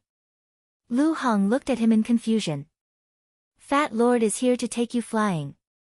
Fatso smiled sinisterly. "Flying?" Lu Hong was stunned. "Stop talking nonsense. Let's go," Fatso urged. "Where exactly are we going?" Lu Hong furrowed her brows. "It must be something good." "Don't ask. You'll know when you meet up with Jiang Haoyan," Fatso said. "No, I'm the only one in the reception hall now. I can't leave without permission." Lu Hong shook her head and said, "Woman, why are you so long-winded? Just go when I tell you to go." Fatso was impatient. He grabbed Lu Hong and dragged her outside. Okay, I can go by myself. I'd like to see what you're up to." Lu Hong struggled to break free, rolled her eyes at Fatso, and ran out of the hall with Fatso. They entered a street and ran forward. However, she had no idea that she had been dragged onto the pirate ship by Fatso and could never get down. The Danwang Hall was in the South City district. Given their speed, Not to mention running to the North City district where the Marshall Imperial Hall was located, it would take them 2 to 4 hours just to run out of the South City district. So halfway, they bumped into Elder Jing who had returned. Fatso, didn't I ask you to guard the herb field? Why did you run out without permission? And you, Lu Hong. Aren't you afraid of being punished by Wang Yu for leaving your post without permission? Elder Jing stood in front of them, his body stained with blood. He stared at the two of them gloomily. Lu Hong's face turned pale. She hurriedly said, "It was Fatso who dragged me out. Please forgive me, Elder." Elder Jing was furious. He shouted sternly, "Fatso, what should you do?" Fatso smiled flatteringly. "Elder Jing, don't be angry. Let me finish." "Okay, go ahead." Elder Jing said. "I don't want to waste time, so I came to meet you. Then, we'll go to the Marshall Imperial Hall together. As for calling Lu Hong, it's because she's also very familiar with Jiang Haoyan. She'll definitely be able to help when the time comes. Elder, you don't want to work so hard and fail in the end, right?" Fatso said. "Is that so?" Elder Jing frowned. "Of course. Would I dare to lie to you?" Fatso smiled flatteringly. "This fat pig is timid and afraid of death. He definitely doesn't have the guts to lie to me." Elder Jing cursed in his heart and asked, "What about the herb field?" "Elder, don't worry. It's just one night. There won't be any problems. Moreover, in the entire Yan County, who would dare to behave atrociously in the Danwang Hall? As for the disciples, it's already late at night. They've all gone to sleep. Who would go to the herb field? So, even if we leave our post without permission, no one will know." Fatso used his glib tongue to make Elder Jing completely give up his doubts. Next, he asked again, "Elder, did you get the bear paws?" Elder Jing nodded and said, "I got 4 of them." "Good." Fatso was overjoyed and said with a smile, "Elder Jing, now I'll have to trouble you again. Take us to the Marshall Emperor Hall as soon as possible. Let's try to settle Jiang Haoyan before dawn. By then, you'll definitely have a meteoric rise and a meteoric rise." Elder Jing's eyes lit up. He grabbed the 2 of them and sped toward the North City district. "Idiot." Fatso sneered in his heart. In fact, all of this was within his calculations. He asked Elder Jing to go outside the city to get the bear paws purely because he wanted to buy enough time to ransack the herb field. After ransacking the herb field, he naturally couldn't continue to stay in the Danwang Hall. If he was discovered, wouldn't he be dead meat? So, he instigated Lu Hong to escape from the Danwang Hall. At first glance, it seemed unintentional to meet Elder Jing halfway, but it was also part of his plan. This street was the main road to the Danwang Hall. As the deacon elder of the Danwang Hall, Elder Jing was not going to do anything shameful in the middle of the night. Therefore, it was impossible for him to take a detour through the alleys. Therefore, the meeting was within his expectations. The reason why he still looked for Elder Jing was that only by using Elder Jing could he rush to meet up with Qin Feiyang as soon as possible. Moreover, if they met halfway, Elder Jing would not know that he had already ransacked the herb field. Instead, he would happily send him to the Marshall Emperor Hall. This was his carefully planned plan to ransack the herb field and escape from the Danwang Hall. It could be said that it was watertight. Of course. The premise of all of this was ambition and desire. Chapter 143. Half an hour later. Elder Jing brought Fatso and Lu Hong to the Marshall Imperial Hall. Outside the gate, Fatso smiled and said, "Elder Jing, you go back first and wait for my good news."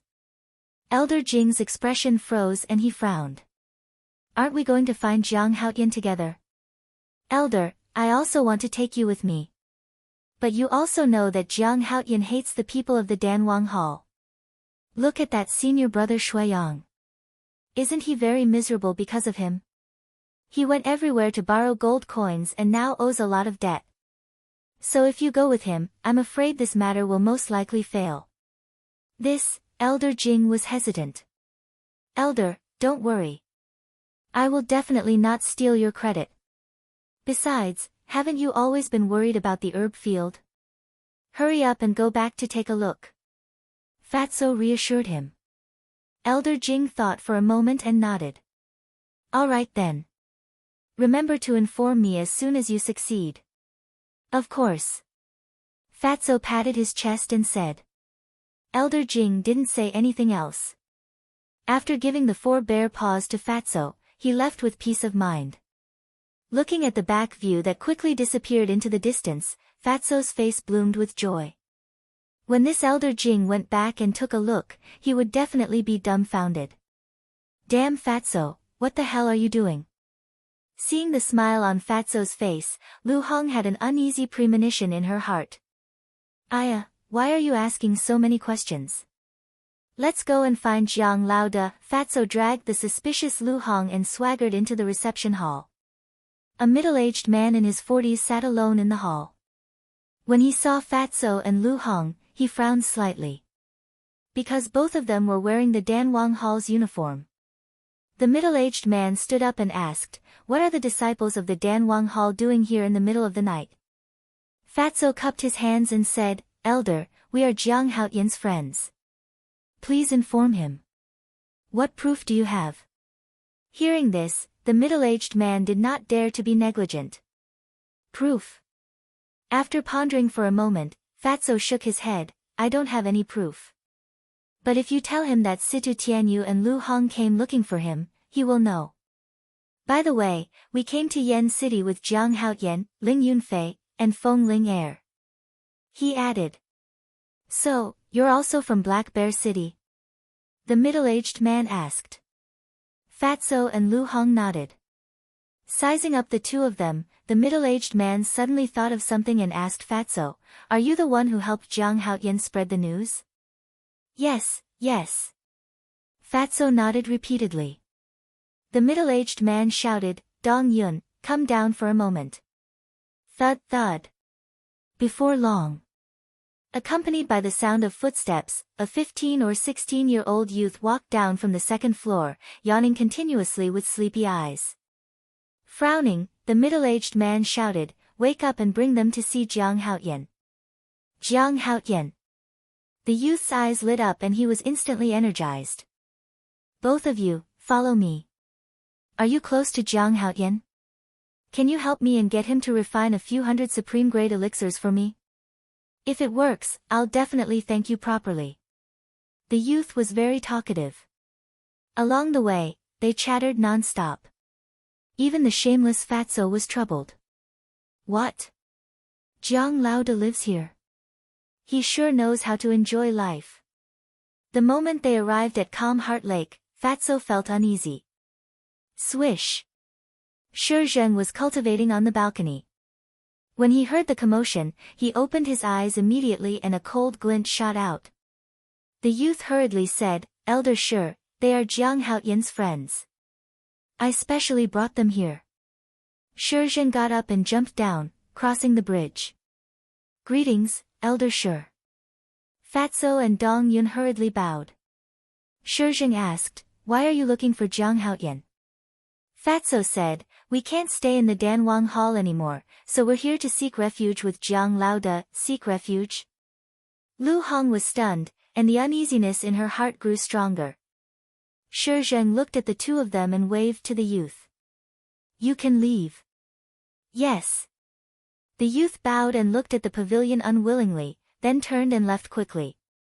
He really wanted to see Qin Feiyang. However, to him, this seemed to be an extravagant hope. Follow me. Shi Zheng said faintly. He led the two of them to the door of the first pavilion. He knocked on the door and shouted, Jiang Haotian, your friends are here for you. After a while, the door opened, and Qin Feiyang walked out. He had been refining pills all day. So even his body had a medicinal fragrance. Eh. When he saw Fatso and Dong Yun, he couldn't help but be stunned. Fatso laughed and said, Jiang Laoda, you didn't expect Fat Lord to come to you. I really didn't expect it. Qin Feiyang was quite puzzled.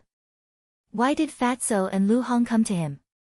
He turned to look at Shi Zheng and said with a smile, Elder, they are indeed my friends. Alright, you guys talk. Shi Zheng smiled and returned to the balcony. He continued to cultivate while monitoring the surroundings. Come in.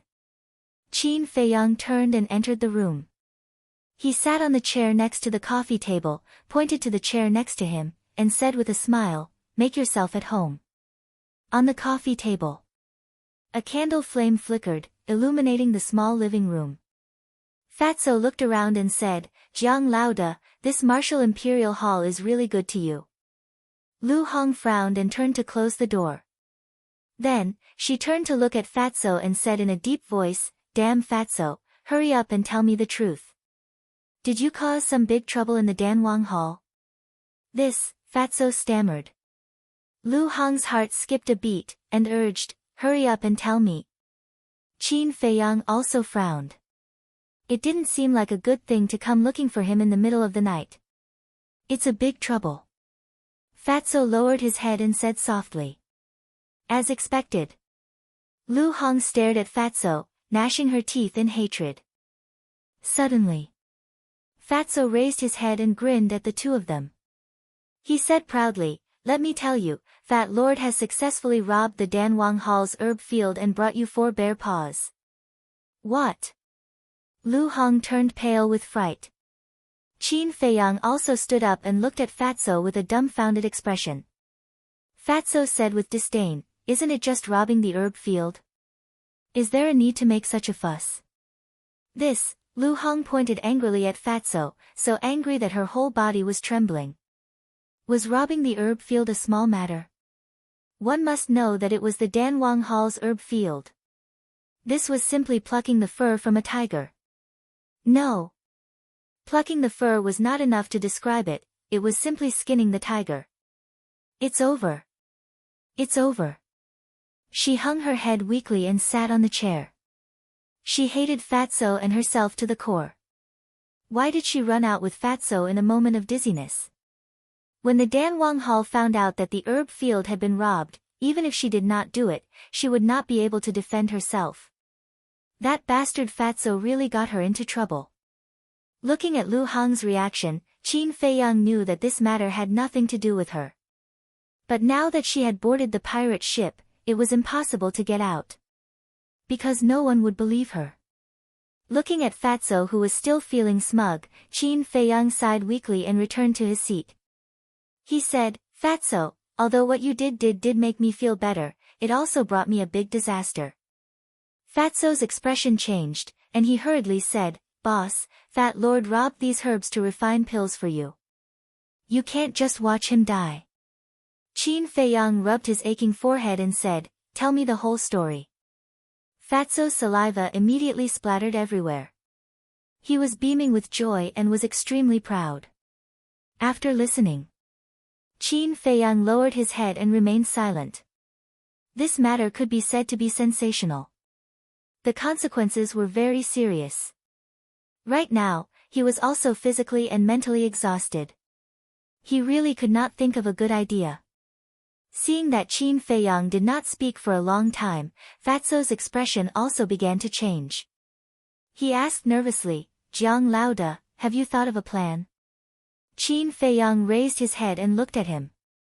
He shook his head and said, To be honest, no. What other plan could there be? Grand Hall Master, Elder He, and Elder Jia are all experts at the War Emperor level. If they are angry, who can protect us? I think we should leave Yen City before the Danwang Hall notices. Lu Hong said. Fatso said, Do you think Fat Lord didn't think of escaping Yen City? But there are so many fierce beasts outside. If we go out, we will die. Lu Hong said angrily, Then why are you doing this? It's fine if you do this, but why do you have to drag me down with you? Do I have a grudge with you in my previous life? Fatso smiled and said, Aren't we companions? Of course, we have to share our blessings. Share your sister, is this called blessings? Lu Hong was so angry that she cursed. Then don't take the pills I refine in the future. Fatso snorted coldly. Qin Feiyang said, all right, stop quarreling. Things have already happened, and it's impossible to change them. Since we're all grasshoppers on the same rope, then we must work together to resolve this calamity. Lu Hong said, anyway, I have no choice. Let's just wait for death. Qin Feiyang asked, Fatso, did anyone see you when you were robbing the herb field? Fatso said, Fat Lord can swear that he didn't. Qin Feiyang said, alright, the only way now is to deny it. Without evidence, the Danwang Hall won't dare to do anything to you. Fatso rolled his eyes and said with a sinister smile, why don't we turn around and say that Elder Jing stole the herbs? Do you think those big shots in the Danwang Hall are stupid? The herb field is an important place in the Danwang Hall. The fact that they let Elder Jing guard it is enough to prove that Elder Jing's character is completely fine. If you do this, it's tantamount to giving away 300 taels of silver. Qin Feiyang rolled his eyes at him. This method was definitely not going to work. Boss, your brain is amazing. Fatso gave him a thumbs up and flattered. You even successfully robbed the Danwang Hall's herb field. Who dares to compare with your brain? Give me the herbs. If they are found on you and you are found, we will all be finished together. Qin Feiyang said. Fatso took out a Qianquan bag and looked at Qin Feiyang warily. Boss, you can't take it all for yourself. If he wanted to take it all for himself, he would have killed you already. Lu Hong rolled her eyes. He couldn't even think of this. She really didn't know how he robbed the herb field. Fatso smiled embarrassedly and threw the Qianquan bag to Qin Feiyang. Qin Feiyang directly put it into the castle. This thing was now equivalent to a hot potato. If he kept it on him, it would only bring disaster. Chapter 144. Although the situation was very serious, it was undeniable that it was very satisfying. Qin Feiyang let out a long breath, got up and said with a smile, let's go and roast the bear paws. Fatso and Lu Sheng were shocked. How could he still be in the mood to roast bear paws? Qin Feiyang said with a faint smile, didn't you come to persuade me to go back to the Danwang Hall? You have to at least put on an act. Hee. Fatso understood and laughed slyly. Lu Hong let out a long sigh of helplessness.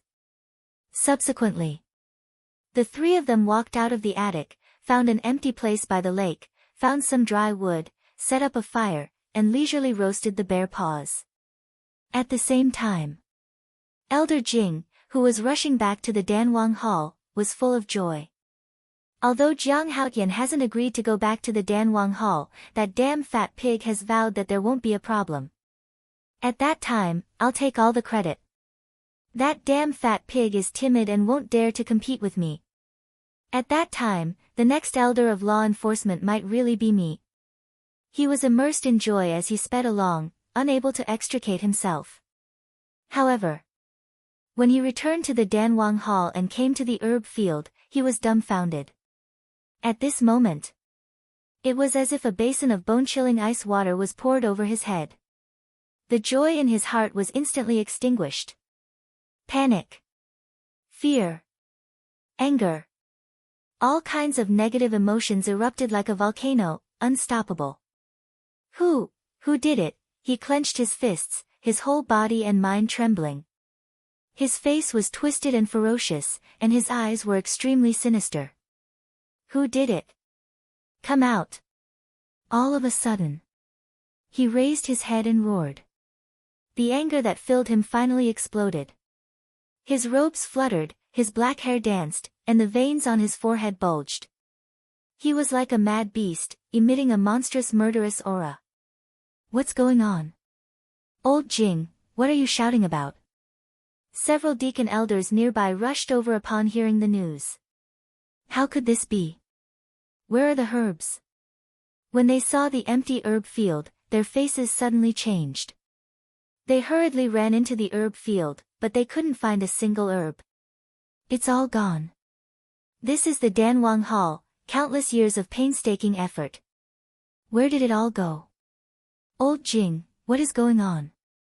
Tell us quickly. The deacon elders surrounded Elder Jing and looked at him anxiously. I don't know. Elder Jing said through gritted teeth. Aren't you guarding the herb field? How can you not know? Did you leave your post without permission? They deacon elders. Elder angry. The elder raised an eyebrow. One of the deacon elders suddenly spoke, something's not right. Even if old Jing left his post, no one would dare to infiltrate our Pill Emperor Hall to rob our medicinal gardens. Bang! Hearing this, Elder Jing felt as if he had been struck by a bolt from the blue. His whole body exuded a murderous aura. It must be them, they tricked me out of the city and took the opportunity to rob the herb field. Not only did I not notice, but I even happily sent them to the Martial Imperial Hall. How could I be so stupid? I'm a few decades old, but I was fooled by two little bastards. The more Elder Jing thought about it, the angrier he got. In the end, he was so angry that he spat out a mouthful of blood. Old Jing, what happened to you? Are you okay? A few deacon elders immediately surrounded him and supported him, their faces filled with worry. Little bastards, I won't let you go. I'll tear you into pieces, crush your bones, and scatter your ashes. Elder Jing seemed to have gone mad. His battle chi surged out and shook off the deacon elders. Carrying a terrifying ferocious aura, he dashed outside. Whoosh! At this moment, a white and a black figure appeared out of nowhere like a meteor. It was Elder He and Jia He. They stood in the void and scanned the herb field below. Their dark eyes flickered with a shocking cold light. Greetings to the two elders. The deacon elders knelt on one knee and bowed respectfully. Why is it like this? Jia He asked. His gaze was as cold as ice. The few of them couldn't help but feel cold all over. One of the deacon elders hurriedly said, Elder, it was like this when we came. We don't know what's going on. Jia He raised his head and looked at Elder Jing. His old eyes flashed and he turned into a stream of light. He quickly chased after Elder Jing and stood in front of him. As soon as he saw Jia He, an insoluble fear emerged in Elder Jing's heart. Plop! He hurriedly knelt on the ground and begged, I was bewitched by a villain. Please spare my life, Elder Jia. Who did it? Elder He flew over with a dark expression and asked. Elder Jing said, it's that damned fat pig and a female disciple, Lu Hong. Fat pig? Elder He frowned and asked doubtfully, are you talking about Situ Tianyu? That's right, it's him. Elder Jing nodded. Impossible, he doesn't have the guts. Jia He shouted resolutely. He had met Fatso a few times and the impression he gave was that he was weak and timid like a mouse. He definitely wouldn't dare to do such a thing. No. Elder He waved his hand and said in a deep voice, it's very possible. Jia He looked at him with a frown. Elder He said, don't underestimate Fatso just because he's timid. In fact, he's very smart. Otherwise, I wouldn't have taken special care of him and let him manage the herb field. Jia He said angrily, in that case, it's all your fault. Elder He frowned and said, I think he's smart. What's wrong with taking care of him? Forget it, I won't argue with you. Elder He was a little annoyed. He lowered his head and looked at Elder Jing, asking, where are Fatso and Lu Hong now? Martial Imperial Hall. Elder Jing said. Why are they in the Martial Imperial Hall? Jia He was furious. If they were in the Danwang Hall or somewhere else, he could just send someone to capture them. But if they were in the Martial Imperial Hall, it would be very troublesome. Elder Jing wanted to say something but hesitated. He was angry and nervous. He didn't dare to tell the truth. Elder He asked, could it be that they had already ransacked the herb field a long time ago? Where were you at that time? Tell me. Jia He's patience was worn out. He took a step forward, and the terrifying might of the War Emperor pounced towards Elder Jing with an earth-shattering force. I was the one who sent them to the martial Imperial Hall. Elder Jing's face turned pale, and he hurriedly told them everything honestly.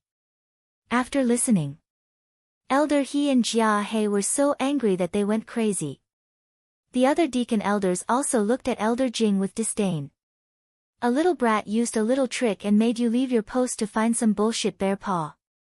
You even sent them to the martial Imperial Hall. That's great, my Danwang Hall is really full of talents. If everyone was as smart as you, my Danwang Hall would have been defeated long ago. Bastard, I've never seen someone as stupid as you. You're worse than a pig. With your pathetic IQ, you still want to be the next law enforcement elder? You're simply daydreaming, wishful thinking. The two law enforcement elders did not care about their image at all as they cursed at Elder Jing, spitting saliva everywhere. His lungs were about to explode from anger. Elder He, Elder Jia, Elder Jing is indeed in the wrong, but now is not the time to pursue the matter. We need to find that fatso as soon as possible and take back those medicinal herbs. A deacon elder bowed and said, This matter, to the Pill Emperor Hall, is a humiliation they will never be able to erase. Not only do I want to take back the medicinal herbs, I also want to kill them. Jia He grabbed Elder Jing and soared into the sky, shooting towards the martial Imperial Hall. His eyes were filled with a bone-piercing killing intent. Don't spread this matter, lest it becomes a joke. After exhorting the deacon elders, Elder He also flew into the sky and chased after Jia He. A few hundred breaths of time. The two of them arrived above the entrance of the martial Imperial Hall. Without stopping or letting anyone report, they directly barged into the martial Imperial Hall. The middle-aged man in the reception hall immediately noticed them. He hurriedly ran out of the hall and landed on the roof with a few leaps. When he saw Elder He, Elder Jia, and Elder Jia, his expression changed drastically and he bellowed, Elder He, Elder Jia, flying is prohibited in the Martial King Hall. You are openly provoking my Martial King Hall, get down here. However, Elder He and Jia He turned a deaf ear. Whoosh! At this moment, two dazzling figures rushed out from somewhere in the martial Imperial Hall and blocked in front of Elder He and the other two. It was Elder Wan and the beautiful woman. Their expressions were extremely unsightly. Elder He and the other two also stopped in the air. They looked at each other and a cold light shot out from their eyes. Elder Wan shouted, What is the meaning of this? Are you declaring war on the martial Imperial Hall? We wouldn't dare. Jia He sneered and said, I should be the one asking you what is the meaning of this. What are you talking about? Tell me clearly. The beautiful woman took a step forward. Her seemingly frail body emitted a shocking aura that shook the void. Still playing dumb? Elder He sneered and said, Are Situ Tianyu and Lu Hong in the martial Imperial Hall right now? Elder Wan and the other two frowned and were puzzled. The middle-aged man rushed over and raised his head to look at the two. He said loudly, Elder Wan, Elder Ji, Situ Tianyu and Lu Hong came to find Jiang Haotian not long ago. They should be with him now. Wow, so all of this was planned by that little bastard Jiang Haotian behind the scenes. Jia He was furious. He stared at the beautiful woman and the other two and shouted, If you don't hand over Jiang Haotian and the other two, I will raise the martial Imperial Hall to the ground.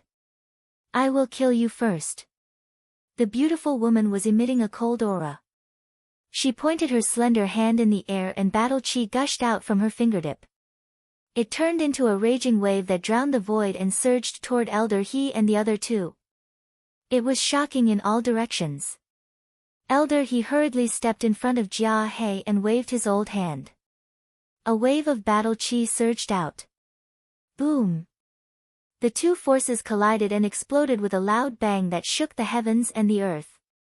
It seems like the Danwang Hall is planning to ride on the martial Imperial Hall's head. Chapter 145.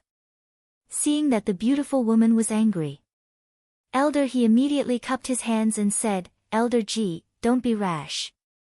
Let me finish. You've already threatened to raise my martial imperial hall to the ground. What else is there to say? Come, old dog Jia. Let me see how capable you are to dare to be so rampant in my martial imperial hall. The beautiful woman was truly angry. At the same time, Elder Wan took a step forward and landed beside the beautiful woman. His aura broke out of his body and rushed towards Elder He and the other two. That pair of eyes was like a pair of eagle eyes, extremely sharp. A great battle was about to begin. The aura of the four of them was too strong. Every corner of the martial imperial hall could clearly feel it. Qin Feiyang and the other two were no exception. Fatso said, "Looks like they're going to fight." Shizheng jumped down from the balcony and landed beside the three of them. He looked at Fatso and said, "Are you happy that they're fighting?" Fatso hurriedly waved his hand and said, "No, no, definitely not." Shizheng frowned. "What kind of immoral thing did you guys do? You actually made the Danwang Hall so angry." "We didn't do anything. I was just wondering about it." Fatso pretended to be innocent. Boom! Suddenly, two earth-shaking explosions rang out. In the sky, Elder Wan, the beautiful woman, Elder He, and Jia He charged towards each other at the same time. A shocking battle quickly appeared in front of everyone's eyes. As for Elder Jing, it was still Jia He who carried him. Because of this, Jia He had suffered a great loss at the hands of the beautiful woman from the beginning. "Jiang Haoyan, what should we do?" Lu Hong's heart was burning with anxiety. She never thought that this matter would trigger a war emperor's battle. Qin Feiyang looked at the four of them in silence. No one knew what he was thinking. Elder He was also getting more and more anxious. If this continued, someone would definitely die. Why was this Jia He so impatient? Last time, he wanted Jiang Haoyan to hand over the Nether Devil Flame. Now, it was the same. If he hadn't said that he was going to raise the martial imperial hall to the ground, wouldn't these things not have happened? Boom!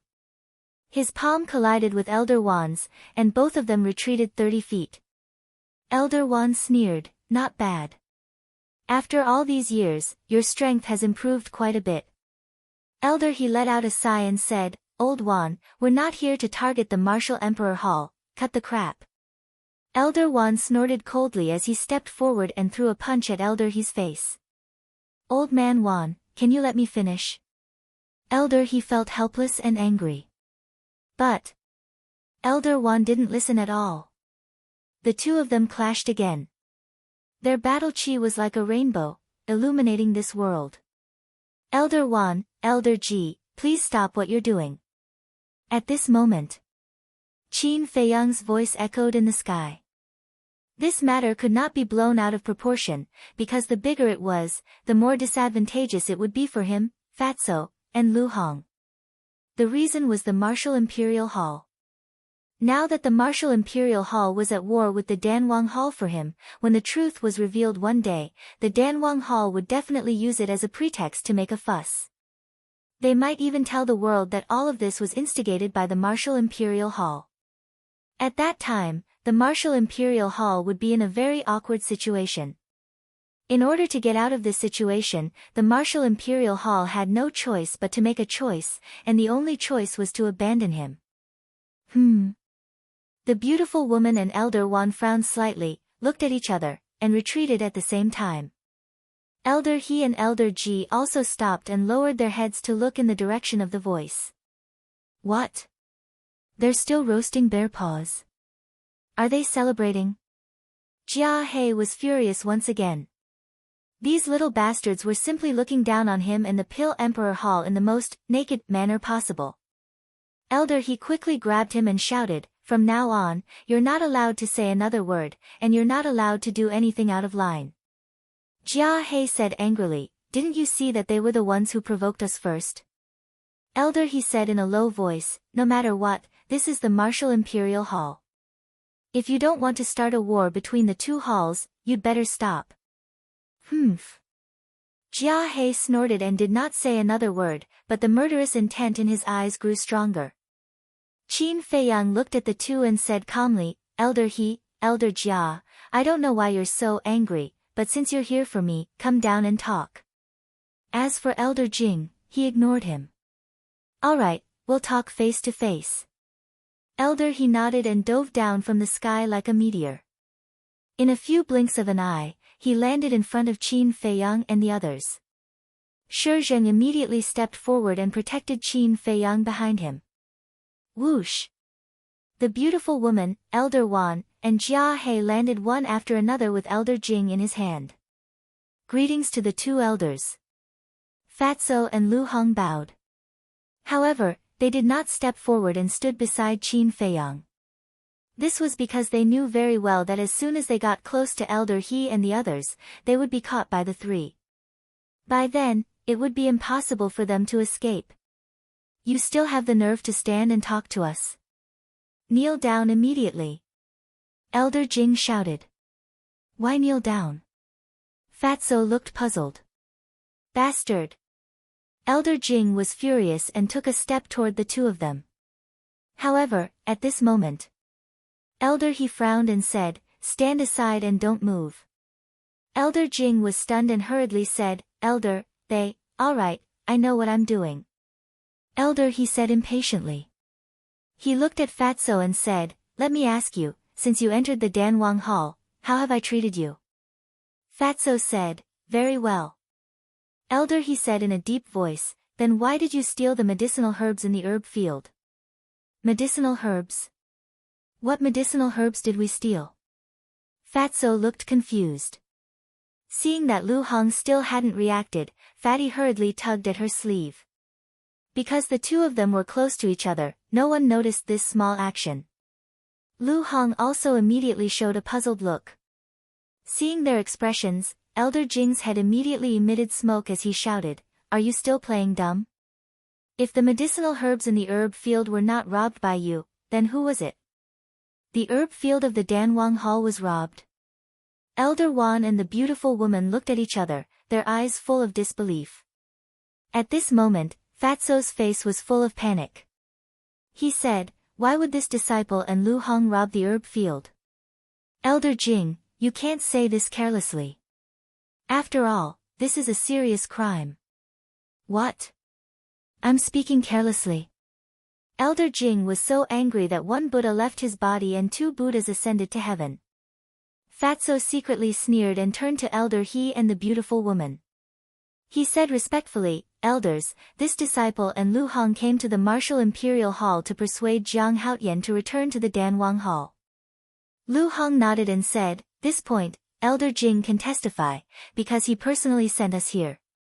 But what medicinal herbs are gone, this disciple really doesn't know. I asked the two elders to investigate clearly. Elder He did not say a word. He stared at Fatso and the beautiful woman as if he wanted to see through them. The evidence is conclusive and you still dare to quibble.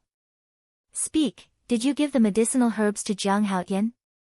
However, Elder Jing could not bear it anymore. If they were not in the Martial Imperial Hall, if Elder Wan and the beautiful woman were not present, he would have killed them directly. What do you mean? Qin Feiyang raised his eyebrows and said indifferently, Elder Jing of the Danwang Hall, right? Although you're stronger than me, it doesn't mean that you can slander others. You're saying that I'm slandering others? Elder Jing was so angry that he laughed. His eyes suddenly became incomparably sharp like a blade. He shouted, I think you're a nest of snakes and rats. You're all ungrateful animals. Don't make it sound so dignified. The Pill Hall's Luo Xiong and the others have helped me. This is the truth. However, your Danwang Hall is simply a joke. Don't embarrass yourself here. Qin Feiyang did not hide his ridicule and said, I'm too lazy to talk nonsense with you. Since you said that the evidence is conclusive, then take it out for everyone to see. Elder Jing wanted to say something, but he did not know what to say. What? You can't take it out. Qin Feiyang slightly raised the corner of his mouth and asked, Fatso, who's the important person guarding the herb field? Fatso said, It's Elder Jing. Qin Feiyang laughed and said, Elder Jing, you neglected your duty and lost the herbs. You should bravely take responsibility. Don't be like an incompetent trash who only knows how to shirk responsibility. Little bastard, I'm going to kill you. Elder Jing was mad. He completely lost his mind and pounced towards Qin Feiyang. Get lost. The beautiful woman coldly shouted and kicked Elder Jing away. With a thud, he fell into the lake behind and became a duck in the water. Jia He clenched his fists, making cracking sounds. The beautiful woman smiled disdainfully and said, "If you don't take care of that dog, don't blame me for being impolite." Elder Jing swam ashore in a sorry state and ran behind Jia He. He stared at Qin Feiyang. If looks could kill, he did not know how many times he would have died. At this time, Elder He, who had been looking at Fatso and didn't speak for a long time, finally opened his golden mouth. "Since it's not you who did it, why are you so panicked?" "Of course I'm panicked. That's a herb field. It's such a big matter. Anyone would be flustered if they were wrongly accused." Fatso's face was full of grievance. What he said was reasonable and did not give anyone a chance to refute. "Elder," he said, "then give me your Qiankun bag." Fatso said with a bitter face, "Elder, this disciple really didn't steal the herbs. Why don't you believe me? This disciple suspects that it might have been stolen by Shuiyang." "Nonsense."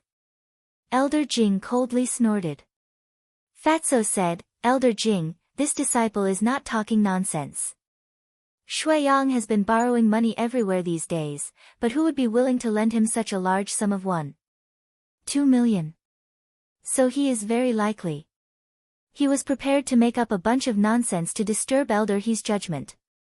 However, Elder He did not believe him at all. Before he finished, his old face sank and shouted, "Didn't you hear? Do you need me to say it again? Okay, I'll give it to you." Fatso took out his Qiankun bag and threw it over. Lu Hong also threw her Qiankun bag over. Elder He looked carefully and could not help but frown. Just now, when he saw Fatso talking nonsense, he thought that Fatso was guilty. But now that he checked, there was no large amount of herbs in their Qiankun bags. Chapter 146. You want to check my Qiankun bag? It's not that easy. How about this? If there is, I'll let you do whatever you want. But if there isn't, I don't need you to apologize to me. Just give me 10 portions of herbs for the red glaze elixir. Qin Feiyang said calmly. But it seemed that his words were blunt and empty. Elder Wan and the others' faces twitched. This little bastard really knew how to take advantage of the situation. Elder He's eyes darkened slightly. He scrutinized Qin Feiyang for a moment and found that Qin Feiyang seemed to be a little guilty. He immediately judged that this boy must be pretending to be calm. He sneered and said, "Today, I'm going to check your Qiankun bag. If there really isn't anything, I'll send someone to give you 10 portions of herbs for the red glaze elixir." "Are you sure?" Qin Feiyang frowned. His guilty conscience was more obvious, and he was even a little flustered. "I'm sure." Elder He enunciated each word clearly and firmly. Qin Feiyang looked at Elder Wan and Elder Wan. He cupped his hands and said, "Seniors, I hope you can be my witness." "Gladly." Elder Wan nodded. In fact, they also wanted to know if this little bastard was the one who planned to rob the Danwang Hall's herb fields. Qin Feiyang smiled. Without hesitation, he took out Chang Shui from his Qiankun bag and threw it to Elder He. Elder He caught the Qiankun bag and checked it briefly. He took out a piece of paper and frowned. "Who gave you the recipe for the red glaze elixir?" Qin Feiyang said calmly, "I refuse to answer questions that have nothing to do with herbs." Elder He's eyes flashed coldly as he continued to check. Not long after, he then took out another Cosmos sack from his Cosmos sack. This Qiankun bag was given to Qin Feiyang by Lin Han. Elder He said in a low voice, "There are at least 4 to 5 million gold coins in there. You're just a martial master. How could you have so much wealth?" Elder Jing said, is there even a need to say it? He must have stolen our medicinal herbs and sold them off. Shi Zheng sneered, what a bunch of nonsense. These gold coins were given to Jiang Haoyan by Lin Han. I was there at the time and saw it with my own eyes. Lin Han actually gave him so many gold coins. Elder Wan and the beautiful woman looked at each other in disbelief. Alas! Fatso and Lu Hong have only been in the martial imperial palace for about an hour. Even if we stole the medicinal herbs, we wouldn't be able to sell them in such a short time. You can't even figure this out.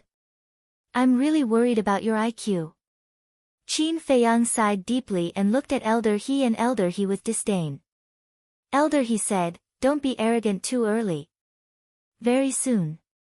He also found many medicinal herbs in the Qianquan bag. He sneered and said, there are at least several 100,000 medicinal herbs in here. How do you explain that? Actually, a portion of these medicinal herbs were obtained by Qin Feiyang when he looted the Black Bear City's city lord's mansion's treasury. The other portion was the 10,000 healing pills and 10,000 bone replenishing pills that he had bought from the treasure pavilion in the afternoon. And obviously, Elder He thought that these medicinal herbs were looted from the medicinal field. Jia He and Elder Jing could not help but sneer, thinking that they had found something to use against him. However, Qin Feiyang was not nervous at all. He waved his hand and said, come, come, bring out all those medicinal herbs. Let's see what other tricks you can play. Elder He sneered, took a few steps back, and poured out a large pile of medicinal herbs. They were piled up together like a small mountain, glowing with colorful light and emitting a fragrance. Qin Feiyang walked forward, grabbed a stalk of medicinal herb, and said indifferently, all of you, open your eyes wide and look carefully at the soil of their roots. Does it look like it was just picked from the medicinal field? His words woke the dreamer up. Elder He immediately realized that he had made the lowest level of mistake. Medicinal herbs absorbed the essence of heaven and earth to grow. Whether it was cultivated in the soil or stored in the Qianquan bag, it basically would not wither or rot. In other words, this pile of medicinal herbs looked no different from when they were just pulled out from the medicinal field. But there was one place that could easily be judged when they were pulled out. That was the soil on the roots. The soil of medicinal herbs that had just been pulled out of the soil must be fresh. But the soil on the roots of this pile of medicinal herbs was almost completely fallen off, without the slightest bit of moisture. It was enough to see that these medicinal herbs had been pulled out of the soil for a long time. And the medicinal field of the Danwang Hall was only looted more than 2 hours ago. Obviously, these were not medicinal herbs from the medicinal field. Moreover, the soil could not have been dried by the alchemy fire. Because medicinal herbs would wither once they encountered the alchemy fire. At this moment, the faces of Elder He and the other two were extremely ugly. This was basic knowledge. Even an idiot would be able to think of it, but they had completely ignored it. It was simply too embarrassing. Qin Feiyang said lightly, how is it? Now you still dare to say that these medicinal herbs are yours?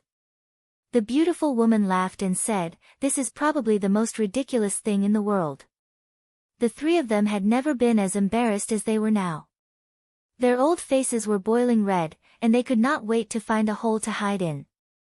Qin Feiyang said, are you done with the inspection? Elder He's face was gloomy.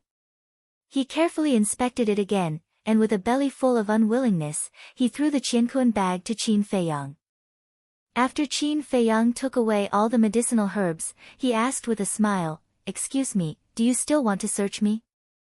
Elder He gritted his teeth and said, don't you go too far. Did I? Qin Feiyang looked innocent.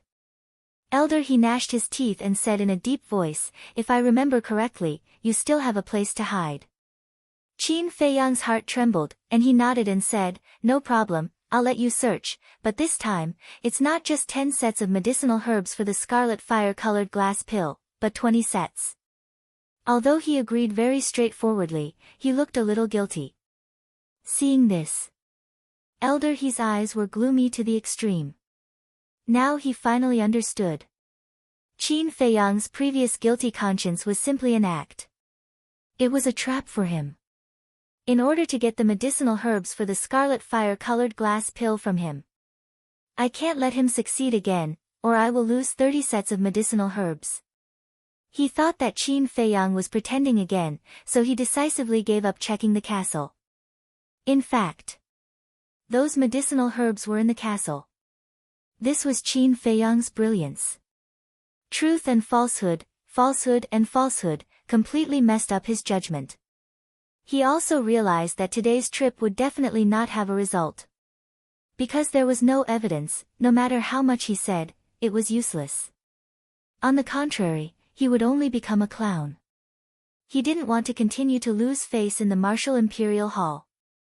Jiang Haotian, the future is long, let's wait and see. After an undisguised threat, he glanced at Fatso and Lu Hong and shouted, "You two, immediately follow me back to the Danwang Hall." Then he turned around and was ready to leave. However, Fatso didn't follow at all. He took out his identity token and sneered, "Sorry, Fat Lord is now officially out of the Danwang Hall. You masters, Fat Lord can't serve you, and I don't want to serve you." Elder, he stopped, turned around and looked at Fatso gloomily, and said, "What did you say? Say it again." In order to persuade Jiang Haotian, Fat Lord can be said to have done his best. But what about you? Not only did you not reward Fat Lord, but you also slandered Fat Lord. You people, Fat Lord really can't afford to offend you. So, Fat Lord, you better know your place and get out of here. After saying that, Fatso clenched his fist, and with a crack, the identity token was crushed into pieces. Elder He, Jia He, and Elder Jing's eyes became extremely terrifying as the identity token was crushed. It was a murderous look. "I'll also leave the Danwang Hall." Lu Hong struggled for a moment, then took out her identity token and crushed it.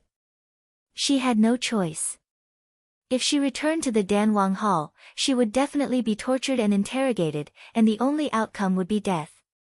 Although leaving the Danwang Hall would anger these people, at least she had a chance to live. This action of the two people infuriated the other three quite badly. If it weren't for Elder Wan and the beautiful woman beside them, they would have killed them on the spot. Fatso and Jia He were a little scared, and they hid behind Qin Feiyang.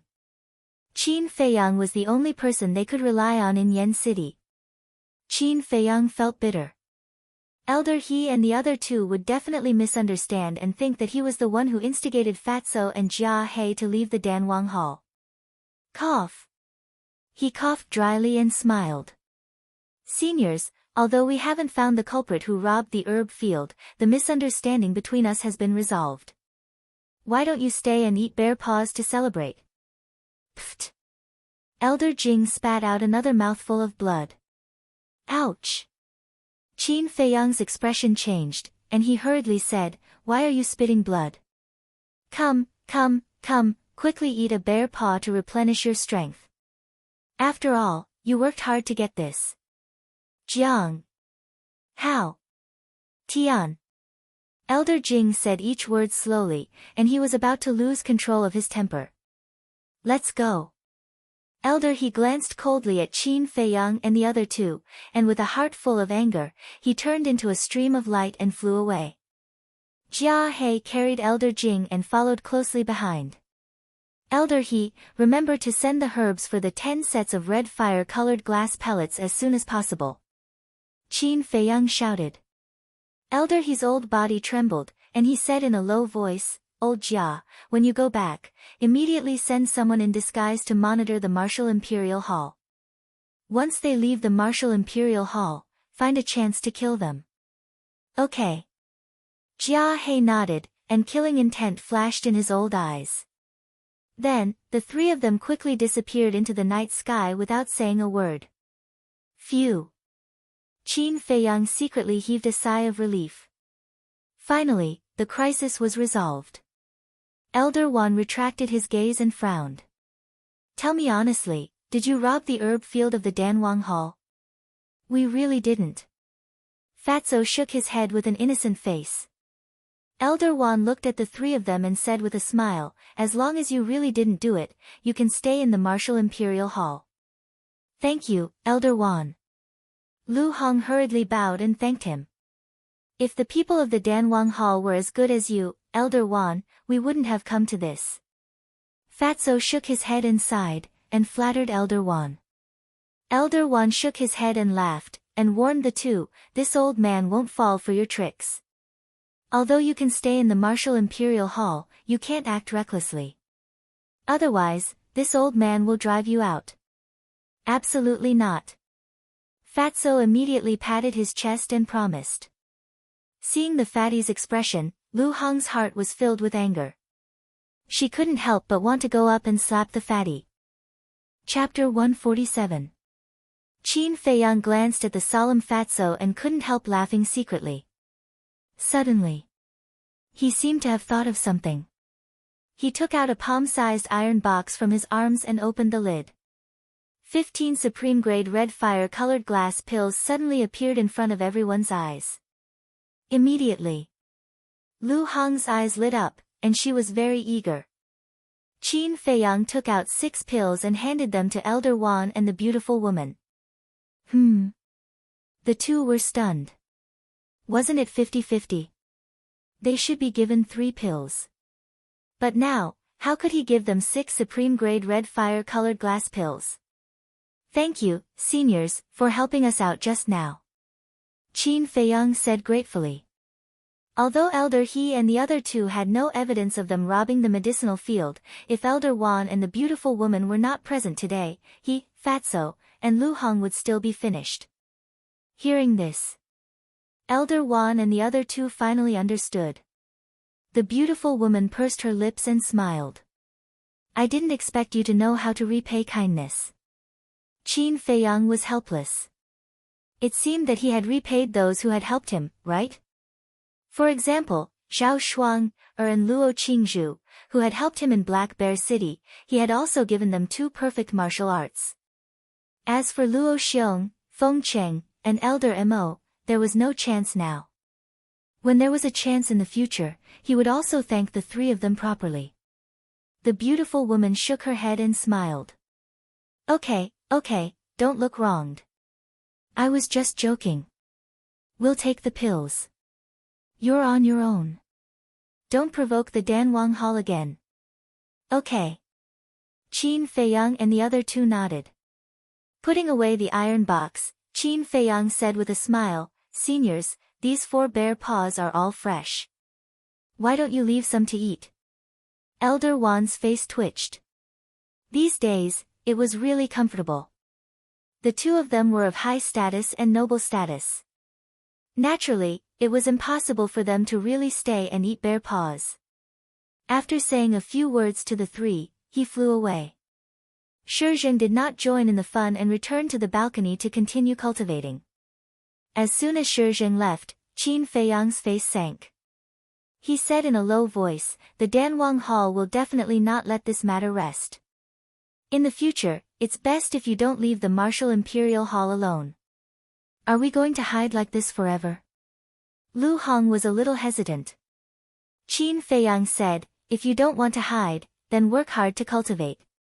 When your strength reaches their level, who can do anything to you? Alas! Lu Hong sighed softly. She sat by the fire and lowered her head in silence.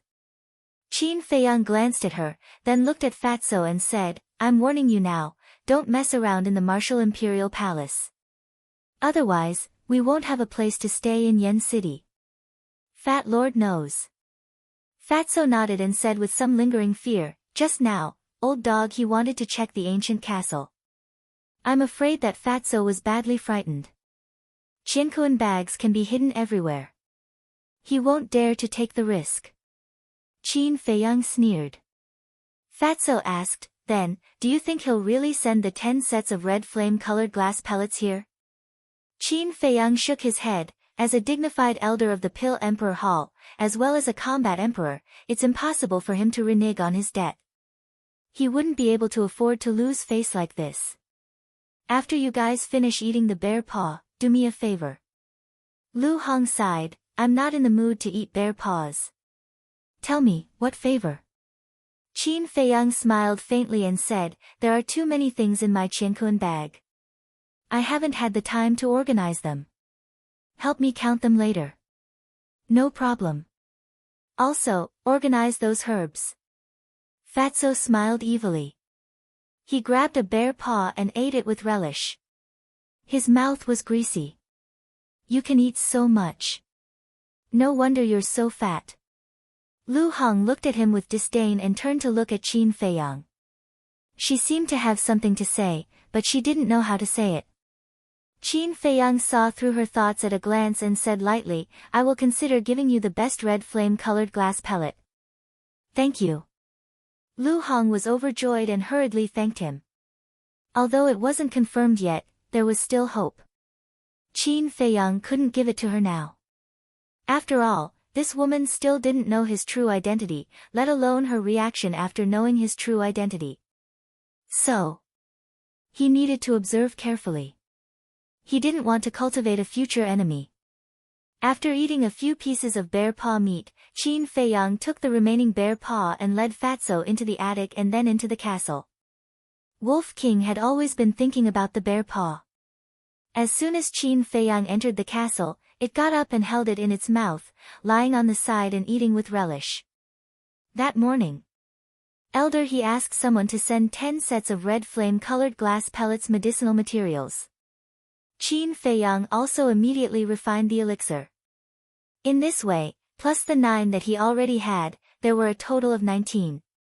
Even if he deducted the 5 from the treasure pavilion, there were still 14. At the same time, Fatso and Lu Hong also tidied up their qiankun bags. Knowing the result, Qin Feiyang was extremely excited. There were more than 2 million gold coins. All kinds of medicinal materials added together, there were more than 500,000 stocks. Of course, the medicinal materials of the 10,000 sets of healing pills and bone-replenishing pills were not included, otherwise there would be more. As for the weapons, elixirs and so on that were plundered from the treasury under the city lord's mansion, the number was also quite astonishing. Next, Fatso and Lu Hong went outside to cultivate. Qin Feiyang refined 1,000 healing pills, 1,000 bone-replenishing pills, and continued to copy the return formula. In the blink of an eye, 10 days passed. Early in the morning, there was a sea of people in front of the gate of the Martial Imperial Hall. The sound of discussion was overwhelming. They naturally came to line up to receive the elixir. In order to line up at the front, some people came yesterday. There were people from all walks of life. The disciples of the Martial Imperial Hall, the disciples of the Lin family, the people of other families, the people of the palace, the waiters of the restaurant and so on. At first, it was very calm. Everyone waited in line. But as the number of people increased, disputes also began. Although due to the rules of Yen City, they did not dare to fight openly, but some dishonest people, relying on their strength, threatened and forced to cut the line. As a last resort, the middle-aged man stationed in the reception hall could only stand up to maintain order. This action puzzled all the tycoons in Swallow City. They did not understand, what exactly was Qin Feiyang selling in the gourd. So, the spies of various forces were mixed in the crowd, inquiring about the news. Dozens of meters away, 2 middle-aged men in tattered clothes, with disheveled hair and dirty faces, stood under a big tree, looking at the gate of the Martial Imperial Hall from afar. Their eyes flashed coldly. When the sun rose, a man and a woman walked out of the Martial Imperial Hall. But it was not Qin Feiyang. It was Fatso and Lu Hong. Greetings, Elder Chu. The two stopped beside the middle-aged man and bowed. Hurry up and send them away. Elder Chu waved his hand impatiently. The two nodded and turned to look at the crowd. Lu Hong took out a qiankun bag and handed it to Fatso. The place instantly quieted down. Fatso held the qiankun bag high, glanced at the crowd one by one, and was about to speak. Suddenly, he seemed to have noticed something, and looked at a certain place. It was the 2 middle-aged men under the big tree. But after a quick glance, he looked away, but a flash of light flashed in his eyes. At first, he glanced at them and found that the two were a little strange. Although they were dressed in tattered clothes, they gave people the illusion that they were cranes in a flock of chickens. So, he took a special look again. With this look, he found something fishy. The two were actually avoiding his eyes. They seemed to have a guilty conscience. And the most obvious point. Everyone present was here for the elixir. When they saw Lu Hong take out the Qianquan bag, they were very excited. But the two men, let alone being excited, didn't have any expression on their dirty faces. Obviously, it didn't make sense. Fatso whispered, "Lu Hong, be careful of the two men under the tree." Lu Hong glanced at the two men intentionally and said, "You suspect that there's something wrong with them?" "I don't know if there's anything wrong, but it's always good to be cautious." Fatso whispered. Lu Hong nodded imperceptibly and secretly paid attention to it. Although Fatso was a little despicable, his eyesight was quite accurate. Fatso smiled and said, "I believe that Fat Lord doesn't need to say what's in the Qianquan bag. Everyone knows. Now, all of you prick up your ears and listen to Fat Lord clearly. Everyone will get one. Don't fight, and don't cut in line. Otherwise, you won't get anything. Those who get the elixir, remember to thank my Jiang Lauda. Those who didn't get the elixir today, don't be discouraged. There will be another chance next time. It's starting." As soon as Fatso finished speaking, the person standing at the front quickly ran over and said with a flattering smile, "Fat Lord, I want a healing elixir. Come and get the healing elixir from me."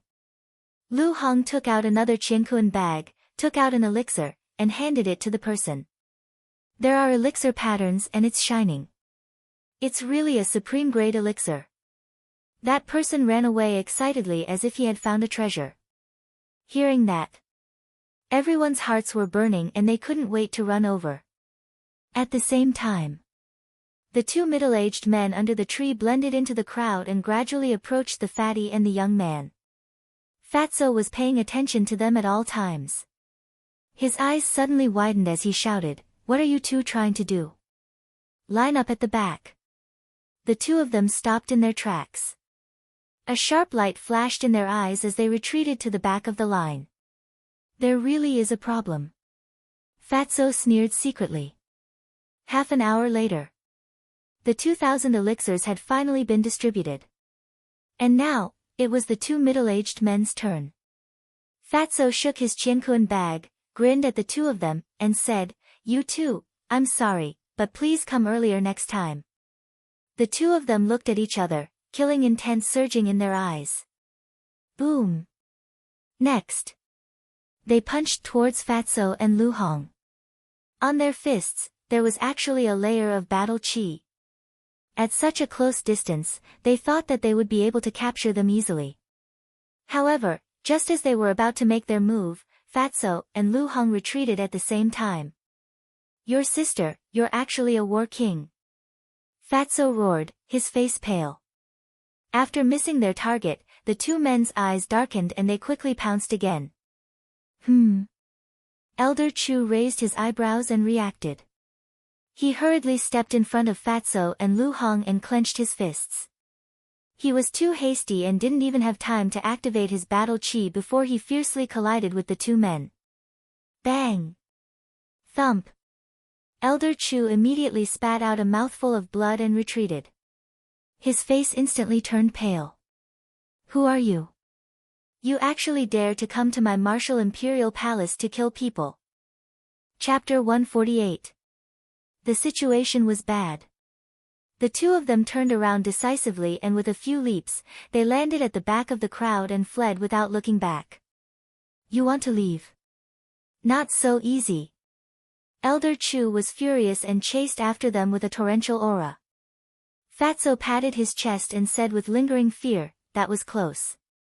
Thankfully, we discovered that they were up to no good and were on our guard. Otherwise, we would have been dead this time." Lu Hong was shocked as well. Fatso frowned. "Why isn't Manager Li of Precious Treasure Pavilion here yet?"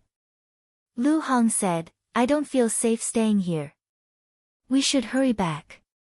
If Manager Li doesn't see us when he arrives, he'll naturally head to Soothing Lake.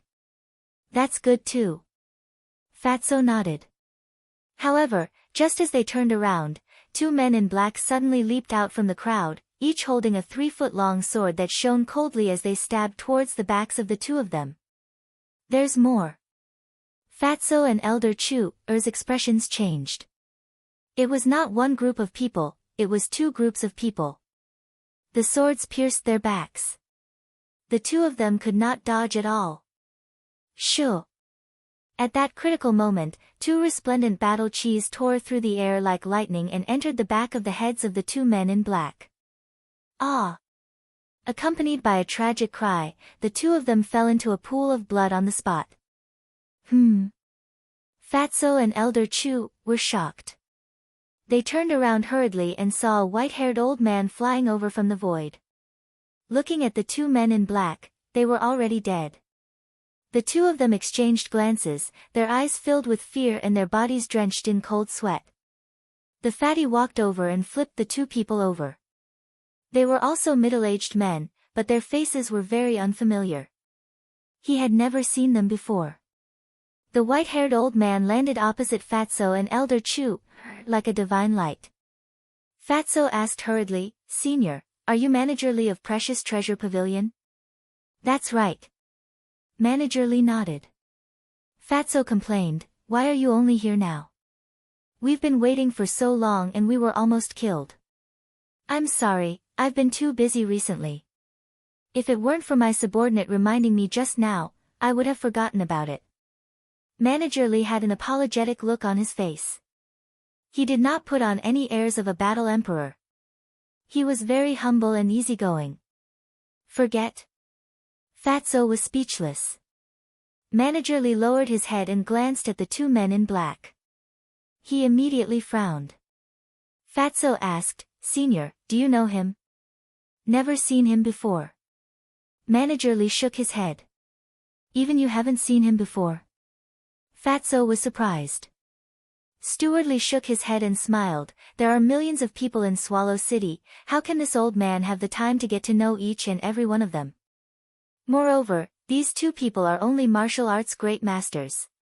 At this moment, when Elder Chu returned, his face was filled with anger. When he saw Steward Li, he hurriedly cupped his hands and said, Greetings, Steward Li, without waiting for Manager Li to respond. He then looked at the two men in black and asked in surprise, What's going on here? Fatso said, They also came to assassinate us. Fortunately, Manager Li came in time and saved our lives. Bastard! Elder Chu was furious. Lu Hong asked, Elder Chu, where are the two battle kings? We didn't catch up and didn't see their faces clearly. Elder Chu was a little angry. Then do you know them? Fatso pointed at the two men lying on the ground. Elder Chu looked at the two men and tried hard to recall for a moment. He shook his head and said, I don't remember, but you should have guessed which faction they belong to, right? Fatso sneered, who else could it be other than the Danwang Hall? Manager Li shook his head and said, No, even if the Danwang Hall sent people to kill you, they wouldn't send two groups of people, let alone two martial arts great masters to die. Senior, do you mean that they are not in the same group? Lu Hong was surprised. Manager Li said, They are definitely not in the same group, but as for which faction they belong to, I don't dare to jump to conclusions. Right, where is that brat Jiang Haotian? Fatso laughed and said, Jiang Laoda is in seclusion and asked us to send the pills to you. Jiang Laoda also asked me to ask you, how much is one image crystal? This, Manager Li thought for a while and asked, how much does he want? 5. Fatso said. So much. Manager Li was dumbfounded. He smiled bitterly and said, he wants 5 at once. He really has too much money and nowhere to spend it. Fatty said proudly, hee, my boss doesn't have much now, but he has a lot of money. Ah. Manager Li was stunned. He then shook his head and laughed, saying, how about this, since we are so close, I won't ask for a sky-high price. For one image crystal, I will sell it to him for 5 million gold coins. What? Fatso staggered in shock. 5 million for one. So expensive. 5, wouldn't that be 25 million gold coins? Lu Hong was also dumbfounded.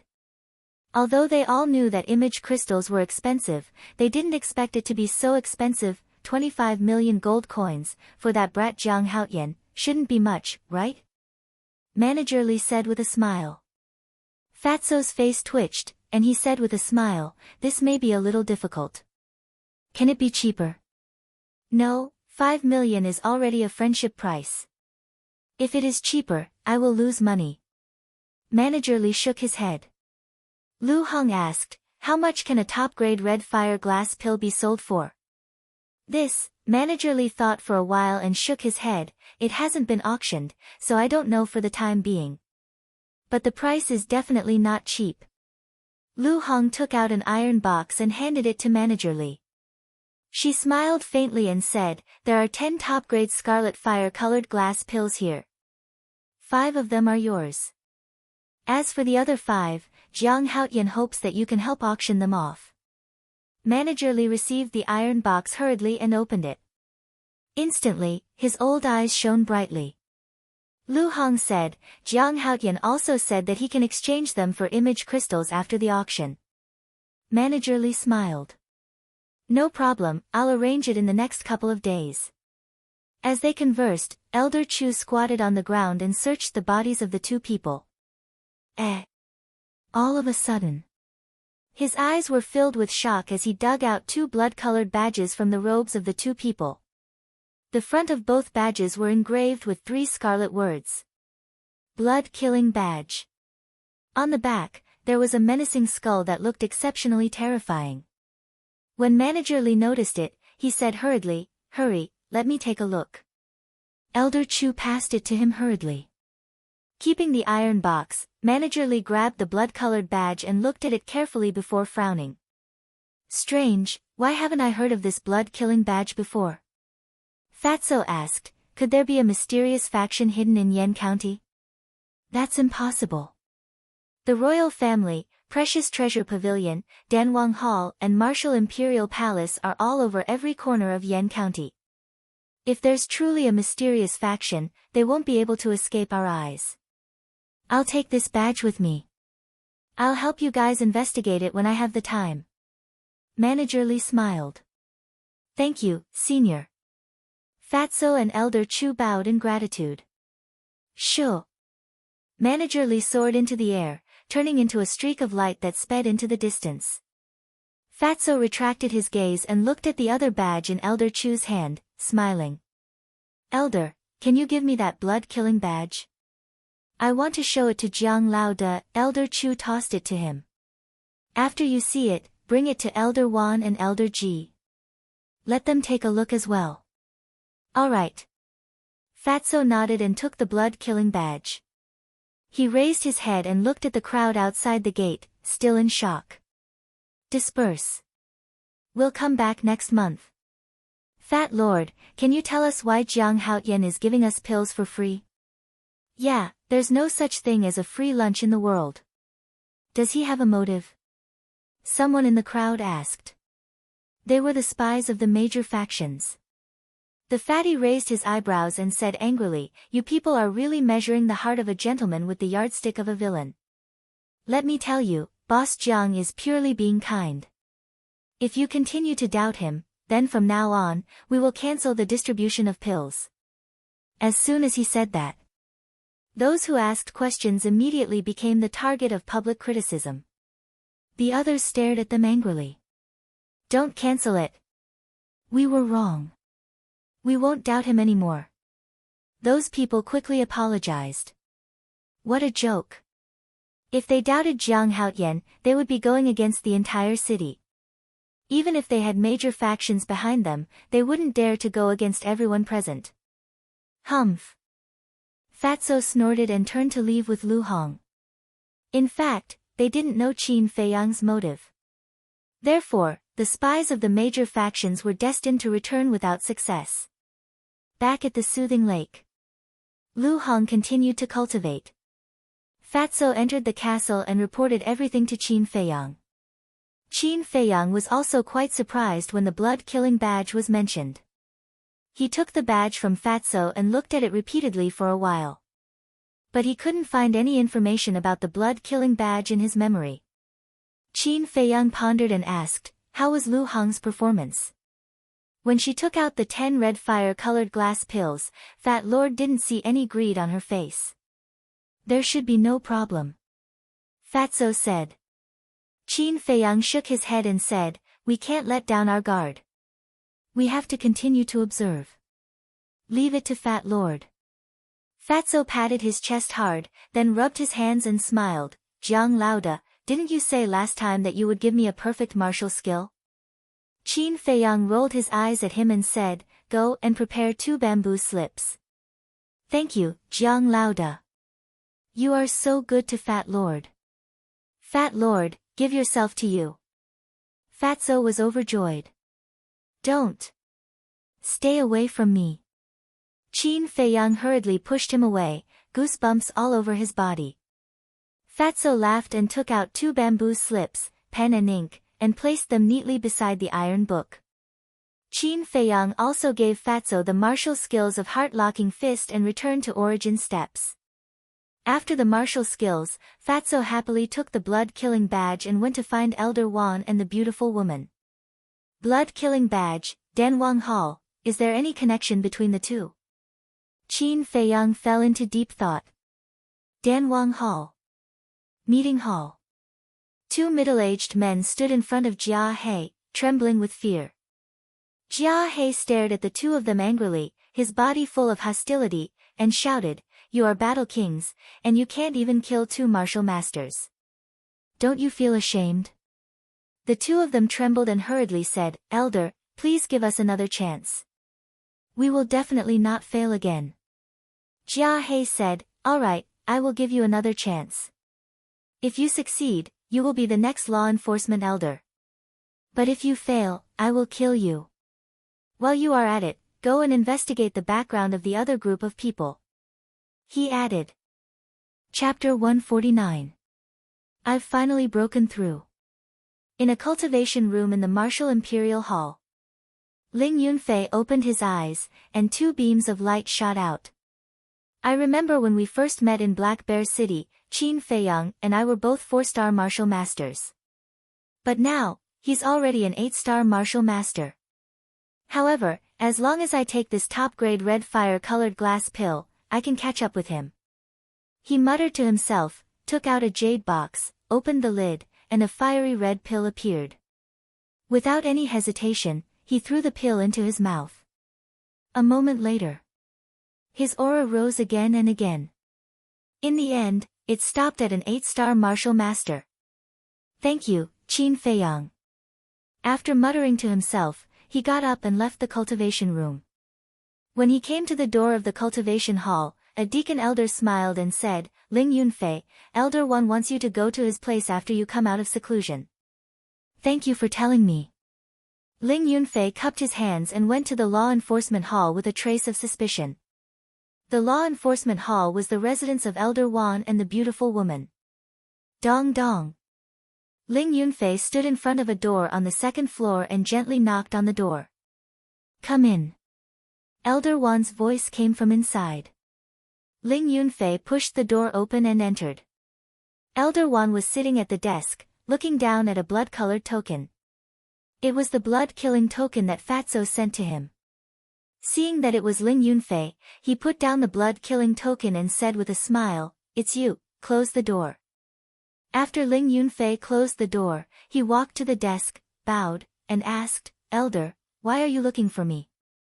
Elder Wan smiled and said, "I want to ask you a question." "Question?" Ling Yunfei was puzzled. Elder Wan said, "Is your father called Ling Feng?" Ling Yunfei's heart trembled as he asked, "Elder, how did you know?" Elder Wan smiled and said, "This old man saw that you and Ling Feng looked very similar, and both of you are from Black Bear City's Ling family, so I went to ask Ling, Sure enough, she told me that your father is called Ling Feng."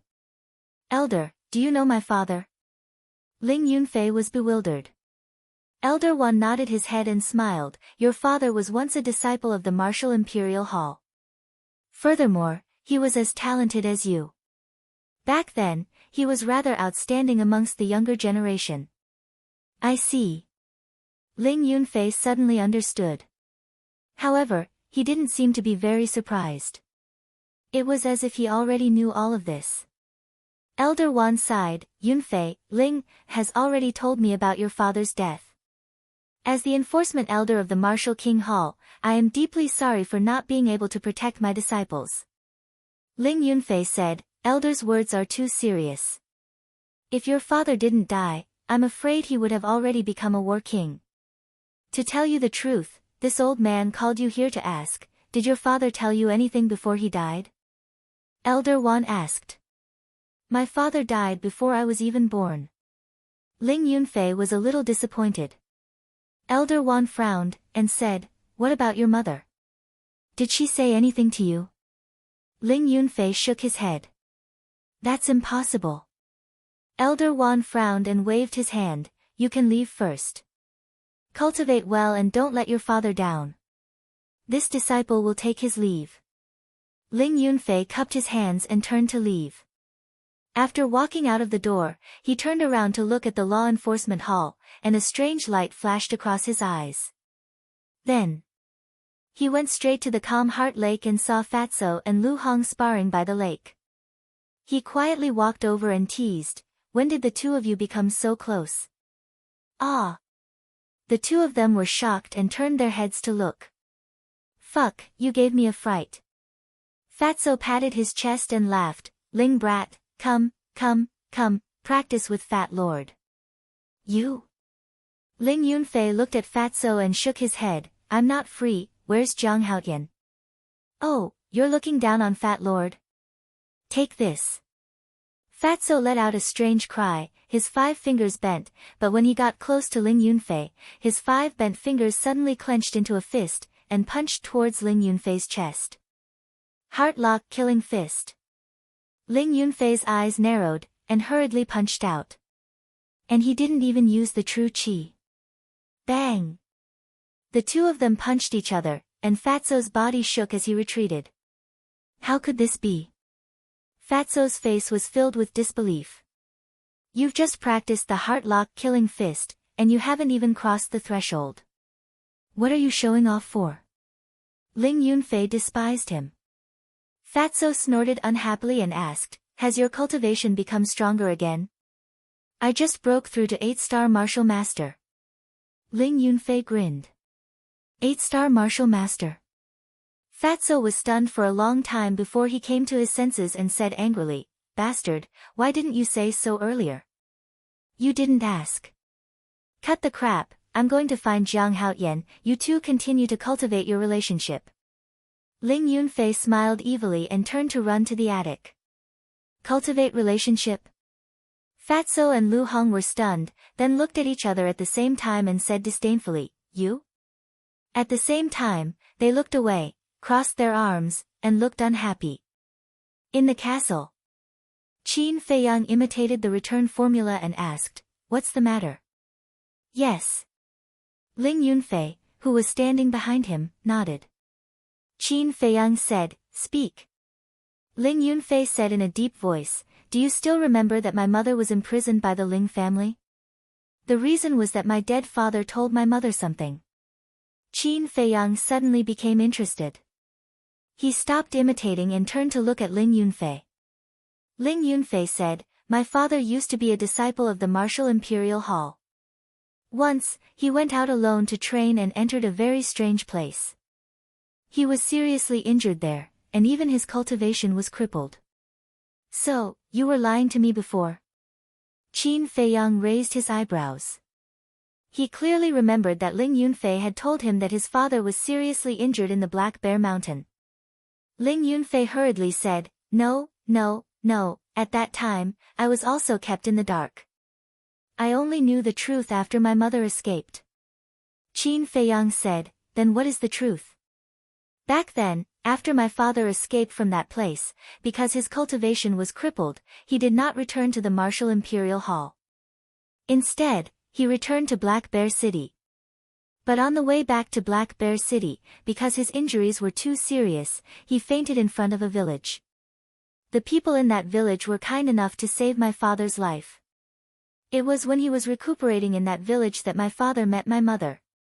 My mother was in charge of taking care of him at that time. After a while, they gradually fell in love with each other. Not long after, they got married. However, for some reason, my father's injuries kept repeating and could not be healed. Until one day, it began to worsen. Seeing that his health was deteriorating day by day, my father began to worry because he had not given my mother a status. And at that time, my mother was already pregnant with me. My father also wanted to give me a better environment to grow up in. The Black Bear City's Ling family was undoubtedly the first choice. So my father decided to bring my mother back to the Ling family, hoping that the Ling family would take good care of us. But my father did not expect that not only did the Ling family not take care of my mother and me, they even bullied and humiliated us for more than 10 years. Ling Yunfei finished in one breath, his eyes full of hatred. Sigh. Qin Feiyang sighed inwardly. The fate of this family was truly tragic. He asked, "Your second uncle treated you like this because of that strange place?" "That's right. Because of the long journey, my father's body was very weak. After returning to the Ling family, he passed away that night. On the night of the vigil, my mother was beside my father's coffin and muttered something about that strange place. My second uncle happened to hear it. My second uncle began to interrogate her. But my mother kept her mouth shut. Second uncle was flustered and exasperated, so he imprisoned my mother and announced to the public that my mother had returned to her parents' home. In the end, my mother's family and the other people in the village were also killed by my second uncle because of this matter." Ling Yunfei clenched his fists tightly, his teeth chattering non-stop. Qin Feiyang was somewhat incredulous. What exactly was in that strange place? So much so that Ling Yunfei's second uncle would use such unscrupulous means to get the information out of Lu Ji's mouth? Ling Yunfei said, "According to my mother, there are large amounts of treasures in that place, but it is extremely dangerous. Once you enter, you will definitely die." Qin Feiyang asked, "Where is that place?" Ling Yunfei said, "In the extreme north of Star Moon City, there is a desolate desert, and that place is at the end of the desert." Star Moon City, Qin Feiyang pondered for a moment and said, "You told me this because you want to go there?" "Yes, I want to go and see what the place that killed my father is like. And what treasures are hidden there." Ling Yunfei nodded, a cold light flashing in his eyes. Then he said, "You have this ancient castle and Chang Shui, I believe that we should be able to get away safely. Moreover, it is best that we set off immediately." "Why?" Qin Feiyang frowned. Ling Yunfei said in a low voice, "Because Elder One also asked me about this before. I think he also wants to know the location of that place. Even Elder One was asking about it." Qin Feiyang couldn't help but be tempted. He asked, "That place, other than your father, who else knows about it?" Ling Yunfei shook his head, "Definitely no one else. Otherwise, Elder Wan and the others would have already gone there and wouldn't have come to ask me now." Qin Feiyang gritted his teeth and nodded, "All right, we will set off in 5 days." "Why 5 days?" Ling Yunfei didn't understand. Qin Feiyang said, "I want to refine some healing pills and bone replenishing pills, and I have already asked Manager Li to help me buy the image crystal. With the image crystal, it will be much more convenient." "That's true." Ling Yunfei nodded. But now, the biggest problem was getting out of the city. The vicinity of the Martial Imperial Hall was constantly being monitored. Once they walked out of the Martial Imperial Hall, it was equivalent to walking into a grave. Moreover, Shi Zheng was following them closely. It would be difficult to sneak out. Qin Feiyang pondered for a while and said, "These few days, go around and see if there is a shortcut out of the city. Also, find 2 illusion pills, just in case." "Okay." Ling Yunfei nodded. Chapter 150. In the blink of an eye, 5 days had passed. Qin Feiyang grabbed a Qiankuan bag and left the castle, feeling a little tired. For 5 days and nights, he refined pills without stopping. In total, he refined 9,000 healing pills and 9,000 bone replenishing pills. A total of 18,000 pills. On average, he refined 1 pill every 20 breaths. For him, this was already his limit. He pushed open the door and walked out of the attic. A gust of cold wind swept over, causing him to shiver uncontrollably. The sky was also filled with a layer of dense clouds. It was now the winter solstice. The weather had gradually turned cold. The cold wind was biting cold, blowing on people's faces like sharp blades, causing pain on their skin. Da-da. Fatso and Lu Hong ran down from the second floor. Both of them had added a thick layer of clothing. Fatso chuckled and said, "Fat Lord thought that someone had broken in." "So it's you, boss." Lu Hong walked out of the attic, looked at the hazy sky, and said, "This damn weather." It was quite warm a few days ago, but the temperature suddenly dropped. It will probably start snowing next month. Qin Feiyang smiled. He turned around and entered the room. After closing the door, he handed the Qiankuan bag to Lu Hong and instructed, "During the time I'm not here, distribute medicinal pills to everyone on time." Letting Lu Hong take care of the pills was actually a test for her. "Okay." Lu Hong nodded and said, "Wait, what do you mean? You're leaving?" Fatso also looked at Qin Feiyang in surprise. "Sure." Qin Feiyang made a shushing gesture and said in a low voice, "Ling Yunfei and I are going to Xingyue City. Don't tell anyone. If anyone asks, just say that I'm cultivating in the castle." "Why are you going to Xingyue City? Is there something good going on?" "Jiang Laoda, why didn't you bring Fat Lord along when there's something good?" "You're too disloyal." Lu Hong looked puzzled. Fatty's face was filled with dissatisfaction. "If I say it's suicide, will you still go?" Qin Feiyang rolled his eyes at Fatso and solemnly instructed, "Remember, no matter what happens, you are not allowed to leave the martial imperial hall. In addition, you will spread the news tomorrow that mortals have priority when it comes to collecting pills in the future." "For mortals?" Fatso and Li Tianlan looked at each other, their eyes filled with confusion. "Just do as I say. Also, change the distribution from once a month to once every 10 days. As for why I'm doing this, you'll know in the future." Qin Feiyang didn't explain much and asked, "Has Manager Li delivered the image crystal?" "Not yet. That old thing is very treacherous. I heard from the martial arts hall's disciples that he only auctioned 1 supreme-grade red fire-colored glass elixir every day in order to raise the price." Fatso spoke in disdain. Qin Feiyang smiled faintly and said, "This is very normal. How much was the transaction price?" Fatso thought for a moment and said, 4.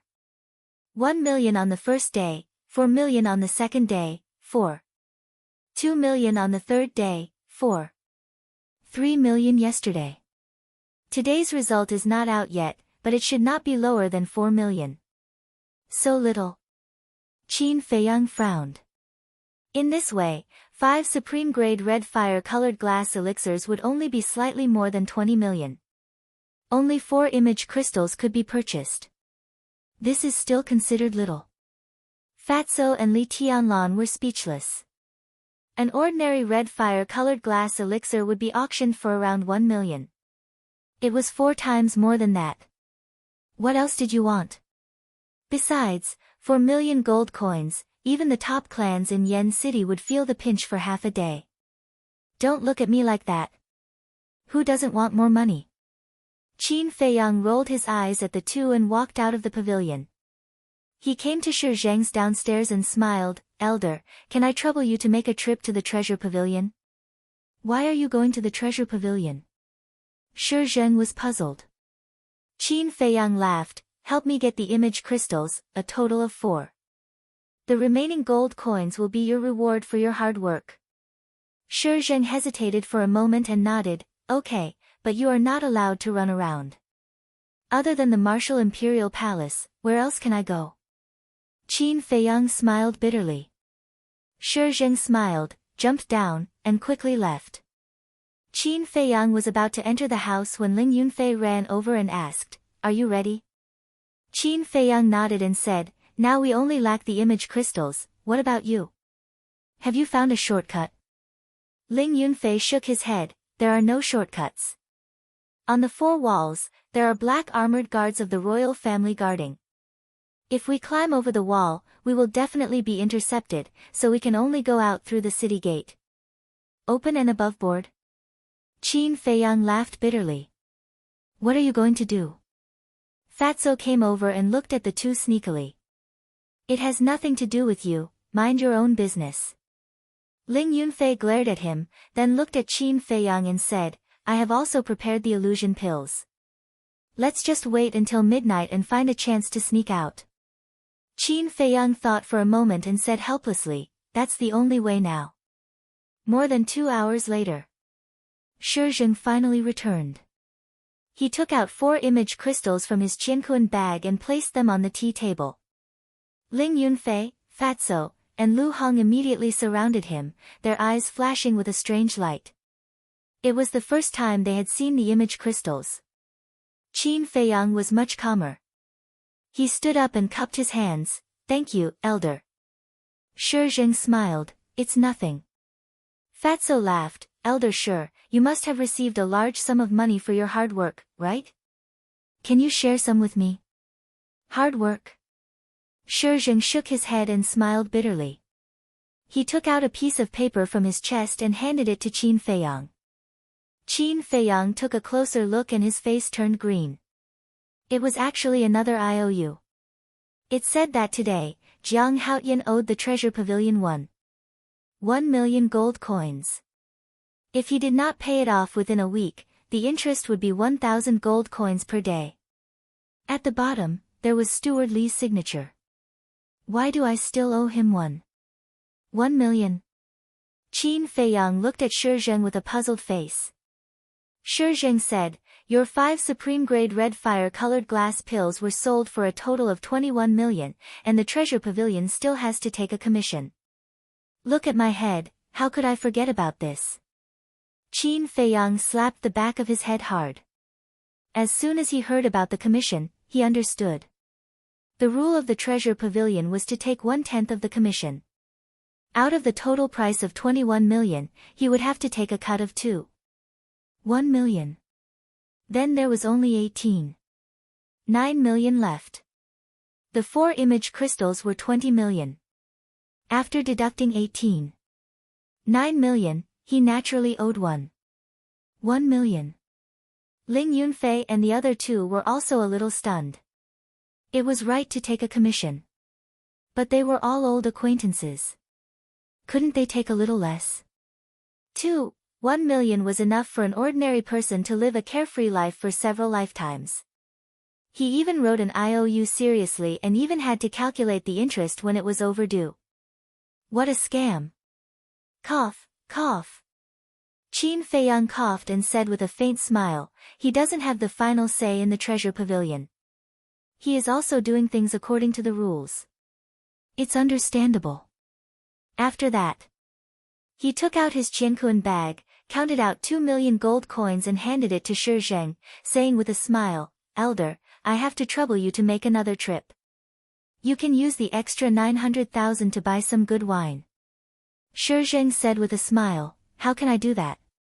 Although he said so, he didn't seem to be polite and directly took it. What a joke. 900,000 gold coins, for a deacon elder like him, was a very rich guest. As soon as Shi Zheng left, Fatso complained, 900,000 gold coins at once. How generous. Why didn't you give the fat lord 900,000 gold coins? Fatso, you damn, the top-grade red fire-colored glass pill you snatched is worth 4 million. What else do you want? Do you want me to give you all I have? Qin Feiyang said angrily. That's not necessary. Just give me 1 million to spend. Fatso smiled embarrassedly.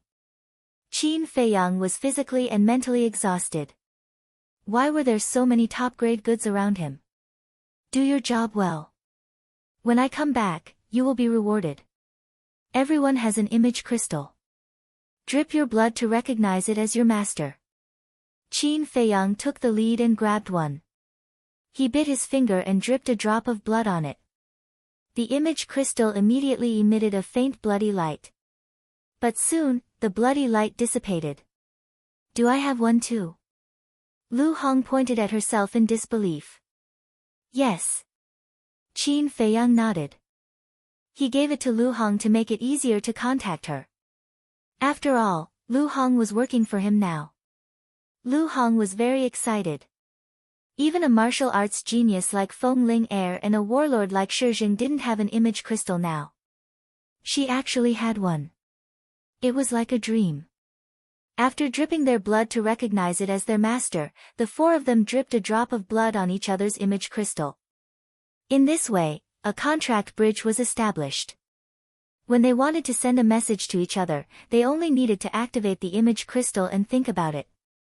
After putting the image crystal into the Qianquan bag, Qin Feiyang looked at Ling Yunfei and said, "There's no time to lose.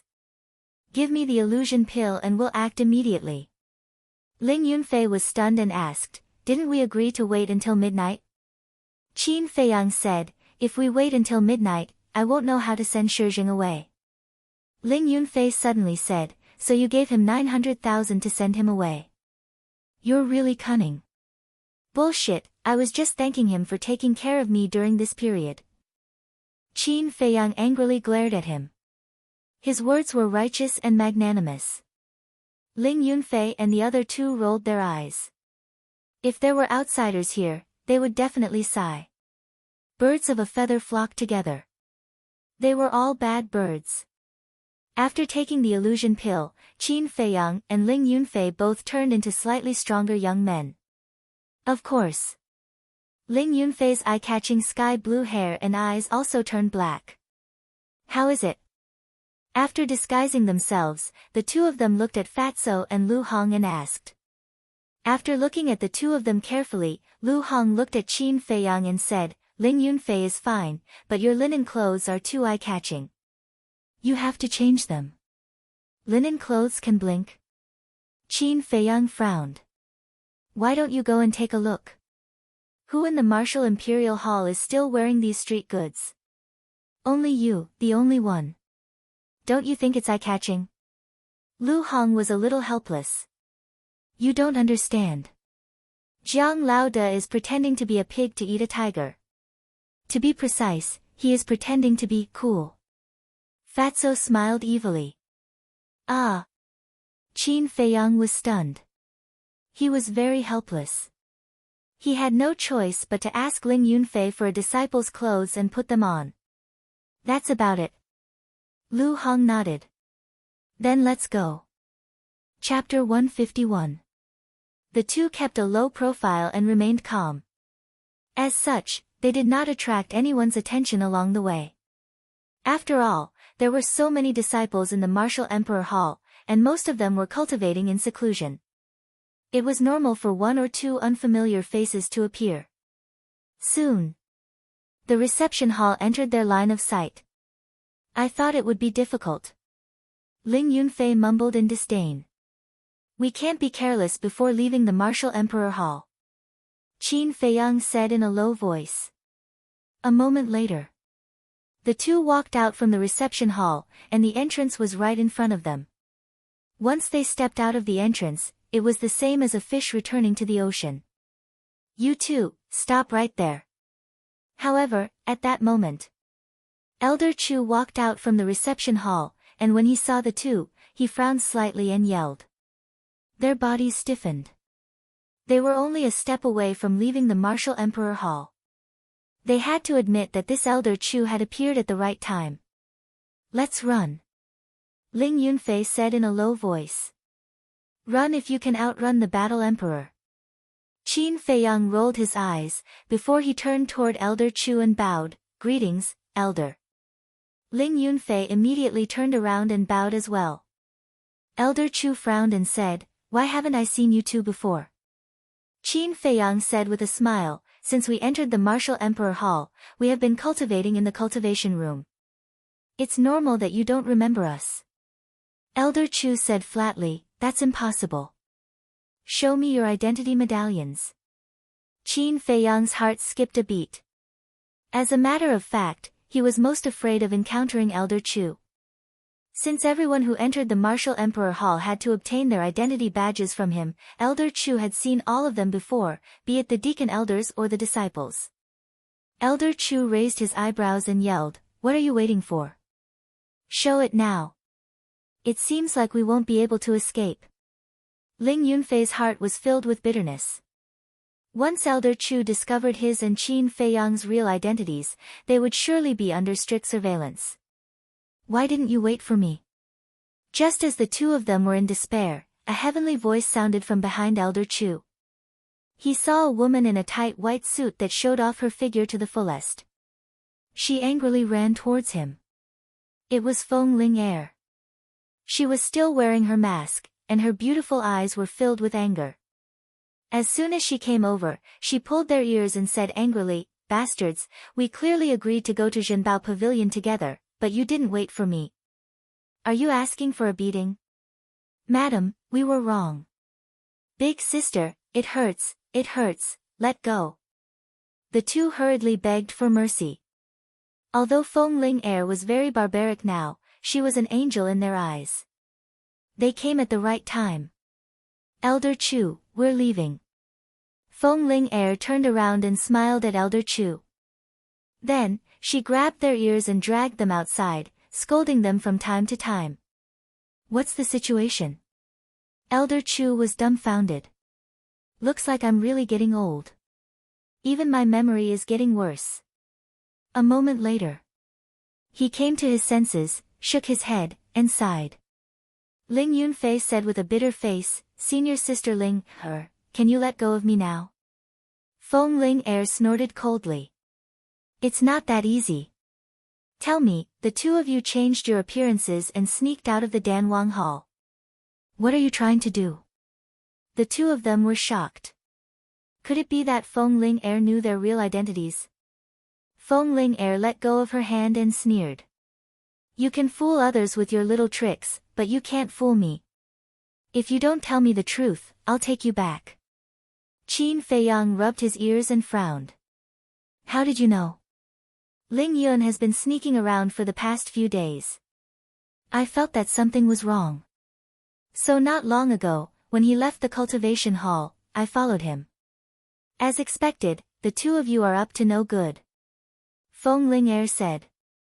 Qin Feiyang and Elder Chu looked at each other, and a bitter smile appeared on their faces. A woman who was too smart and difficult to deal with was also a kind of trouble. Ling Yunfei said in a low voice, "Senior Sister Ling, it's like this. We are going to Star Moon City, and we might not be able to return." "Star Moon City?" Feng Ling Er frowned and said disdainfully, "Don't scare me. I grew up being scared. Tell me, why are you going to Star Moon City?" Ling Yunfei stammered. Seeing that Feng Ling Er was about to lose her patience, Ling Yunfei's mind flashed and he laughed. "I haven't seen Luo Qingzhu and Xiao Shuang for a long time. Qin Feiyang misses them, so we want to go to Star Moon City to see them." Qin Feiyang staggered and almost fell down. This guy was too good at bullshitting, right? Feng Ling Er looked at Qin Feiyang and asked, "Is this true?" Qin Feiyang's face twitched, and he nodded. "It's true. As long as he could send this woman away, it didn't matter if he sacrificed a little." Feng Ling Er thought for a while and said, "I haven't seen Qingzhu for a long time, so I might as well go with you." Cough cough. Hearing this, Qin Feiyang and Ling Yunfei both choked on their saliva. Feng Ling Er looked at the two of them playfully and said, "I haven't told you, but I already knew her when I was 10 years old. At that time, she went to the Jiang family to play, and I was still in Black Bear City." The two of them didn't listen at all. It was as if they had eaten fleas, and their faces were extremely ugly. There was no other way. Since he had already said it, he couldn't change his mind, right? He could only let Feng Ling Air follow him. When they reached Star Moon City, he would find an opportunity to get rid of her. It was already noon when the three of them entered District XC. Feng Ling Air said, "Since we're not in a hurry, let's go to Flying Phoenix Restaurant to eat something first." Qin Feiyang and Ling Yunfei looked at each other, and a glint flashed across their eyes. They might as well get rid of her at Flying Phoenix Restaurant. A moment later, the three of them arrived at Flying Phoenix Restaurant. It wasn't the first time Feng Ling Air wore a mask, so everyone in Yen City knew about it. The waiter immediately greeted them warmly. Just as he sat down, Qin Feiyang patted his head and said to Feng Ling Air and Ling Yunfei, "I'm going to buy something, you guys eat first, I'll be back in a while." "Are you really going to buy something?"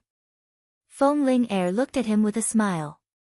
"Nonsense, if I'm going to see Qing Zhu and the others, I definitely have to prepare a decent greeting gift, right?" Qin Feiyang rolled his eyes at her, stood up, and walked towards the door. As he turned around, he gave Ling Yunfei a look. Ling Yunfei was very distressed. Originally, he also thought of this excuse. But he didn't expect that Qin Feiyang actually thought of the same thing as him and even said it first. Now, what excuse should he use to get away? "Get out of the way, get out of the way. Don't you see the eldest prince is coming? Don't block the way." Qin Feiyang just stepped out of the door, and a domineering shout suddenly sounded on the street in front. It sounded particularly harsh. The diners in the lobby were shocked. Qin Feiyang also raised his head and looked over. He saw the eldest prince, surrounded by 4 palace guards, walking towards the Flying Phoenix Pavilion. Next to the eldest prince, there was a girl. She had an exquisite figure, black hair like a waterfall, and a snow-white dress. As she walked, it fluttered like a beautiful angel. It was particularly moving. There was no makeup on her cheeks. Because she was born beautiful, she didn't need anything to decorate her. It was Lin Yi. "Why is she walking with the eldest prince?" Qin Feiyang frowned slightly. The 2 guards walking in front saw Qin Feiyang blocking the door. They were furious and shouted, "Don't you see the eldest prince is coming? Get out of the way." Qin Feiyang's eyes turned cold. "Oh, you have a bit of a temper. Oh, it turns out to be a disciple of Martial Emperor Hall. But who do you think you are? How dare you block the way of our eldest prince? Do you think you are Jiang Haoyan?" The 2 guards glanced at Qin Feiyang's clothes and shouted arrogantly. Hearing this sentence, Qin Feiyang was obviously a little stunned. The eldest prince raised his eyebrows and said impatiently, "Drag him away." The 2 guards were about to make a move. "No need. I can walk by myself." Qin Feiyang walked to the side with a blank expression.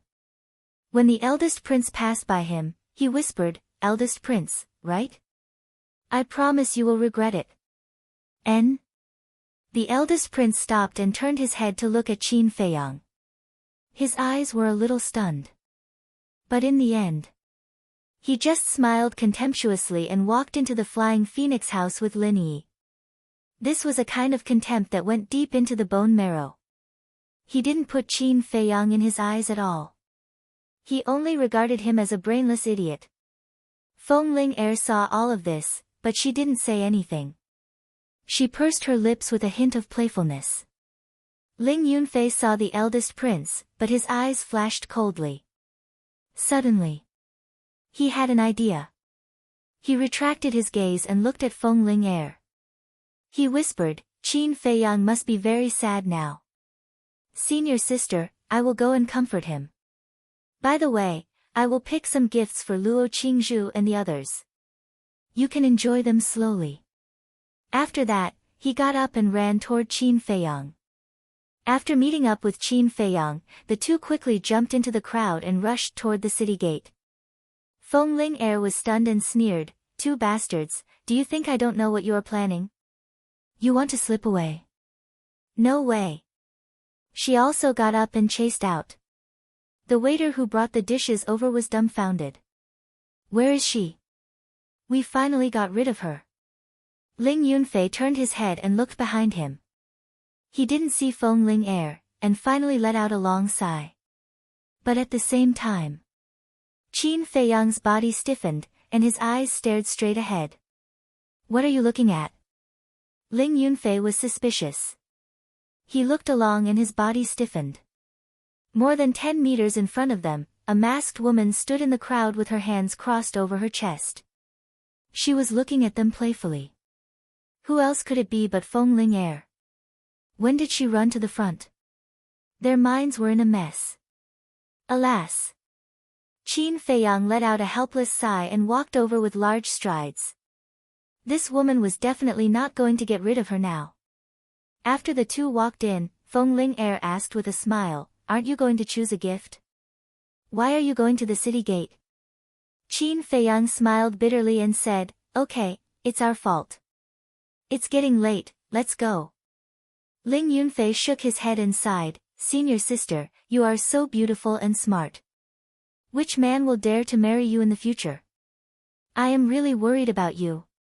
Feng Ling Er said proudly, "The men who want to marry me can line up from here to the Martial Imperial Palace. Why do you need to worry? So confident?" Ling Yunfei was shocked. Chapter 152. Feng Ling Er looked at Qin Feiyang, pursed her lips, and said with a smile, "Do you know why Lin Yi and the eldest prince came out?" Qin Feiyang raised his eyebrows. Ling Yunfei asked curiously, "Why did they come out? Are you stupid? They are about to get married. Of course, they came out to cultivate their relationship. But according to my observation just now, it was the eldest prince who was courting. Lin Yi was very indifferent. Obviously, she was thinking about someone." Feng Ling Er glanced at Qin Feiyang playfully. Ling Yunfei also looked at Qin Feiyang and found that Qin Feiyang's face was extremely gloomy at the moment. A cold light flashed in his eyes, and he sneered, "I don't know what kind of expression will appear on the eldest prince's face after knowing your identity." Qin Feiyang still didn't say a word. Half an hour later, the three finally walked out of Yen City and galloped towards Star Moon City along the main road. The berserk beasts near Yen City were very powerful. If they took the small roads or deep mountains, with their strength, they would be eaten by berserk beasts halfway, let alone going to Star Moon City. But even if they took the main road, it was not necessarily safe. Because some berserk beasts would ambush at night. So at night, the three hid in the castle to cultivate and waited until dawn to continue their journey. Along the way, there was no danger. 10 days later, in the evening, a majestic city finally entered the sight of the three. Although the scale was not as big as Yen City, it was not much worse. When they came to the city gate, Qin Feiyang looked up and saw 3 eye-catching words. Star Moon City. At the city gate, there were also 2 guards checking, but it was not as strict as Yen City. They only asked a few questions. While Feng Ling Er dealt with the 2 guards, Ling Yunfei poked Qin Feiyang's back and whispered, "Are we really going to enter Star Moon City?" Qin Feiyang whispered, "If you tell her the truth, we don't have to go in." "No." Ling Yunfei shook his head. What if that place really had some treasures? If he brought Feng Ling Er along, wouldn't he get a share? "All right, you can go in now." At this moment, one of the guards waved his hand and said. Feng Ling Er turned around and glanced at Qin Feiyang and Xiao Luo complacently. She then walked into the city. "Let's go.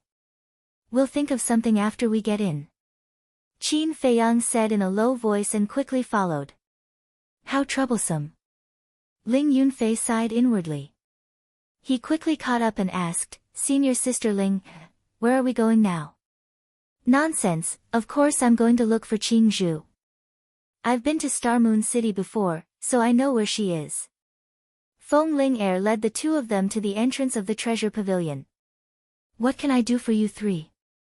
A staff member came up and asked. Feng Ling Er said, "Go and inform your young miss that Feng Ling Er is here to look for her." The staff member looked at the 3 of them suspiciously. Although they were all unfamiliar faces, they must have something to do with the young Mississippi.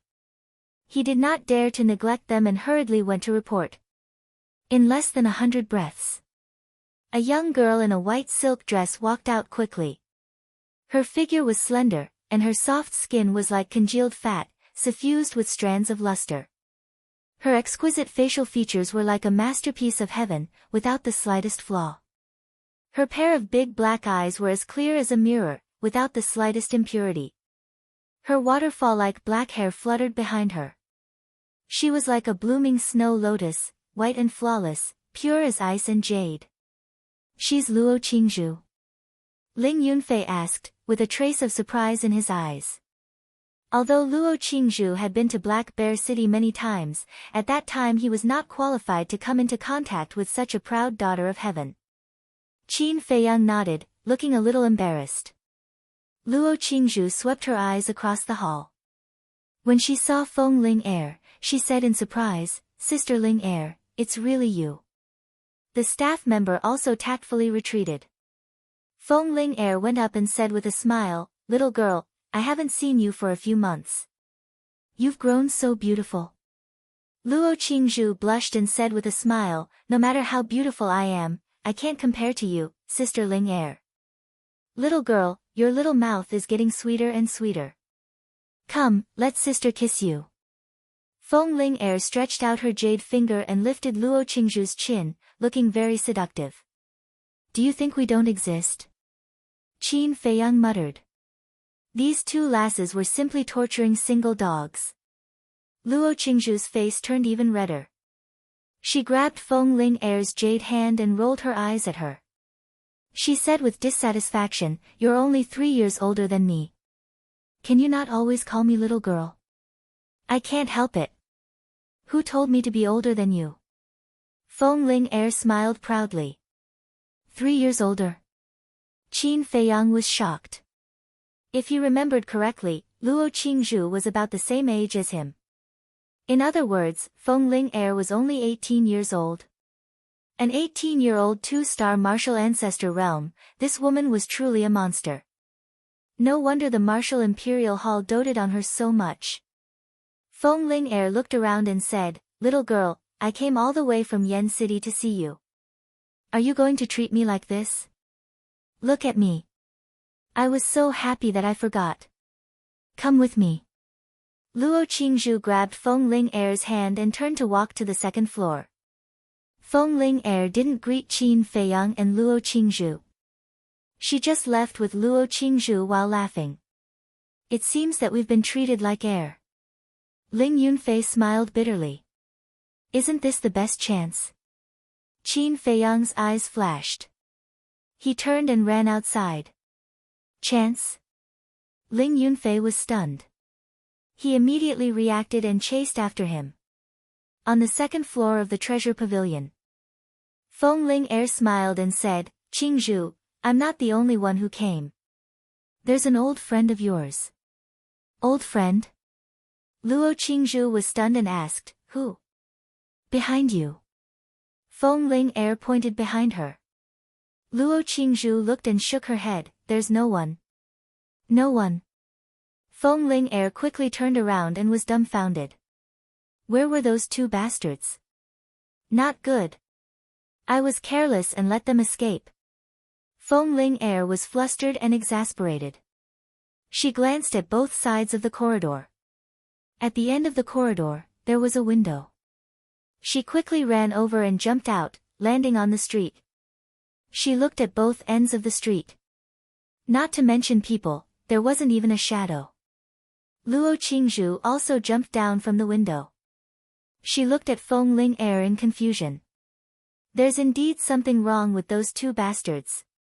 Feng Ling Er clenched her jade-like hands and gritted her teeth in hatred. Luo Qingzhu frowned and said, "Sister Ling Er, who is it?" Feng Ling Er whispered a name in her ear. "What? It's actually him." Luo Qingzhu's eyes were filled with disbelief.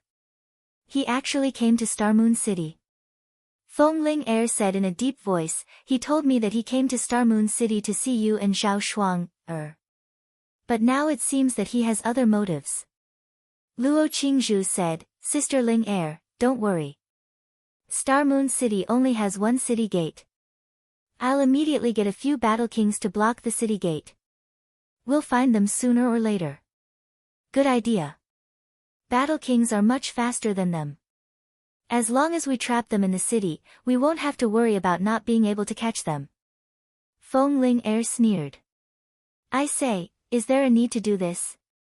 A bitter laugh rang out. Soon after, Qin Feiyang and Ling Yunfei walked out of a small alley not far away. Their faces were filled with helplessness and bitterness. They knew that their speed couldn't compare to Feng Ling Er's, so they hid here the moment they ran out of the treasure pavilion. They wanted to wait until Feng Ling Er couldn't find them, then they would naturally give up. But they never expected that these two women would actually plan to send battle kings to block them. Wasn't this the same as forcing them to their deaths? Why were all the women they met so difficult to deal with? Why aren't you running? Don't worry, I won't chase after you. Feng Ling Er looked at them playfully. Qin Feiyang sighed and said, all right. We admit defeat. We surrender. A good man doesn't fight with a woman. Ling Yunfei nodded to comfort himself. Follow me up first. Luo Qingzhu glanced at the two of them. She couldn't tell who was Qin Feiyang and who was Ling Yunfei. Following Luo Qingzhu, the three of them went to the second floor and entered a simple lounge. After closing the door, Luo Qingzhu looked at the two of them and asked, which one of you is Qin Feiyang? Me. Qin Feiyang sat down on a chair. Since he couldn't escape, he might as well take things as they came. Luo Qingzhu walked to him and scolded, you're really bold. You actually dared to come out alone. Aren't you afraid that the Danwang Hall will kill you? Ah. Qin Feiyang was stunned. He stood up and stepped forward. Face to face with Luo Qingzhu, he said flirtatiously, are you worried about me? Don't tell me you've really fallen for me. Luo Qingzhu stuttered. Her cheeks were slightly red. This little girl's face is actually red? Qin Feiyang was stunned.